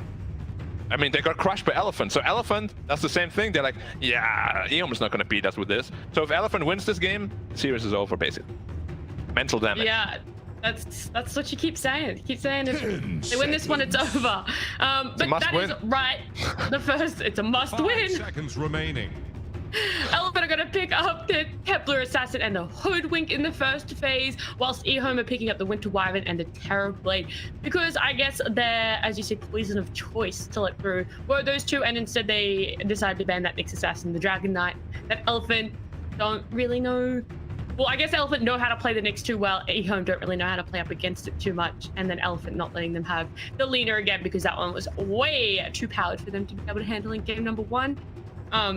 Second phase been picked up is that Elder Titan on the Elephant side and Daxia on the Ehome side. Daxia is a really good pick here. Very strong against TA and pretty good with Winter Wyvern too. You can get a Daxia into Curse combo. Can be very potent, can win you a game even. And now we're looking for a pos 4 for Fade. Makes really good use of that Daxia. Honestly, I wouldn't mind an Earth Spirit at all. I think he's really good this game. Jacob already said he loves Earth Spirit and Fate. The Dire get a ban. Yeah. Jacob, tell me a little bit about Elephant's side, the Elder and the Brood. Yeah, they're gonna put Brew on Yang. This isn't the same as Red Panda, who's using that Brew from the 5 position. Yang's definitely the guy who's gonna be using this one. I mean, they could throw Elder Titan in the 3. I love saying things that are definitely not gonna happen. So, you know, Elder Titan could be the 3. But it's almost always exclusively Yang's hero, and it's going to be interesting to see what the differences are from Red Panda in the 5 on this Brew to Yang playing it in the 3, and we'll see how he executes with it. It's a very good hero too against Daxia as well as Terrorblade. Of course, you can dispel the Surge as well as instant kill all the illusions with the Storm Panda of the Brewmaster. Of course, also the Iron Shells are gone, so Daxia's Aghanim Scepter isn't going to be as effective. And it has a lot of good side effects too, or like side benefits rather, where if they build A on this, you can also dispel that with the Brewmaster. But generally, it's not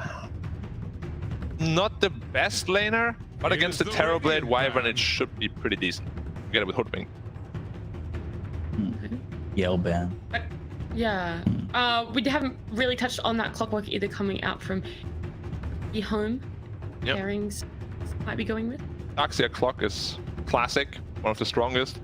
As soon as Clock is 6, you have the Iron Shell on him. He can pretty much solo kill 5 seconds remaining. TA, the Brewmaster, Elder Titan, Hoodwink, anyone really, because there's so much extra damage coming out. But it is a little bit of a risky one, because if you do lose the lane, Clockwork's impact can be pretty much non-existent for the longest time, so they will have to have a good lane. How hard is it to come back on that Clockwork, assuming they lose lane? Pretty hard, but I'm assuming they will win the lane because it's a very strong lane. Daxia Clockwork, you vacuum them into the cogs, or even just into the Battery Assault. You have the double Iron Shell. Very, very strong lane.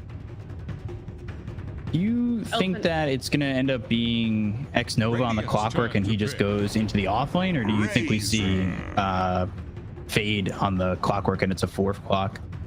Honestly, both is very possible. I like 4 Wyvern a lot because with items this hero is strong. But at the same time, I've seen what Saxa can do on his Clockwork 4 as well. Ooh. Faceless Void against the Tarot Blade.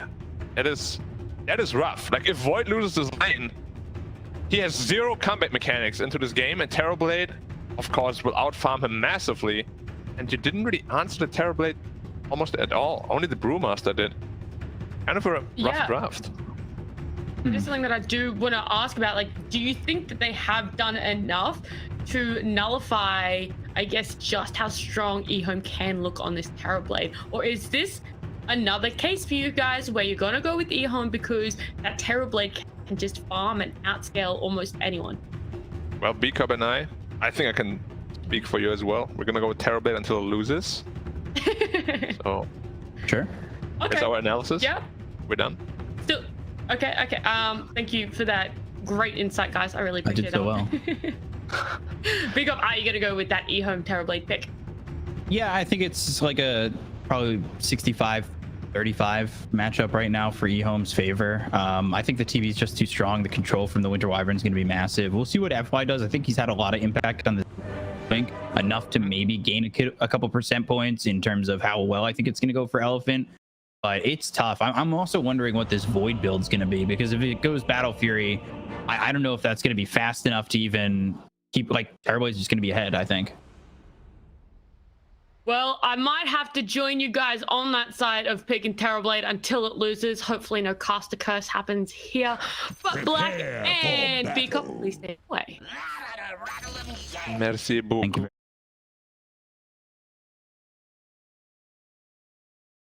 We have Gamsa Hamida. Yeah, we forgot that one. Yeah, sure, I know that. I knew exactly what that was. Sure, of you course. got it. Did you know it's always us? We're a team. Yeah. So Phosphor Clock is really played a lot by OG, and Saxa looks really good on it pretty much every time. He does a lot of damage, has a lot of impact. So Fade on this Phosphor Clock going to replicate a similar success. It's not easy though. Like, Clockwork is a hero that can be very hit or miss.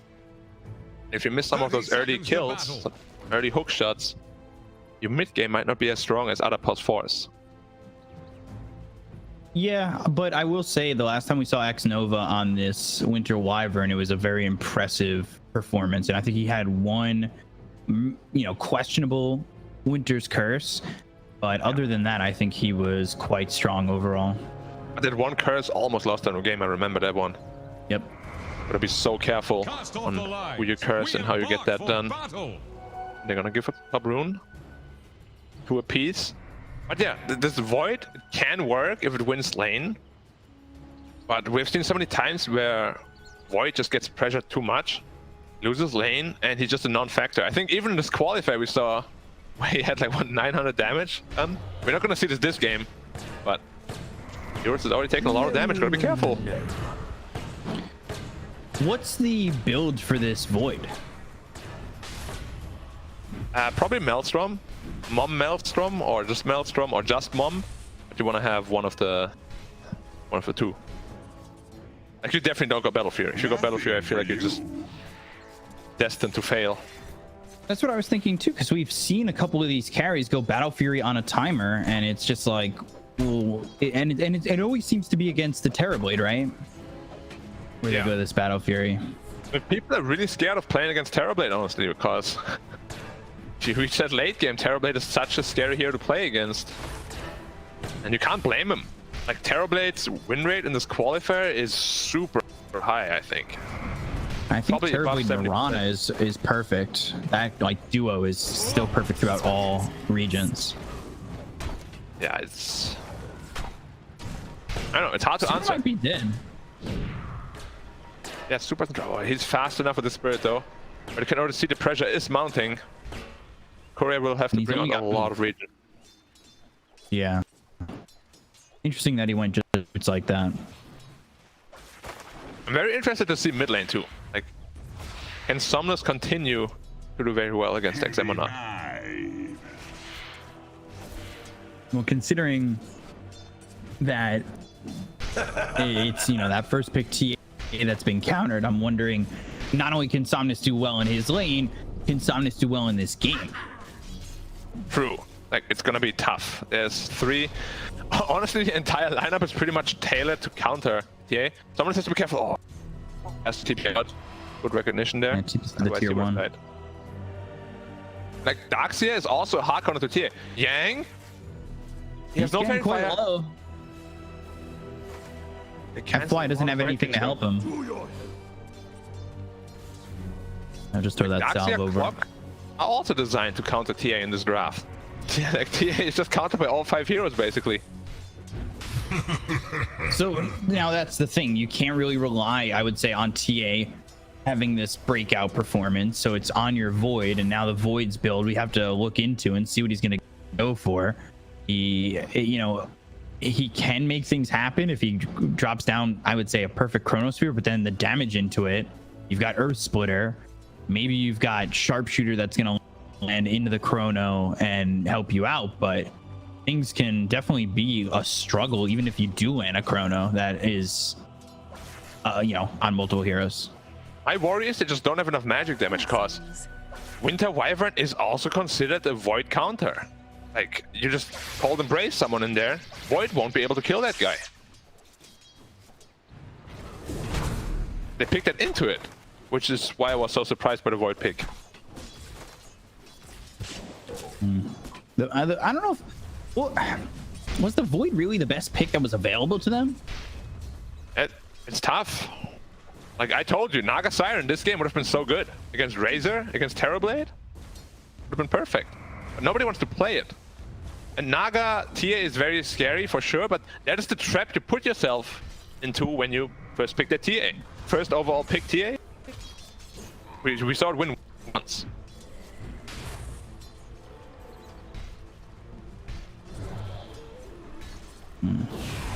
Looks like all 3 lanes right now for Ehome are going quite well.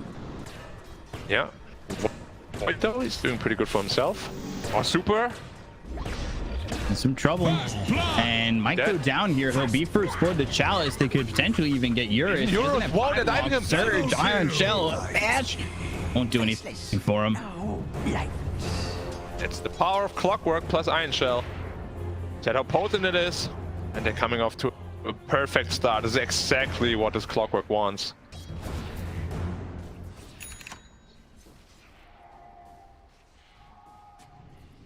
It is almost similar, I would say, to game 2 in what Elephant did to Ehome. Very similar. The lanes aren't going as bad, but top 3 net worth you can see all belongs to Ehome. No, they're getting massive stacks out though. How many ancient? That 4 ancient, 4 big camp, and TA is already setting up to farm the big camp. Does not want to lane against the Razor anymore. X-Nova though, he's trying to really make a... If someone says no TP, if he gets caught, just like yours. He's not level 6 either. Eye of the Storm is available. The hidden ones grin. He's only level 2 and he's rotated, and I don't know what he's going to be able to accomplish. Bushwhack holds the Razor still.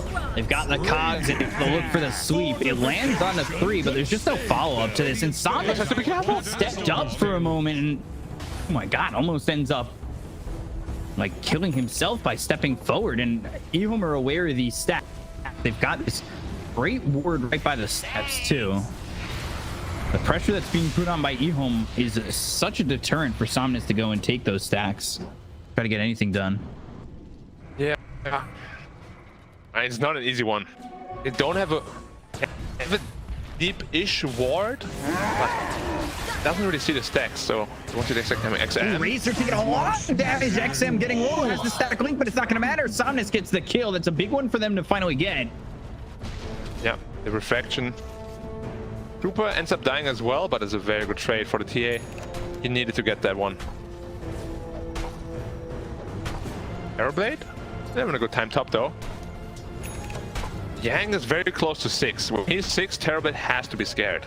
Also the skill Sunder. Oh, XM is TPing top actually before this Brew 6. They're looking for Got the static link, and now Yang thunderclap. You know if he'll survive this with the plasma field hitting, and one more right click. XM will have the kill. All the while, you've got Somnus who's trying to take the stacks. Yeah. Yeah. I don't know. They have no way of. Who caught who here though? Stopping it. Bushwhack. Speed. Golden Great. XM coming over, and this could be a kill on a Somnus, but another big sleep from Super. Super is winning. He's so spot on with his Elder Titan rotations.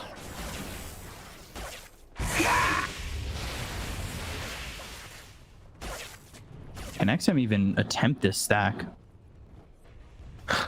No. Razor's not a hero that can farm stacks, unfortunately. None of the heroes are really good at farming ancient stacks. Terrorblade can, but he needs some. I would say with a little bit of help, right? Yeah.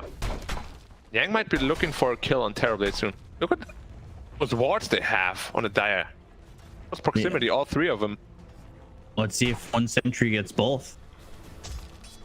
Actually doesn't. Top tower needs some friends. Didn't get anything. Same as you, Tide Hunter. Once again, cogs around Somnus. Somnus on the run under the tier 1 tower. Chalice is dead to Eurus, by the way, and that was with the Chronosphere and the help of Super, but you lose Somnus over mid. And Fly again looking over at XM, who feels somewhat fragile against this Hoodwink. Yeah. We saw a little misplay also come out from Chalice. He Iron Shelled the Faceless Void rather than the illusion that he wanted to Iron Shell. Otherwise, the Void would have died as well, would have been a decent trade for him. But as things stand, it's not terrible for Elephant. Like, they're not getting overrun in this early game.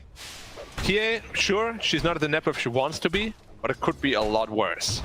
They're smoking up again straight away with that Iron Shell over 5 clockwork. They're looking for the tier 1. They want to shut down Somnus. I think they saw him already. Euros? Yeah, they see him taking this stack. Radiant's middle tower can't handle this deluge. Somnus, you saw the clockwork.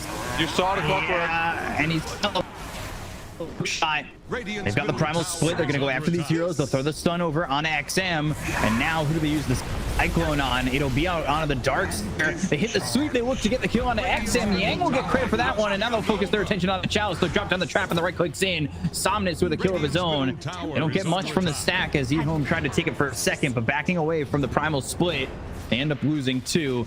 Elephant. It wasn't the best lanes, but they have reacted really well to the aggression of Ehome. Yeah, that's what they needed to do. They brought everybody, including the Faceless Void, even without Chronosphere, because they knew Ehome was gonna contest the stacks. They lose the mid tower, but they take the big price. Dire's top tower is under attack. TA almost getting this standard Dragon Lance. Fade? Up on the high ground, they've also got XM coming in. They don't have the primal split this time. It's on cooldown for another 82 seconds, and the battery assault, the right clicks on a Super, will be enough to get the kill. Yeah. And they'll deal as well. The big winner throughout all of this, though, is this Terrorblade. Untouched, got the mid tower throughout all of this. Radiant's bottom tower faces a stiff wind. Yang got hookshot actually while he was tipping bottom. Oh boy, he's in trouble. Battery assault once again. Bushwhack, can it save Yang? Looking likely. Cold Embrace, that keeps Fade pretty close. They've got the trap as well as the Meld Strike ready to go out onto this clockwork, and they will end up getting the kill onto Fade, who oversteps just slightly. They gotta play more with the darks here, I feel like. If there's an Iron Shell on him, that proves dead 100%. Like we said how important the Iron Shell is for him to be able to kill people. And Chalice, as well as Fate, they gotta stick together a little bit more. Dire structures are fortified. Radiant's bottom tower faces a stiff Lock. wind. Yours has Chrono, they have Sharpshooter too. Radiant's bottom tower. One tower also taken down. A lot of space created for Ehome. Radiant's bottom tower has fallen. Yeah. They've only got a 1k lead. TB though, it's in second in the net worth. TA's actually gotten a lot out of this game considering how much pressure was put on Somnus. Yeah, just a question. If you're hard counted by 5 heroes, how much does the net worth mean? Look at the Void. That is the big question mark here. He finishes Maelstrom now, I believe. Quite late. It is a farming tool for him. He'll be able to catch back up, but I'm still not looking forward to seeing those mid-game teamfights here against this Winter Wyvern. Very scary prospect. Your Chrono can be completely negated by the fact that you could go into the Chrono and then all of a sudden X Nova just puts the Winter's Curse on you, just right? Yep. Or even just a Cold Embrace. All your damage is physical, pretty much. You have a Sharpshooter and maybe an Arm Splitter, but that's the extent of your magic damage. So the question becomes, who do you go for? Dire's top tower is under attack. Yeah. It's not going to be an easy Chronosphere at all. Like, if he Chronos, top tower has fallen. If he doesn't Chrono the Void, he can get vacuumed out. If he doesn't Chrono the Razor, he can get Static Linked. If he doesn't Chrono the Winter Wyvern, of course, there's a Curse as well as Cold Embrace. It's not easy, this game. Not at all. Revival split! Split, but he can't get it off. No, he can't. Chalice gets the kill. Playing Brewmaster Clockwork feels so bad. Just like Jakiro. Stuck in your animation. There's nothing you can do. Long animations, and it ends up costing him, as he'll end up... You drop the wall for that? XM farming here with the Eye of the Storm, doing what he can to get to that quick BKB. Yeah, they've had Chrono off cooldown for a long time. They gotta use it every time they have it. Be able to get some kills because they're falling behind in the farm war right now. What does Summoners go for? Blink Dagger. He wants to assassinate the Winter Wyvern. Yeah, I think that's a must. Yeah. Radiant's bottom tower faces Then again, a who stiff can wind. follow up on your blinks? The Brewmaster's going to the Midas. Void is not the one. XM almost has his BKB. They're getting some really scary item timing. Yeah. I look at the wording that's coming out from X Nova too. Like this observer spots super, spots FY, spots that smoke coming through. It just looked like that. I mean, even the normal vision from Razor saw that smoke. Yeah. A little bit surprised they're so willing to smoke like that. Dire's middle tower is under attack. Dire structures are fortified. They're still coming around with the smoke, and if they can catch Sylar, that would be massive. Bushwhack comes in, and out onto the Sylar. He'll charge it up completely. He does hit it, but there's nothing to follow that up. He was broken for a second. You don't have Void or TA as they're taking the mid-tier 1. Chalice, though, he has this almighty Aghanim Scepter timing now, where you get the 300 bonus health on everyone you put it on. This is massive. Like, they already don't have a lot of damage on Elephant. This Ag Scepter could completely ruin them. Look at Clockwork suddenly sitting at 1800 health. It's ridiculous. XM sitting at 1900. Gone into the Falcon Blade. They catch up Brewmaster again.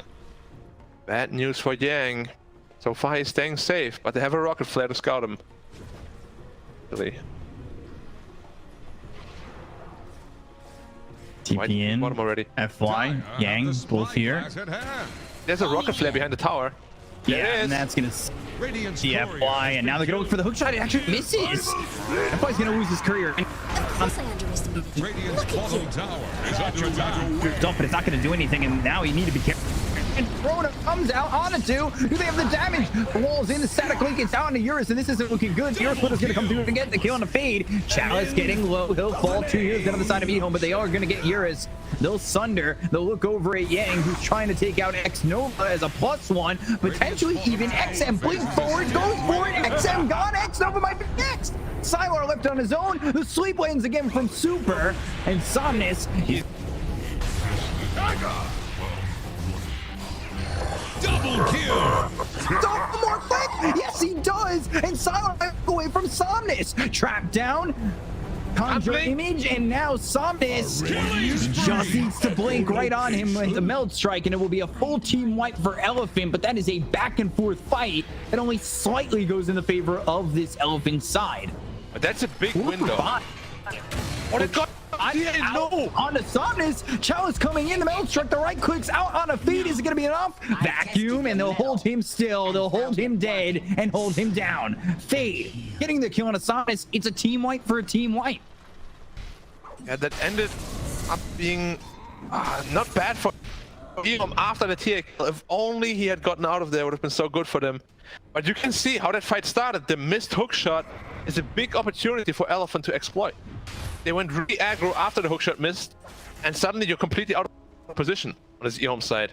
It's just, the damage is very lacking. Like, TA fought for like a good minute to be able to kill all these turns. At least Somnus is going into the death zone, will have that extra bit of damage coming through on the next fight, but when will that next fight be? You're looking at a Blink Dagger next for the Darkseer, XM. He's going to have Yules quite soon. Wyvern, X-Nova going at least into the Holy Locket to start. He usually goes Holy Locket into the Blink Dagger, and you've already got the point booster into the Scotty for TV. And Ags is being built for Fate. Like, this is a couple of big items that'll come out. And Elephant, you know, Deso, Sanjinasha for Void. The Chrono is there, but he immediately gets static linked. He has to bail. It really was not a Chrono that did anything for him. This we were talking about. You can get a really good Chrono, but if one of those core targets is not in there, which is 3 of them, Wyvern, Razor, and Darkseer, it's gonna be tough for you. Like, you're gonna need a BKB eventually, building into your Sanjasha.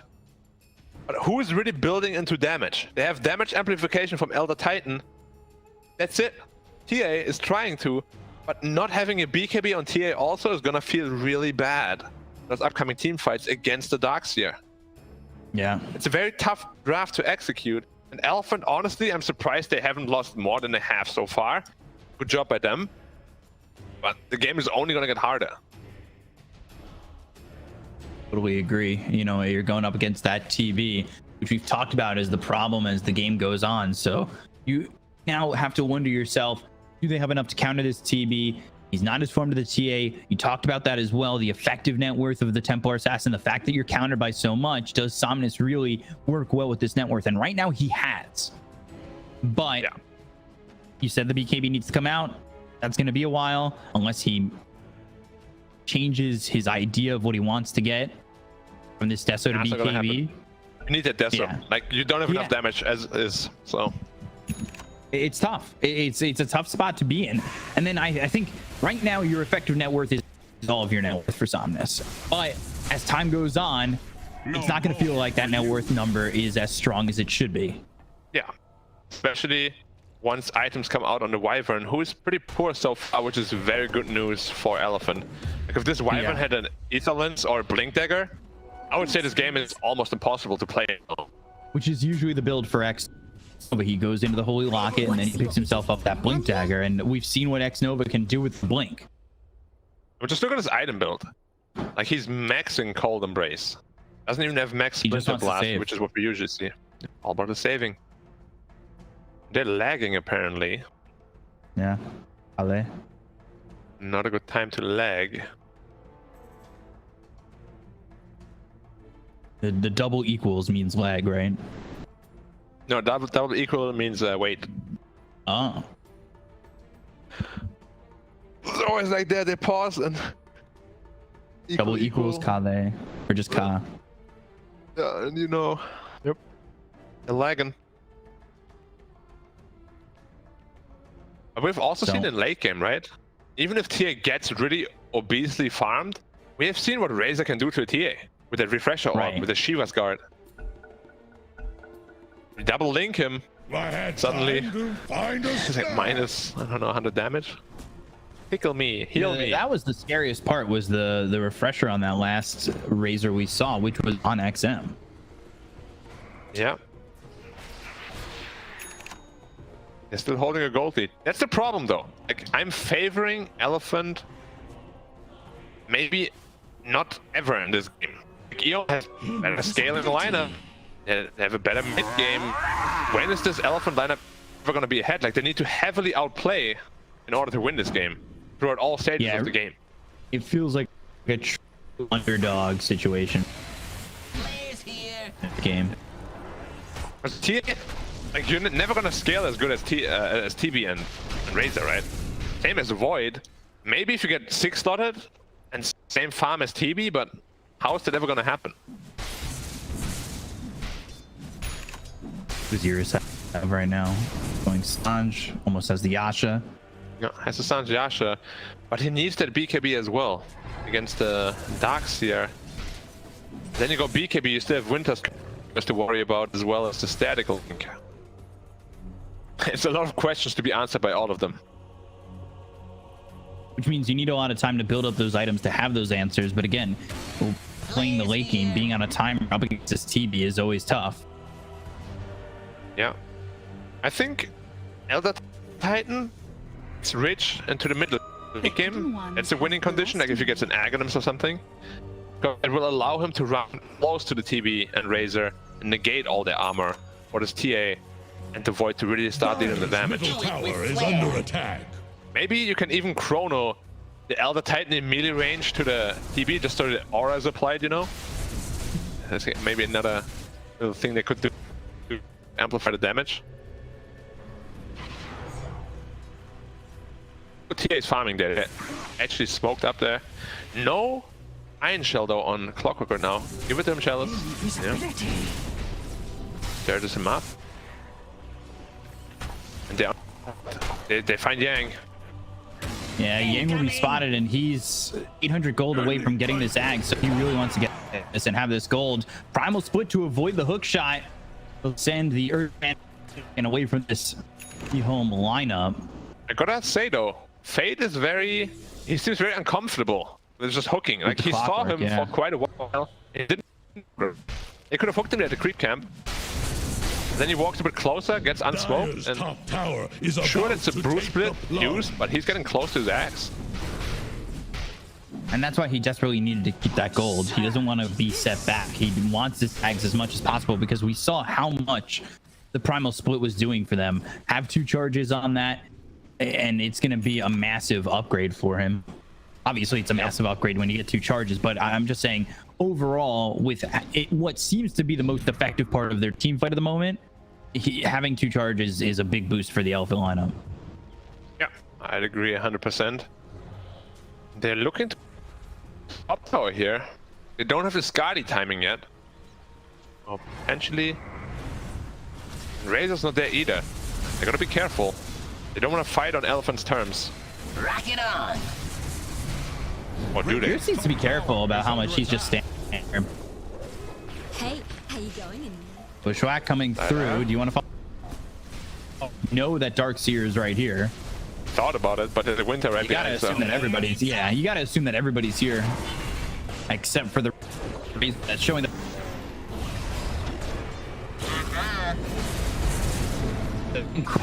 No.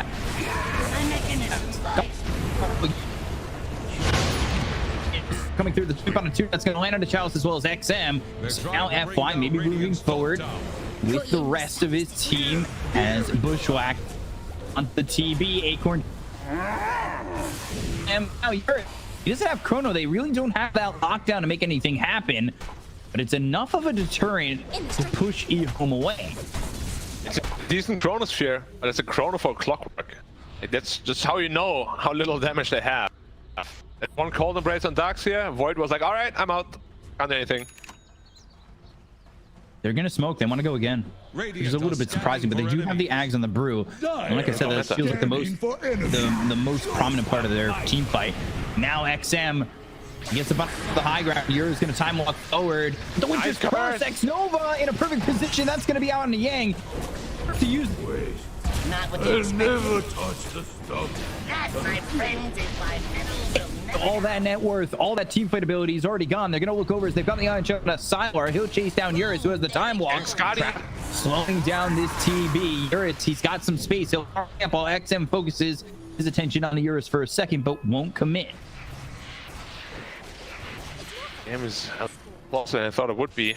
There's gonna be a Holy Locket out for Winter in just about 800 gold, so those heals are gonna be much more efficient. Right. What do you think is causing this game to be so close? Is it the inconsistencies from hesitancy, you know, because they haven't been as aggressive as I thought they would be. That and also Elephant playing together a lot. Like they're playing very well. Elephant is just if you're on even net worth, Ehome is actually ahead by quite a bit, and they need to be much more ahead coming to this mid late game portion of the game. Because otherwise can't match the power of Ehome's heroes. Right. TA has her BKB now. Can you actually fight with her? Like if you blink in first, you're done. Like you need to get a good chrono. You need to blink into the backline somehow, or maybe hit heroes in the chronosphere, line up those Psy Blades, which could honestly be a game winner for them. Like they line up a couple of good heroes with those Psy Blades, they take pure damage. Suddenly those damage issues are not existent anymore. And it's not easy to do. That's what I'm saying. Like the game plan is very complicated. Clockwork again, looking for. He's gonna move up on super. He's getting really close to this Ags, and that's gonna be problematic. You already saw how much it hurts Yang to even try to get that primal split out. At the same time, though, you see Fate being very, very hesitant with his hook shots. I feel there could have been a kill on the Titan. I can just hook him, push him back with the cogs, and you have a vacuum to follow up. And the TB was right there to hit him as well. Always. Maybe he's getting a little bit to his own hand. Could be. You're still farming top. He almost doing an unspeakable thing. Here. They're getting away with it. Or are they? XM. I'm a split XM. And there's the Cyclone. Oh, there's a void. You can't You're coming over. Now you can't be. Radiant's bottom tower is under attack. Will return. XM really well done there by Elephant, and XM all by himself. You can't do that on this level of play. Like at this level of play, you're gonna get punished for showing 3 lanes. They get punished immediately. What were they thinking? I thought he got away, but then he goes for another wave. It is so greedy. Radiant's top tower just got sent. Now they gotta be really careful here, Ehome. You got a better draft, but you gotta play like, properly. Like showing in 3 lanes, pushing out 3 lanes at once is.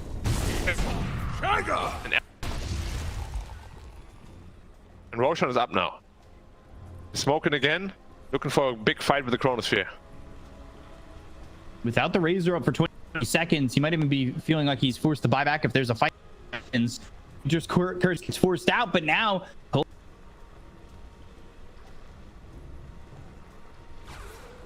enough, long enough for them to get the kill. At least this gives XM enough time to respawn. He's gonna be ready for this Roche fight. Roche off this. They got clock though. The Roche fight is good. Pop back on the Winter Wyvern. Yeah. Maybe a little bit premature, but it'll be safe than sorry.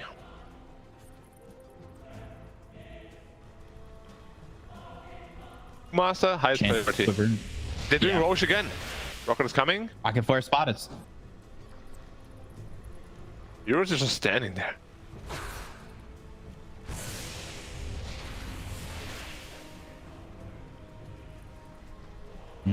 Brewmaster using that Midas. He's only got Tome queued up at the moment with 2,300 golds. Can't commit to the Roche pit. And Ehome have done a good job of putting their pressure onto the pit and, well, forcing Elephant to come up with the decision on whether or not they want to stay. Alan sword for Terrorblade. Massive pickup as well. Almost a Scotty here for Void. Yeah. Guardian Void. It doesn't add more damage, but I guess they're looking to prolong those team fights, which honestly I don't know who it favors. I feel like we should favor Ehome quite a bit. You have those double splits, sure, but your TA doesn't necessarily want long fights.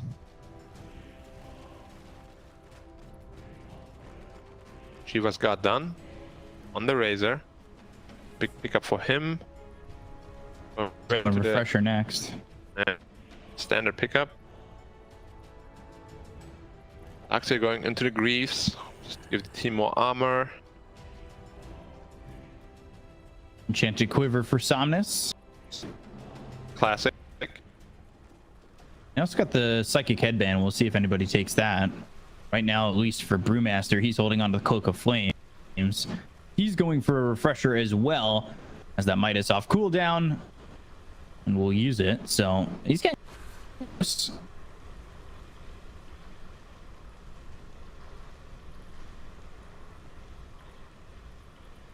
We're just trying to deal with these illusions. They've got the traps down. They have the smoke fade. Is he going to be confident enough to just go to that hook shot? He does not have that axe just yet. He's still 400 gold away from having that overclocking. Yeah. Are they looking for Roche themselves, potentially? You got to put down a sentry first. Sneak in. You need to know they have a trap. And they're just going to look to get the sweep on a Sylar, but he'll step out of range. But you've got the Bushwhack. You have the Acorn shot. It's very hard and feel comfortable with the sweeps, with the control that potentially can come out from Elephant, but they're still going to commit to it with no sentry down from Ehome. So that means the trap is there. They've got the vision, and they're going to send another spirit. So Sylar, pop that Manta. You're just standing the moment. It's kind of hard for Fade to find the proper alignment to get a hook shot out, as his team was stepping in front of him. It's a very see if you can get the angle.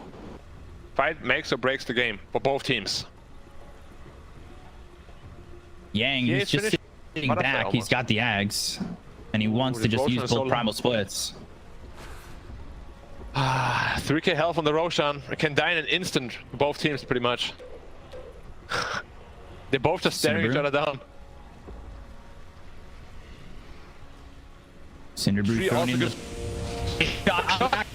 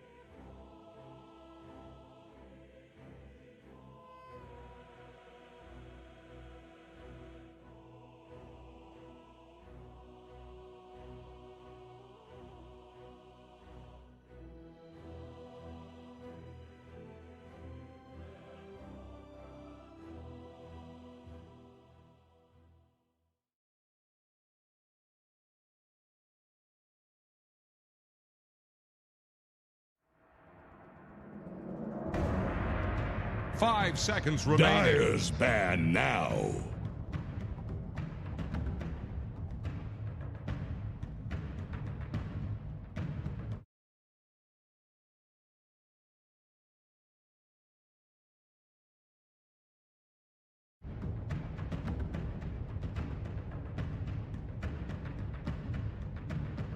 The Dire get a ban. Radiant's turn to ban. Dire's turn to pick. Radiant's turn to pick. Lena.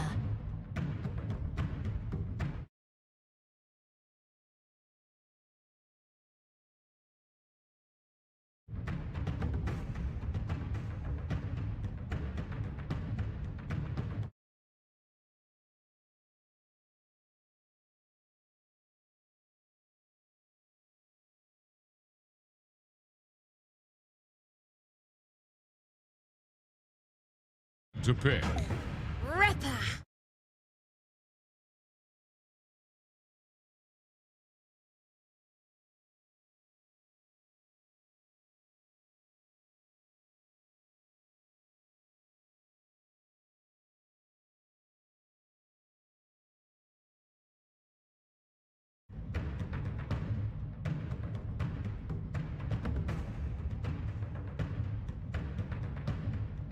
Dire's ban now. Terribly. Radiant's turn to ban.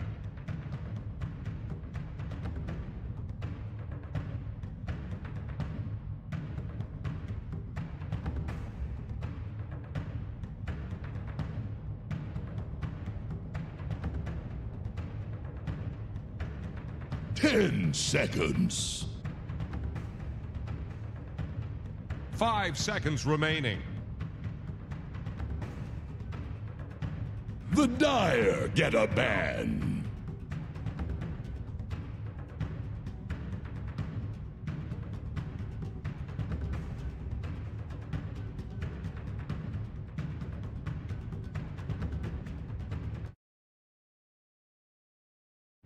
Here's the Radiant ban.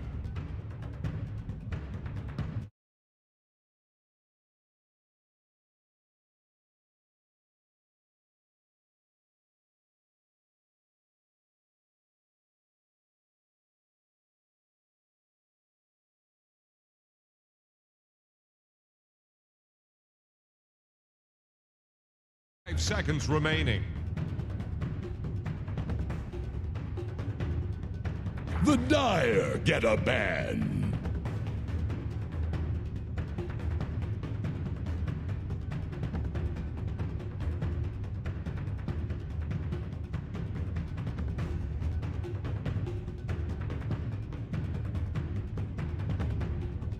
Ten seconds.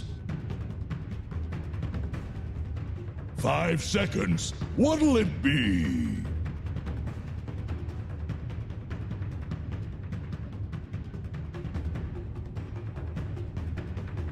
Here's the Radiant ban.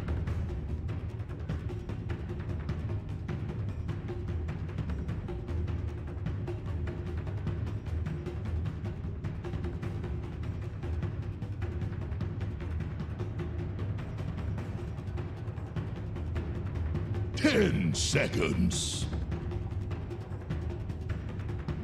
5 seconds remaining.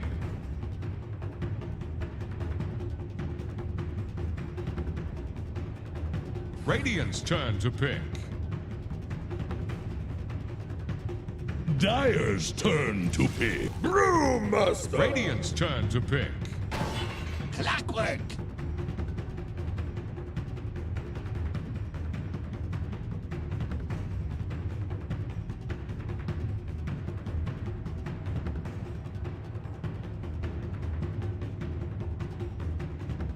Ten seconds.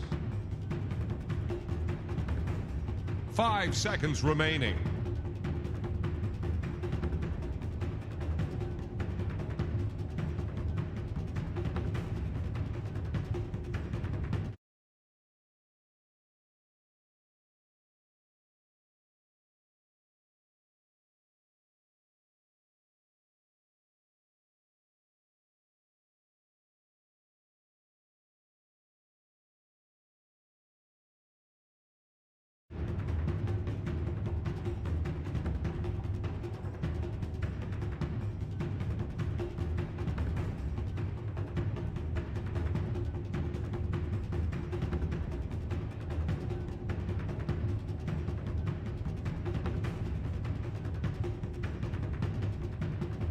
Dire's turn to pick. Winter Wyvern.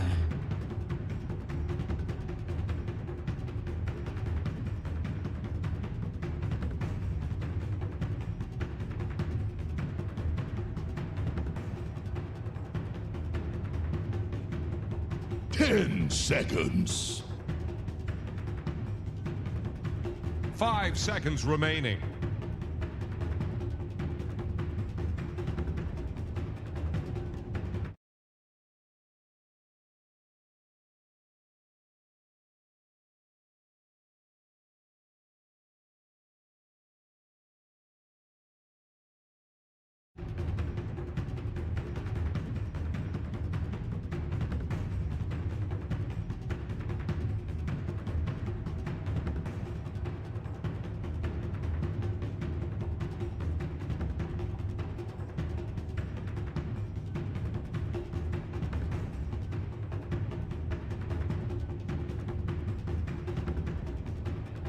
Dire's ban now. Send.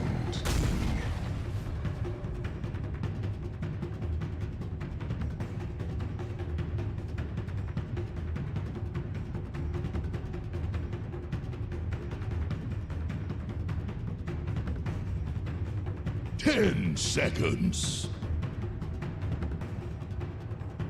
5 seconds remaining.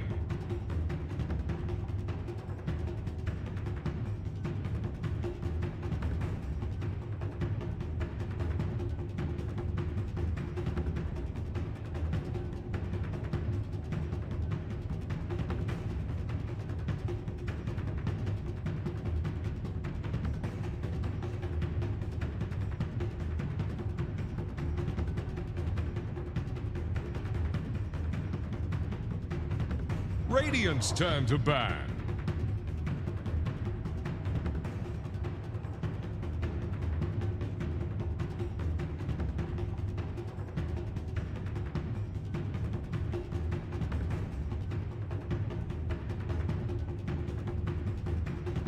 Ten seconds.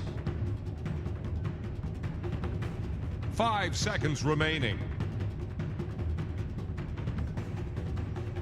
The Dire get a ban.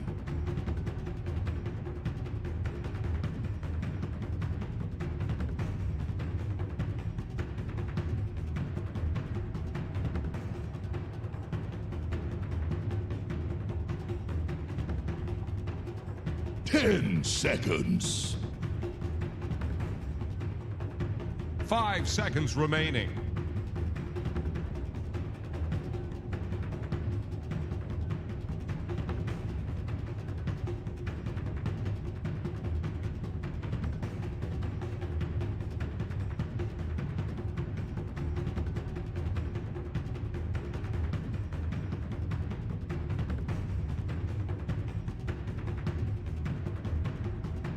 Radiant's turn to ban.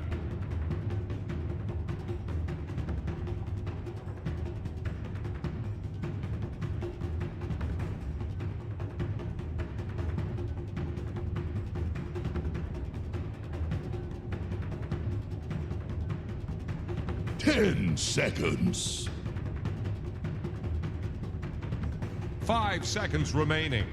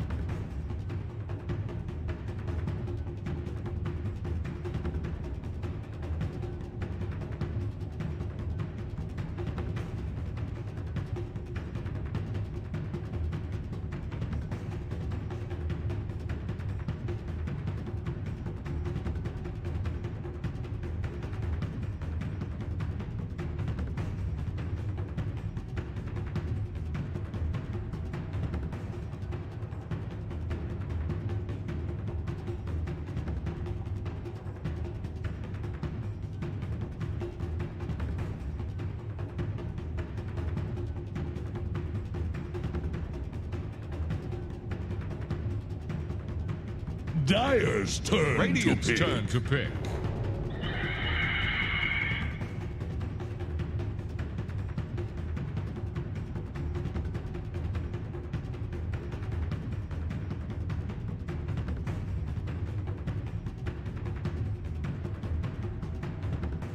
Ten seconds. 5 seconds remaining.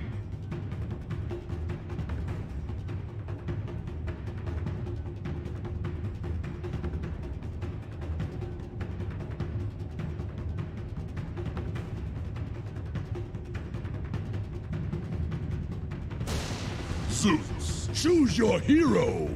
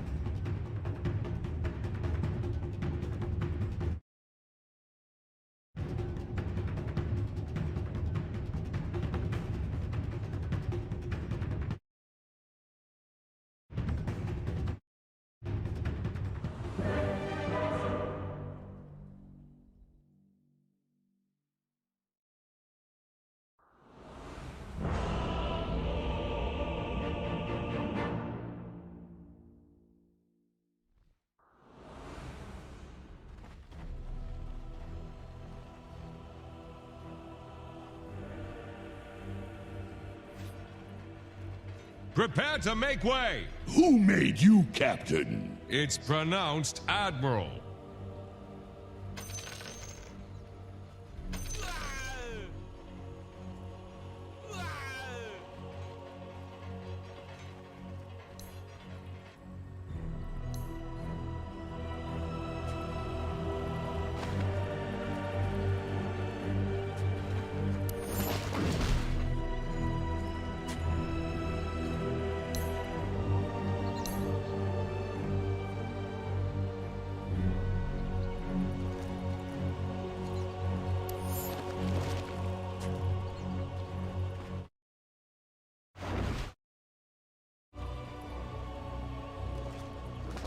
"30 seconds to battle.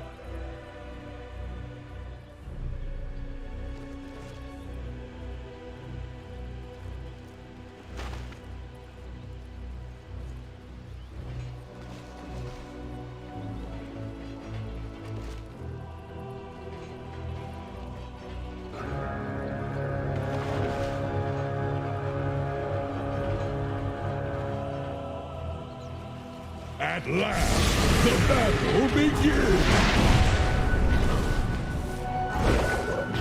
Got ya.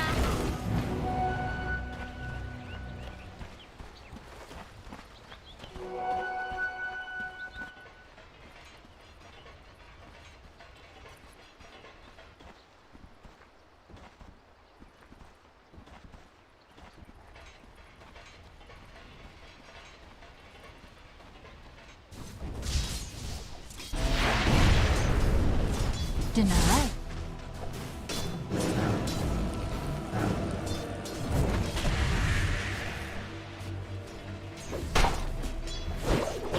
Ever seen someone bleed out?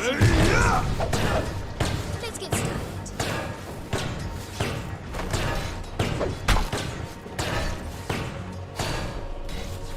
First blood!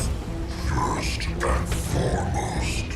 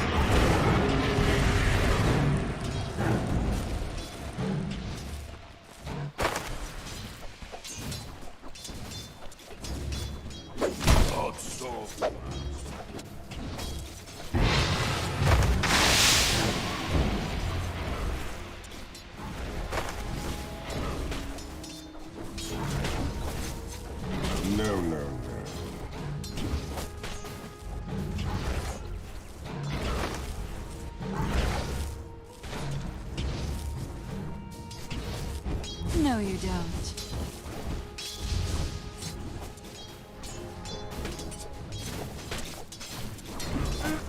Denied.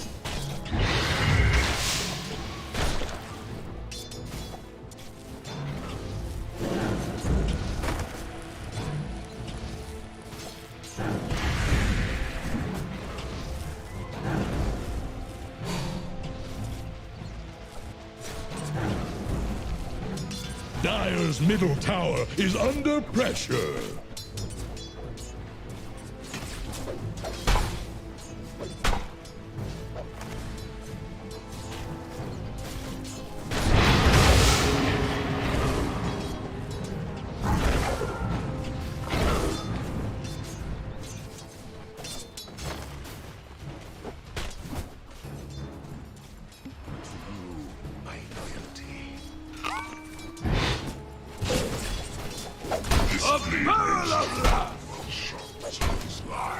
A fitting bounty.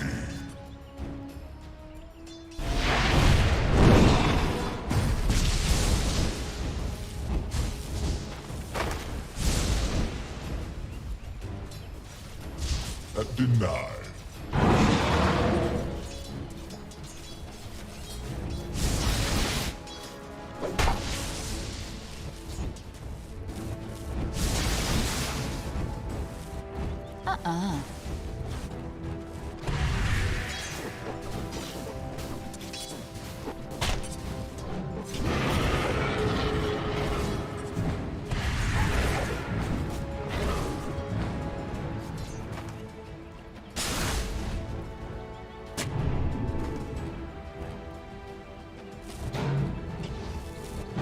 Radiant's courier just drowned in a pool of blood.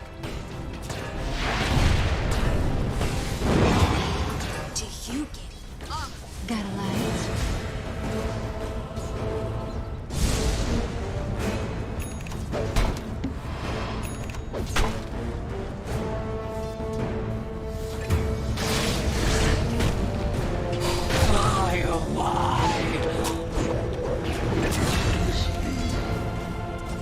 chill, bro?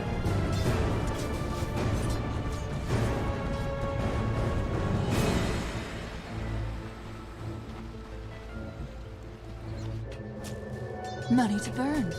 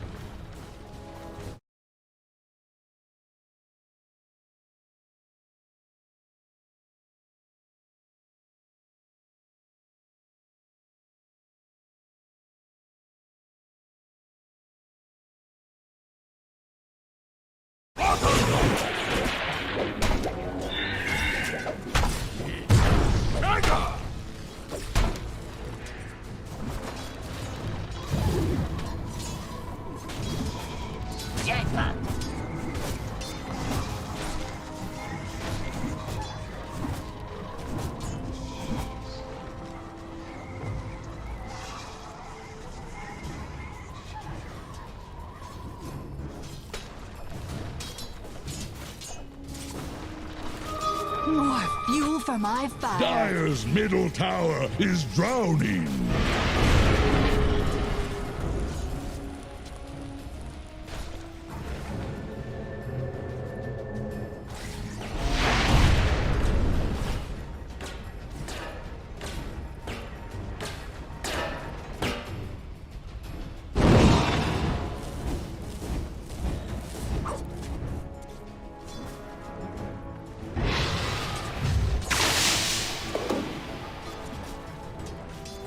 Dire's middle tower is under attack.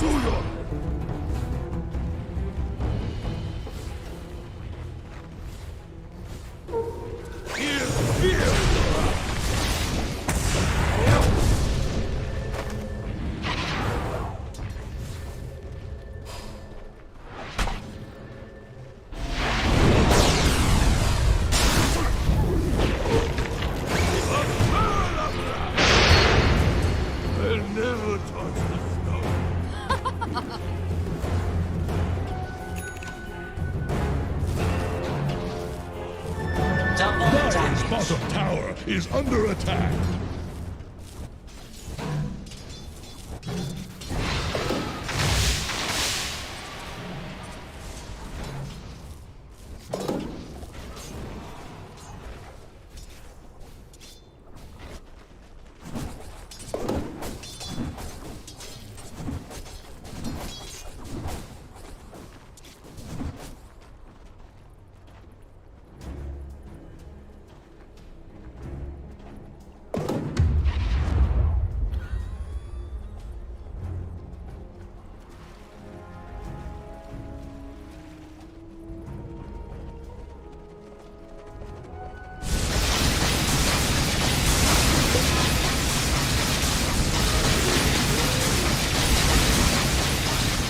Radiant's middle tower is under attack.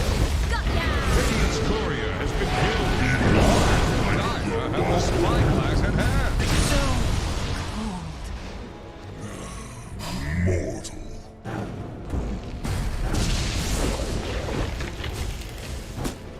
Double kill! You wish I ever stooped to this.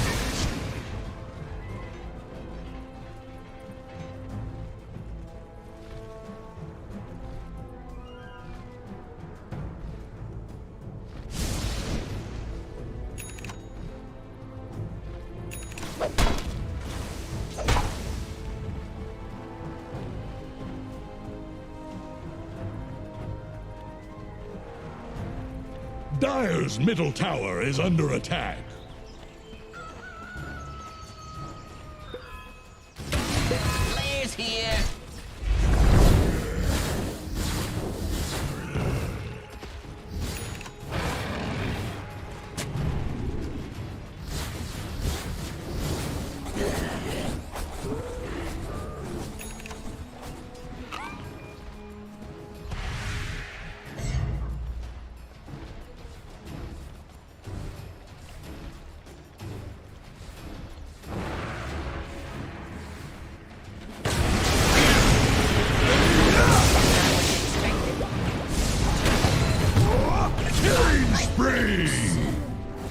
Goodbye, and God wills.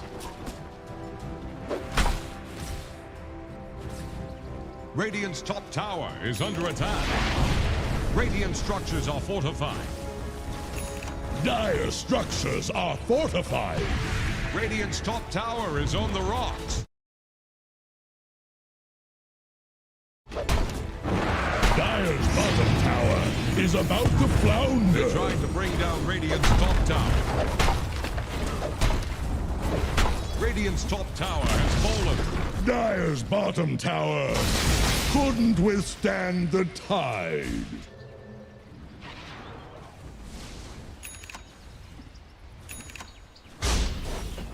They're trying to bring down Radiant's top tower. Dire's bottom tower won't last long.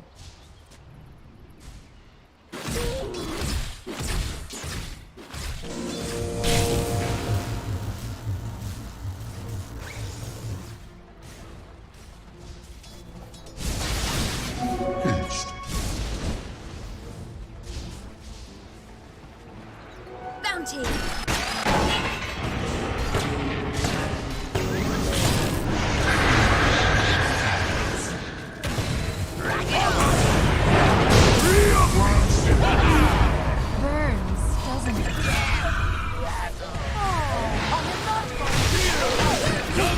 kill! They break so easy. Dire's middle tower is drowning. Radiant's bottom tower faces a stiff wind. Dire's middle tower is under pressure. Radiant's bottom tower is staggering. Like a drunk sailor. Dire's middle tower just got knocked down. Radiant's bottom tower is under attack. Radiant think fortification can save them. Any port in a storm.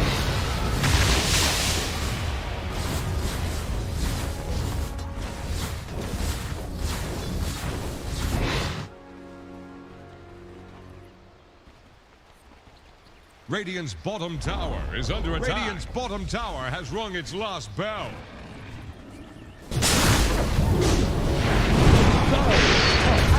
Need some friends. Same as you, Tide Hunter.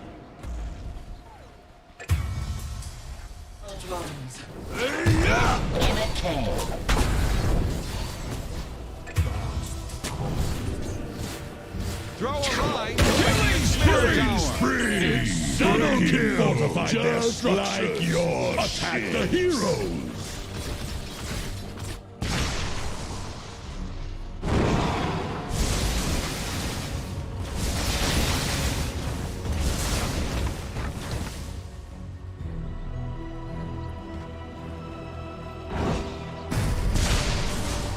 Radiant's top tower is under attack.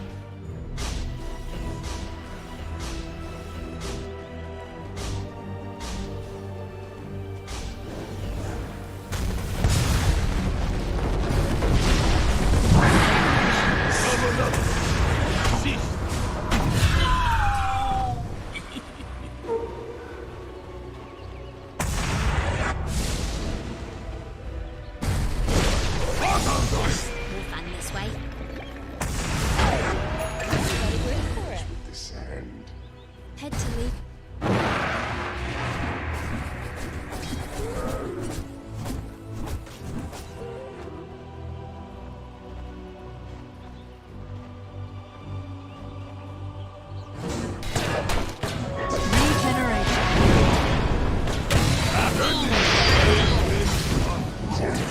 What a punk.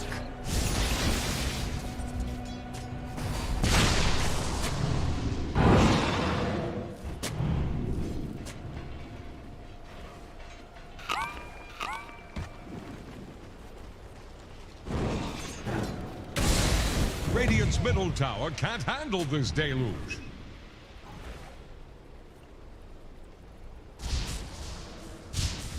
Radiant's middle tower is under attack.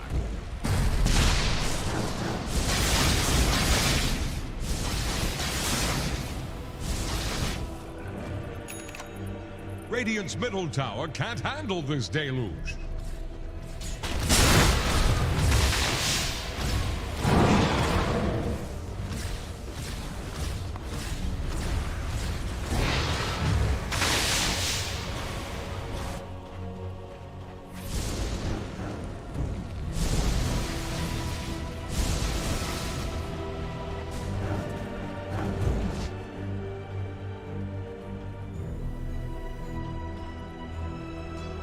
Don't mind if I do. Dire's top tower is under attack.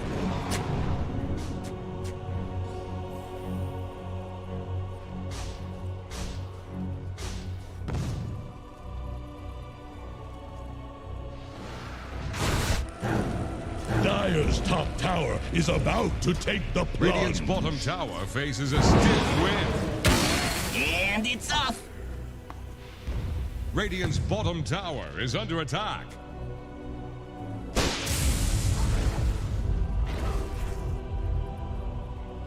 Radiant's bottom tower faces a stiff wind.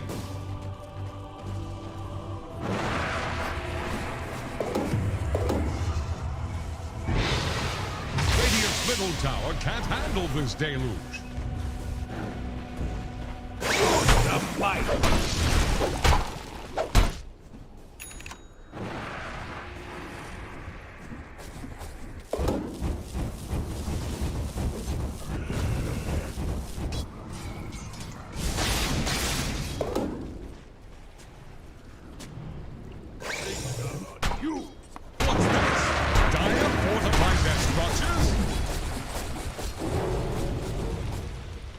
Radiant's middle tower is under attack. Dire's top tower is about to take Radiant's the middle blow. tower just healed over. Dire's top tower is under attack. Dire's top tower has fallen. Win.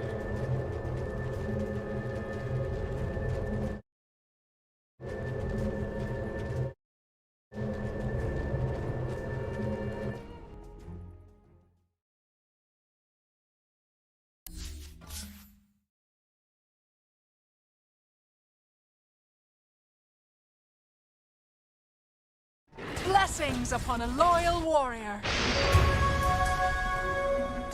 Worked you over good.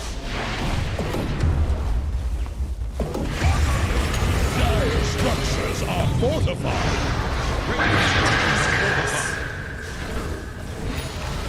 Better than burn out. Fade away. Radiant's bottom tower has been denied.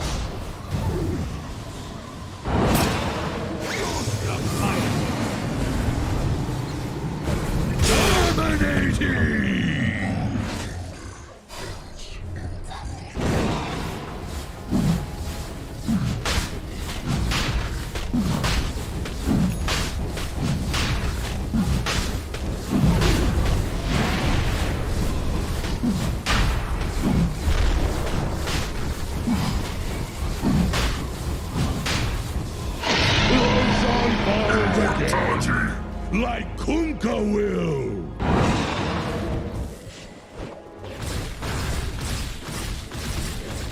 Money to burn.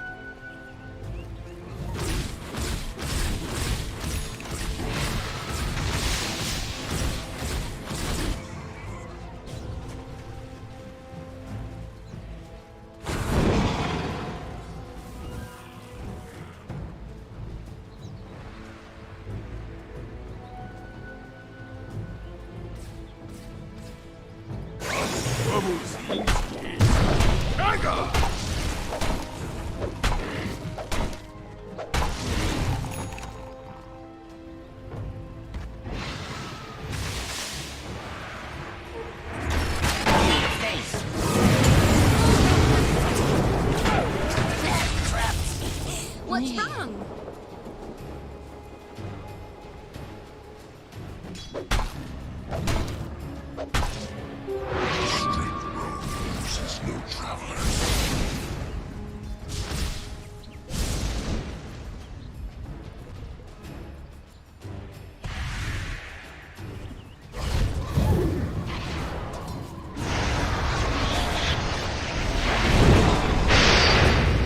Old hermits die hard. Ha ha!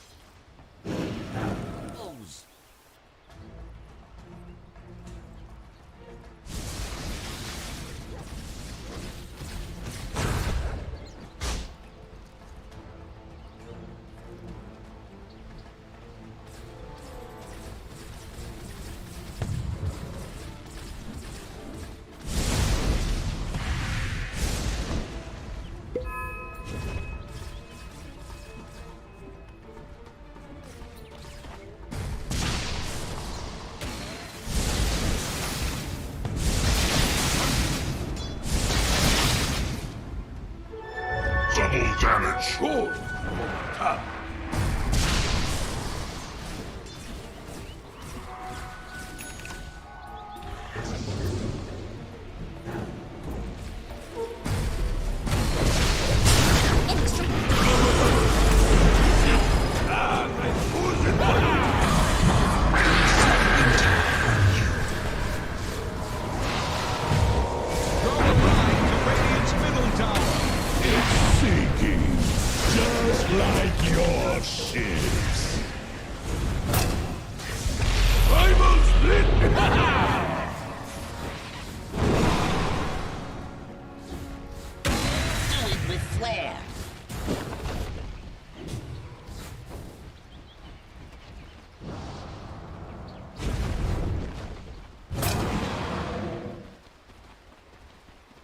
Radiant's middle tower can't handle this damage.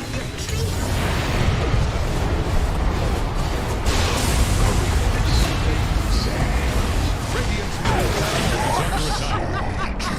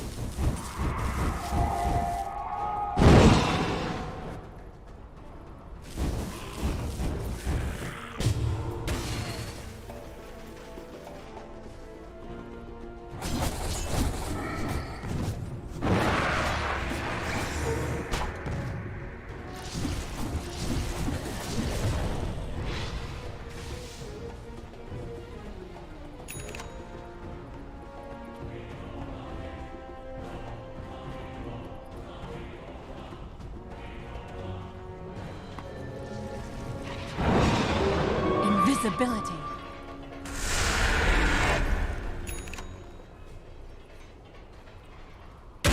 Boom! There it goes.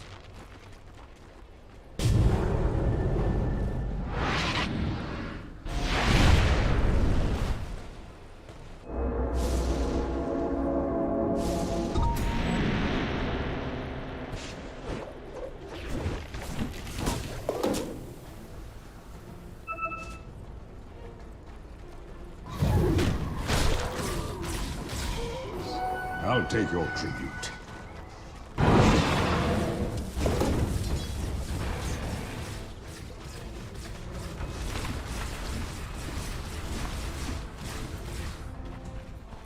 Radiant's top tower is on the rocks.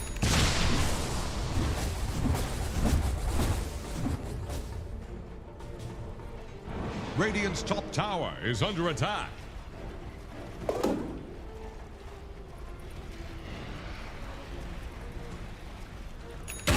Rock it on.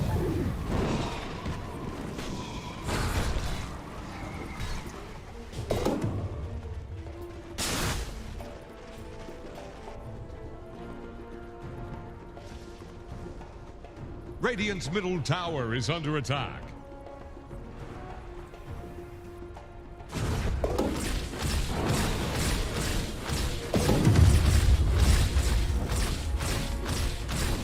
Money to burn.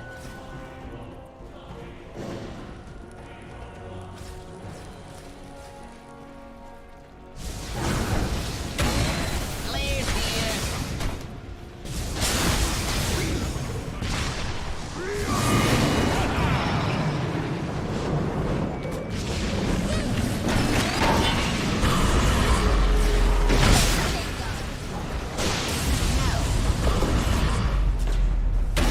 Coming in.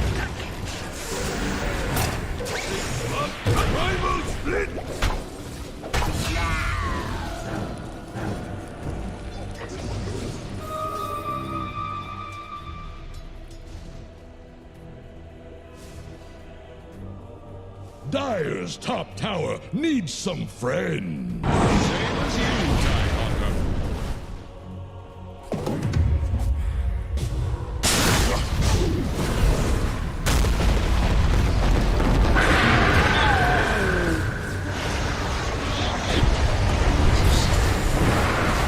Killing spree! Mega kill! Nova! Radiant's bottom tower is staggering. Like a drunk sailor.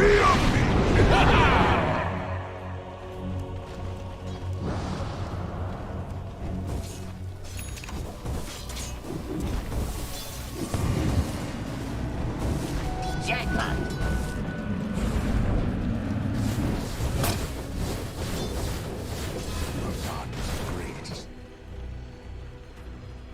They're trying to bring down Radiant's top tower.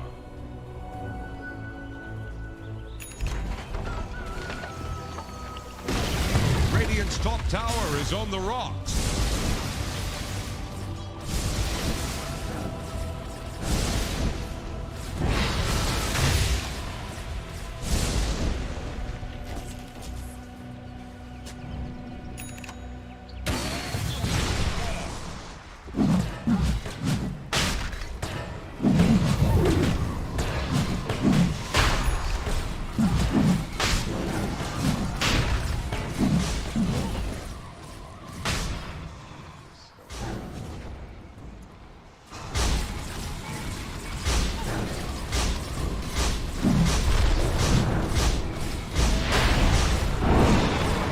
Regeneration.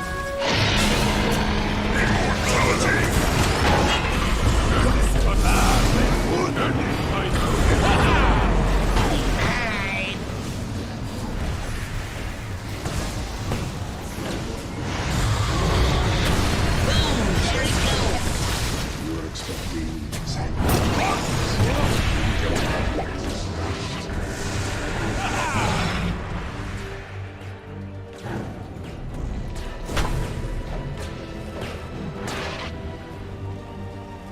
Radiant's middle tower can't handle this deluge.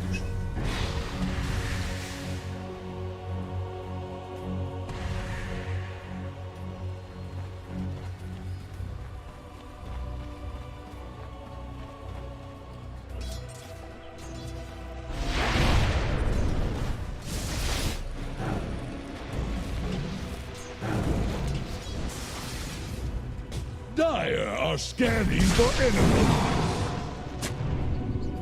Radiant's top tower is under attack.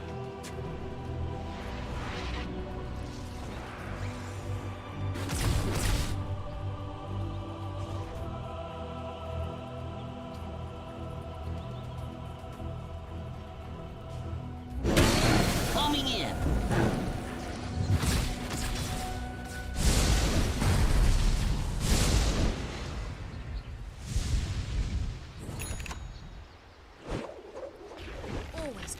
Always watch me.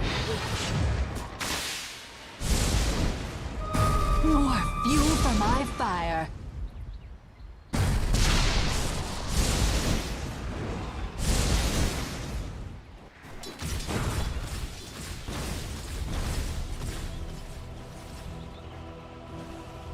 They're trying to bring down Radiant's top tower.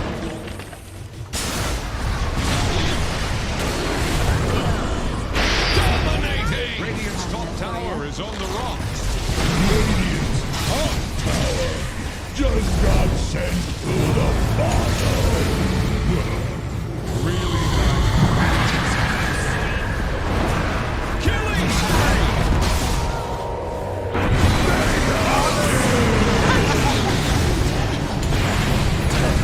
spree! Radiant's top tower is under attack. War and winter travel. They're trying to bring down Radiant's top tower. Dire's bottom tower won't Radiant's last top long. tower has fallen. Radiant's top barracks Do have it with fallen. flair. Radiant's middle tower can't handle this damage. Radiant's middle tower has fallen. Radiant's middle barracks are taking water. Radiant's middle barracks have fallen. Do they even know the rules? Radiant think fortification can save them.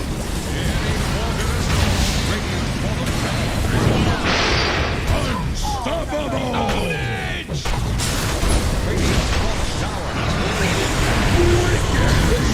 Double kills a defense for their bottom barracks.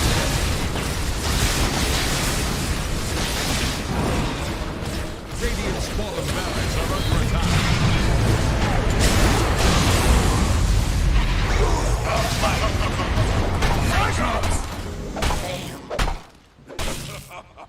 Money to burn.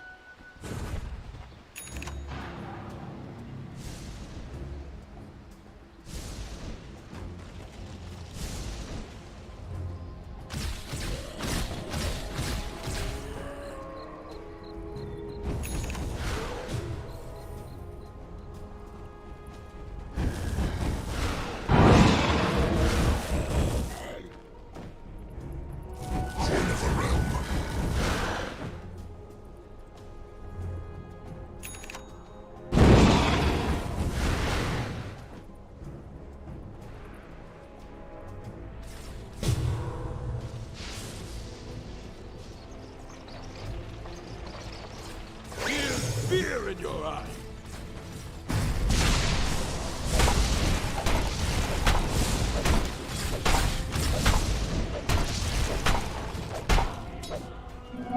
Haste.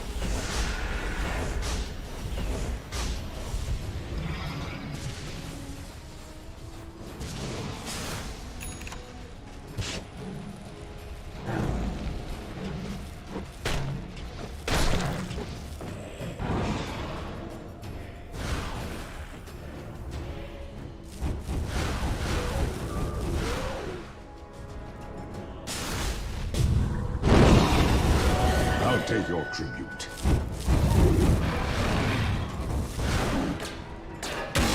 Incoming! Illusion.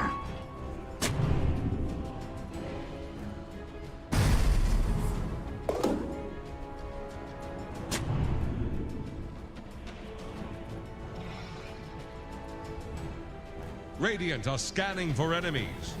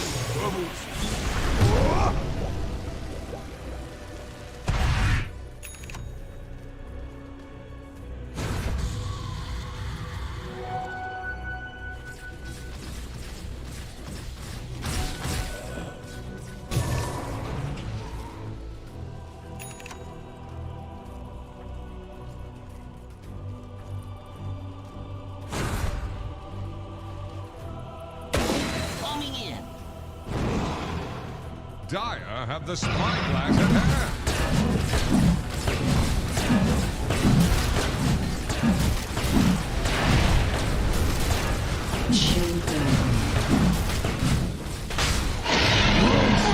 Has fallen to the Dire.